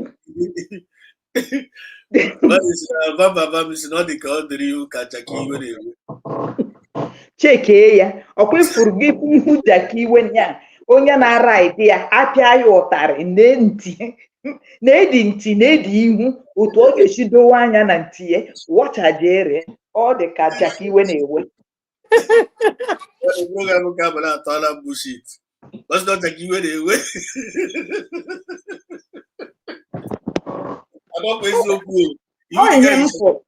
Ihe m fụrụ ọ nọrọ ha na unu wọchị ya n'ụtụtụ just watch the two eyes na-enti ya anya ga-eze ya anya.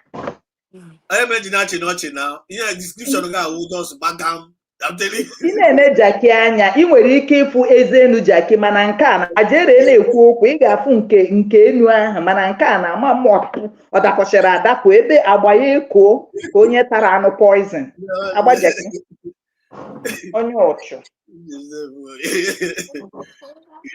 Nke a na-akpọ dị mma mmadụ abụ watch from the film that ha gara from the picture. Thank God for picture, thank God for internet. Ha hụ onwe ha ahụ bitter heart obi onugbu obi akpọ ha je hụ onwe ha tukwuru since ịma mmadụ abụ n'okpu ahụ okwenye na America enwe design nne m ọkwa ịma design fanciful ịmago ha in your defense.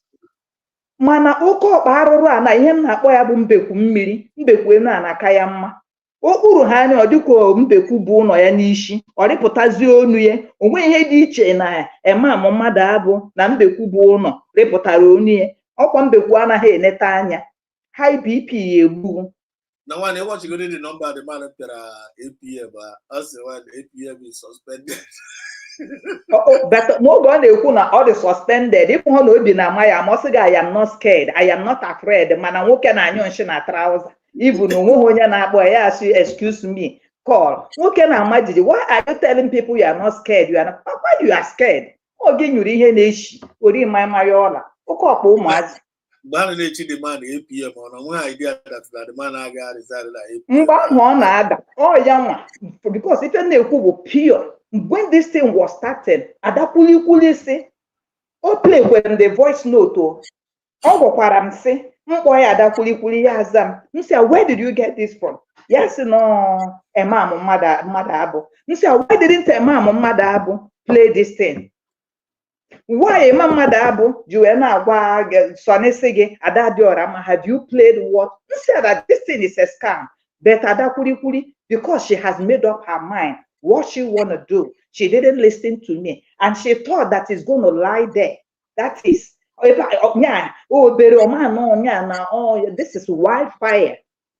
Fire Chicago, and onye kotere ebi agbaya. So if on Agara Finland, there's a hog mass Simon F and everything. That woman feel on her brain. Maybe Mboge Ruzi, ka ọwụ ọnụ bụ mujenu Biafra na ana. Mgbe ọ ga-ebe akwa, Maazị Ama no way say please let everybody come together. I have said it, oh God forgive me. As long as these people are in what is happening, I don't want to say anything. Let me leave it at that. Because ekwensu na angel ade erikoni n'ofu table.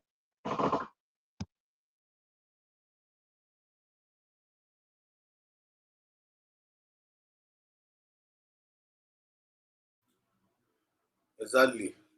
When these people came together and they came to come and destroy the USB government, to come and destroy innocent Dotonguze Rabeze, come and render everything useless, to come and make us look, international community, to see us that we are not serious. These people came for Biafrans to hate us, for Biafrans to say, we are tired of this. Now, now, to your own tent, O Israel. They came to come and divide us into pieces and into pieces and into pieces, which they are still on the progress. But the job Hakron keep aside, all their plan are dead on arrival. I can't share no. I can't share no kita now. And what is now uniting us is greater than what is dividing us. So yeah, but this is what I'm just seeing the way he's sweating. If to say sweating, or the restless, or the very, very restless as we speak now. He's no more thinking with his rightful senses. Omazion agimezebe, Omazion belongs. Chine feel like this on a me on clear nanya. Chine feel like this on a me on clear nanya. You have to go. I imagine I saw you will let the con my address. Because the 4-back for us know he's claiming to be a 4-back person.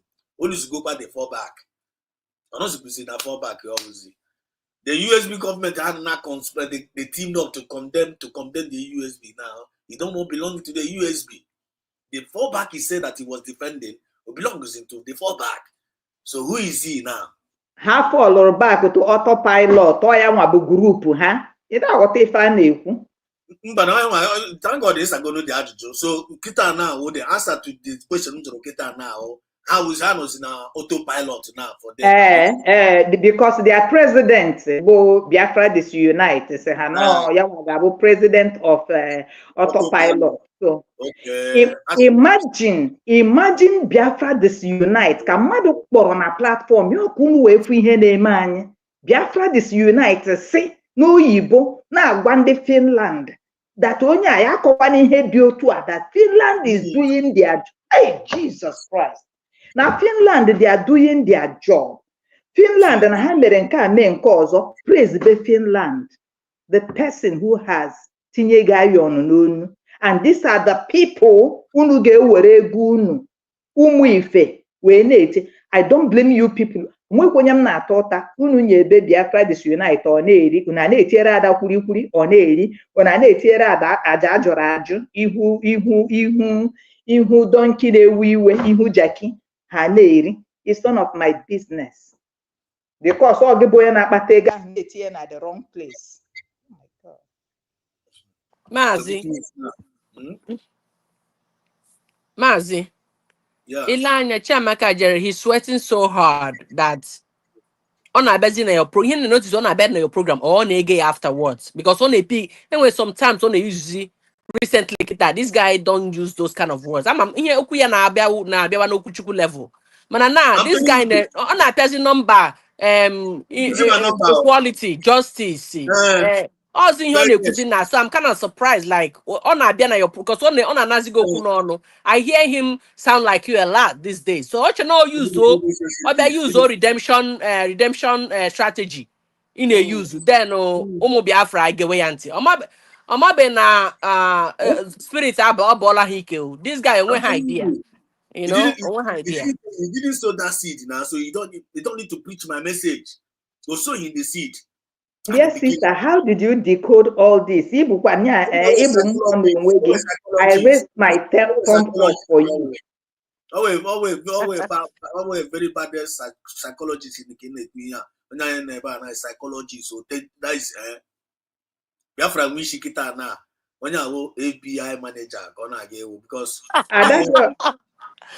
sister, Adadio Ramman will move on a platform, and now I begin to decode some certain things because he had no Jerry and make it about after effect or afterthought. After effect. Adadio Ramman say, "Uno adekwana surprise, na adekwa surprise na mgbe ọbụna na ọsọkwa ha wepụta ọtọ na social media gbubiri isi ya tinye nne ya si na ọya nwa na ya ga-enyere ha aka share ya." Adadiora Mma kwuru that in a platform. Yes, I heard it. One day, auntie, I heard it. You are right. I heard her. I begin to put 1 and 2 together.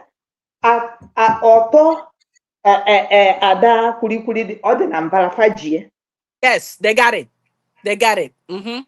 They got it. So for her to make that comment long time ago, and what is happening now, there is something. And then when it's a threat here. Ogenkere has it. Ogenkere Joto Adasabo. Ogenkere Jia. Man, I watch it and getting bang because I can hear no 19, no weave. Check on the queer eye. I am man, why gauge I wear up or dust. One again on at the same turntable. Biafrans are wise. Biafrans are wise. They will see something. Even Sonny Akbarawa. Sonny Akbarawa no way kajere mma. Because Sonny Akbarawa nwere ike gbanaricha ihe. Imagine the secret that came out that during the time they want to go to Finland, this same Sonny Akbarawa used Mazi Simon information without his consent. Oge a na-achọ ịbịa Finland, oge ọ na-achọ inweta visa. Then ndị obodo ọ nọ n'ime kedu island ahụ ọ nọ Cambodia ka ebe ka ọ nọ. Then they now call Simon Ekpa. Oya the US Sonny Akbarawa. They call Mazi Simon Ekpa say, "Are you aware of this that?" So Simon Ekpa wee kpọọ Sonny. See ya. When you want to do anything, you would have let me know. Whatever you're feeling or whatever you say, I cannot consent to this. When I go bottled anger, aggravated anger, all of them, if even Ghana about shine baby, I am disappointed in you.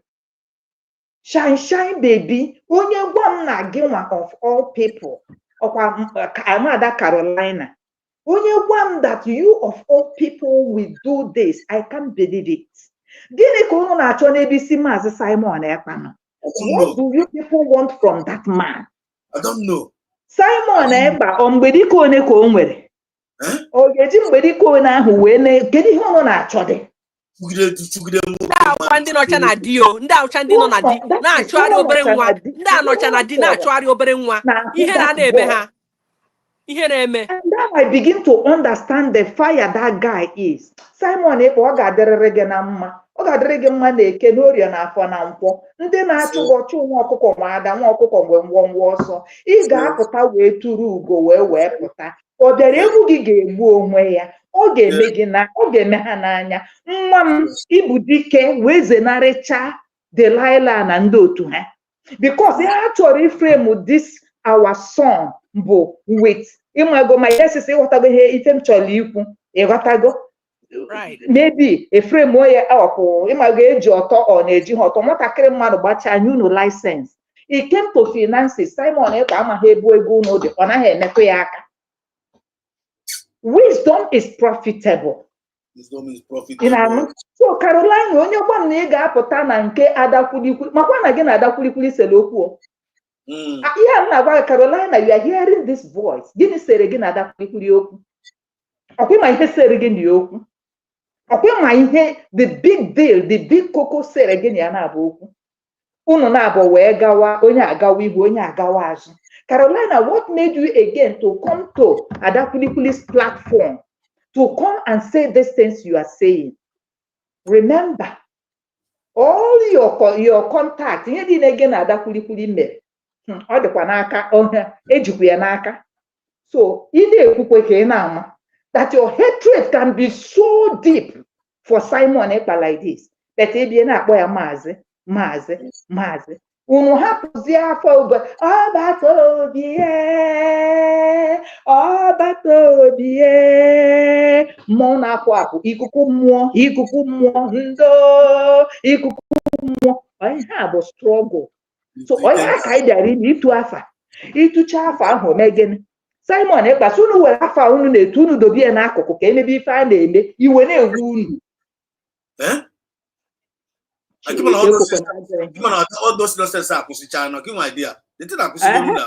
Ọ ka mma ka ama ma nwoke mmadụ bata n'ọya ezu ike ada gwongworo si na nke ọzọ bụ afọ dị mkpa ahụ ogwogwo imi ya imi nke ahụ dị ka imi ọja imechie imi ọja. That is the point. So ọ kakwa mma ka ama ma nwoke mmadụ bata n'ọya ezu ike ya nwụ mmiri tọgbọkọp o wetakwa ọbata obi ahụ again anya afịa ya ọnụ ka ọkụkọ ya ịma itinye ọnụ ọkụkọ n'ọkụ o mere a na iwe efịa ya aka ọgbụchapụ. Anyị need the such thing. We are government. We are government. We are government. Message.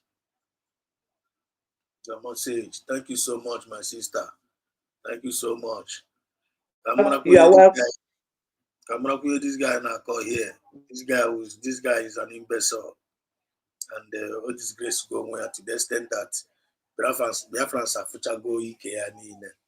So when anything obla the guy na get call na give touch the heart of Biafrans because the guy had finished going where. And there's nothing like damage control.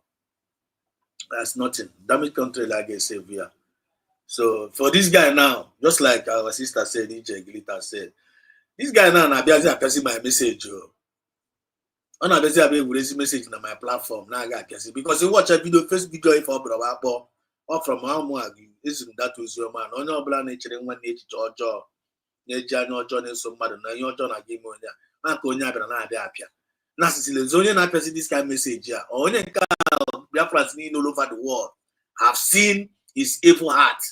Which George the neighbor to Tonguza Rabese no honor we are physical there. One when they go no nature marriage George. These people are shameless. And I am very, very happy that now this guy I said that now more advice at the beginning of this thing. I gave this guy this Okoka and advice.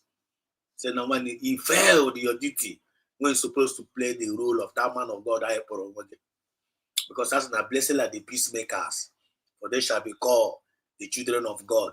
So go and win claim no pastor. Then you are in the midst of the cabinet. If I dictate that now your cabinet members will fracas. Okay, the role you play as a man of God. Give me allow. You got support to one side. You took side.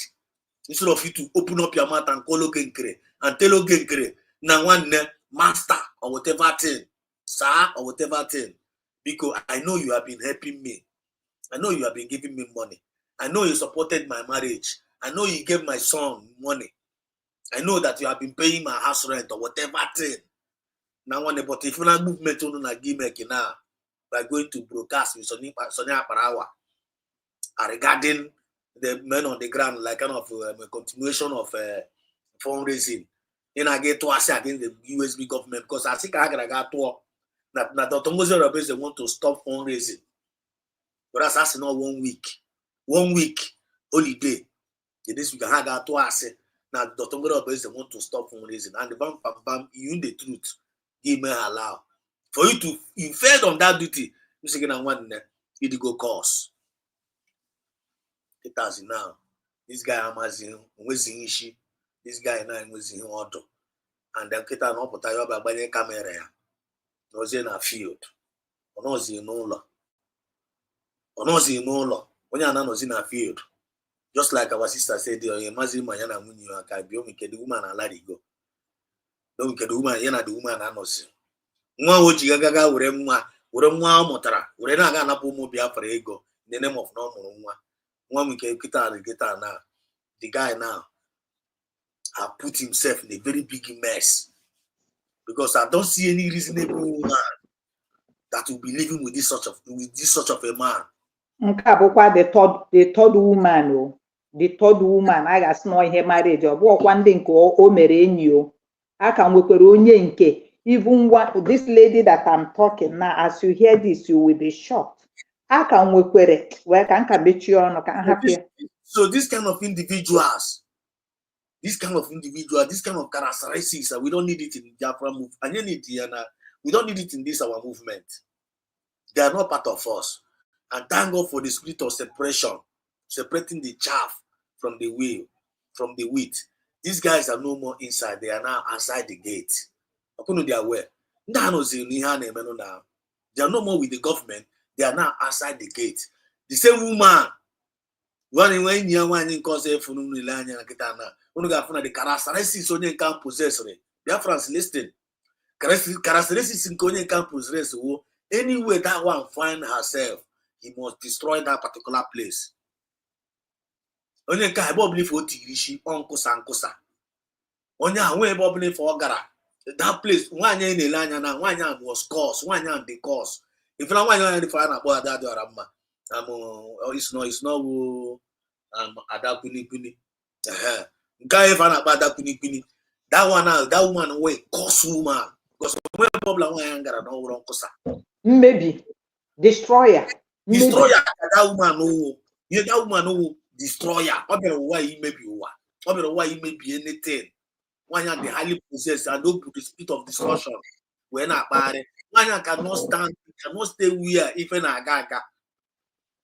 But if I'm in autopilot, Tabi, okay, if you go from Biafran government, where ban a briggy, get one to the development, yo. Let's go from Biafran government now. Latch back Briggy. From Briggy na ekwe didi. Abagoto pilot. Otanwa ya sukwa back autopilot. The same evil woman now get destroyed one and that of their autopilot group now. From here to there now. So the remainder Abazen was Rikesi. Abaha end is up no was. Can one give him Biafra as one name. Ima na ha sị na ha ma ihe ha sị na ha na-eme Zoom fundraising ha amaghị na anyị bụ gagbo anyị were fake akaụntụ bata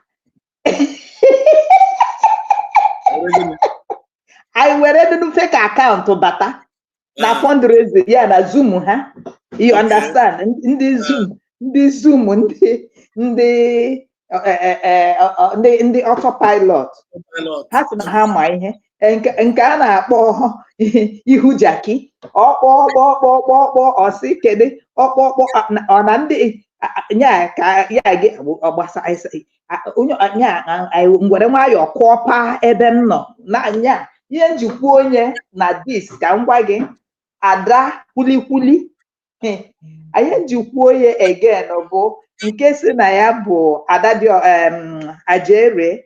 Anywhere you are, Biafra is wise. Zoom unu ahụ anyị abatara na ya fụ ihe unu mere ị na-aghọta. So nna ha bịara n'ọgbakọ Zoom nwanne ka ha na-elu ka anyị si wee mee nwanne onye wetakwere na ego onye gbakọtakwara anụnụ ihe amama ha rudiri mmadụ 6 ka mmadụ 10 nwanne onwe ha nwere ebe ahụ nwere isi ihe na-akọntribute ego ndị 1 ejemma 2 ejemma Ajere ọkpọ maka na ama m ihe batara ebe ahụ fake account maka Ajere kpọọ ọ ga-adị shọt ka m na-ekwu ihe a ọkpọ ka temkpụrụrụ m ọkpọkpọkpọ temkpụrụrụ m ọkpọ onye nke temkpụrụrụ m ọkpọgata owepụ gị owepụkwa ịchọkwa anọda no it was fun and akwadoro m again for next Saturday ada kwurikwuri ichere ọgụ maka esi enweta ichere ọsọsọ gị maka esi aha nge na windo anyị nwa maka esi aha nge na windo anyị bịara na forum unu and you see how it went. You understand?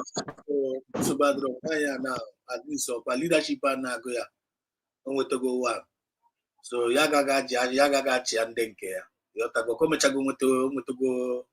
somebody control ya na nwaanyị obosi anyị agakwa o maka na o kwuru si ka etinye 4 people in the account and ịma na Ruby Nnadi ọkwọsị na ọ bụ ọkwa Ruby Nnadi na-aza Ada Zion. You understand? Ịma na nwaanyị ahụ sị na ọ bụ dọkịta mana with ihe Deriko nwa mama and ọ hapụrụ ebe o kwesịrị ịnọ. Ịma na Ruby Nnadi chenjiri afa ya because of atrocity or committed na DOS. That's why Ruby Nnadi ji wee zaa Ada Zion. Ama m ịmakwa. Imara. That's why Ojiza Adaza. And when Adadiorama wanted to address her, Adadiorama Samunaga Bago Wawange war very well. Mana Opokwa Ruby Nnadi Osahe Nne Hapwa Kampokwaga Ada Zion. Are you understanding it? So they're gonna have interest of conflict of interest. And that 1 month. That one for sure. If from so bad, we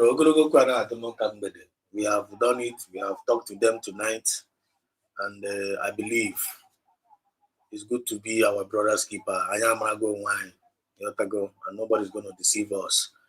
I don't an opportunity. I can wine down the class. This is getting to early morning in my place. Very soon I'm gonna sleep a little 1 hour or 2 hours. And then take a promise, go to school, drop. If we go near. What we do here is a voluntary work, and we are doing it genuinely and happily for the betterment of our future generation. Sowing our own seed, sacrificing our own time, sacrificing our money, our data. When the government in a program, we don't care about what government to do it. We are doing our work voluntarily. But this individual, this moronic individual, the government was taking care of them, paying their bills, paying their rent, booking hotel for them. Now, but I'm a plan. But still yet, they were not happy. Greedy souls. And all of them are going to reap their evil reward back. So because my sister, thank you so much, Moriba Goddess, and thank you so much, my sister Iche. Because actually, we couldn't anytime on just wouldn't take your time on a final submission for tonight. And now why not down. Tomorrow is another day by the special grace of God. Thank you, Biafrans, in the comment section. Bye-bye. So my dear sister, I love you, huh? And everybody at the background, may God bless all of you and all the commenters. We'll meet some other time. Bye-bye. Mazi, I kuchana ya ntị na-anụ ihe a na-aha ka drum like you always say. Biko ka anyị jide n'onwe anyị ndị kwere na ihe a na-eme, ndị kwere na USB government. Ka anyị jide n'onwe anyị always come together, always listen to this gospel of redemption and always support. Otu ọbụla anyị ji nwee ike both spiritual, physical, financially. Otu ọbụla anyị nwere ike imeli biko ka ihe a na-eme na-aga aga. Onye adala mba. Remember, we have to be consistent. Consistency is the key. And then we always have to be what? About mental toughness. You also ikuku ọla sogoro ya buo o buru cha agafe. But just remain steadfast. That's all matters. Ndewo ụmụ ihe ụmụ Chineke. Thank you so much, Sister Ije. Thank you so much. God bless you and Chukuna Goziege, River Goddess. And Coachus, one name okay, I see you. Ndewo. Chukuna Govia Biafrans all over the world. Ogbonna and Joko John, I see you. Chukuna Goziege. Chris Biafran song, I see you. Chukuna Goziege. Every other commenters in the comment section. God bless you. Me all over the world. Jenny Biafrans all over the world. Long live Mazina Dikalu. Long live PM Samaneba. Long live Dr. Mozara Beze. All the genuine cabinet members. Long live every medias out there doing the needful, propagating the gospel and defending the government in spirit and in truth. And long live genuine Biafrans all over the world. Thank you so much. Tomorrow is another day. We shall see. Thank you so much, EJ Glitters. And from me, from here, it is good morning. Day one.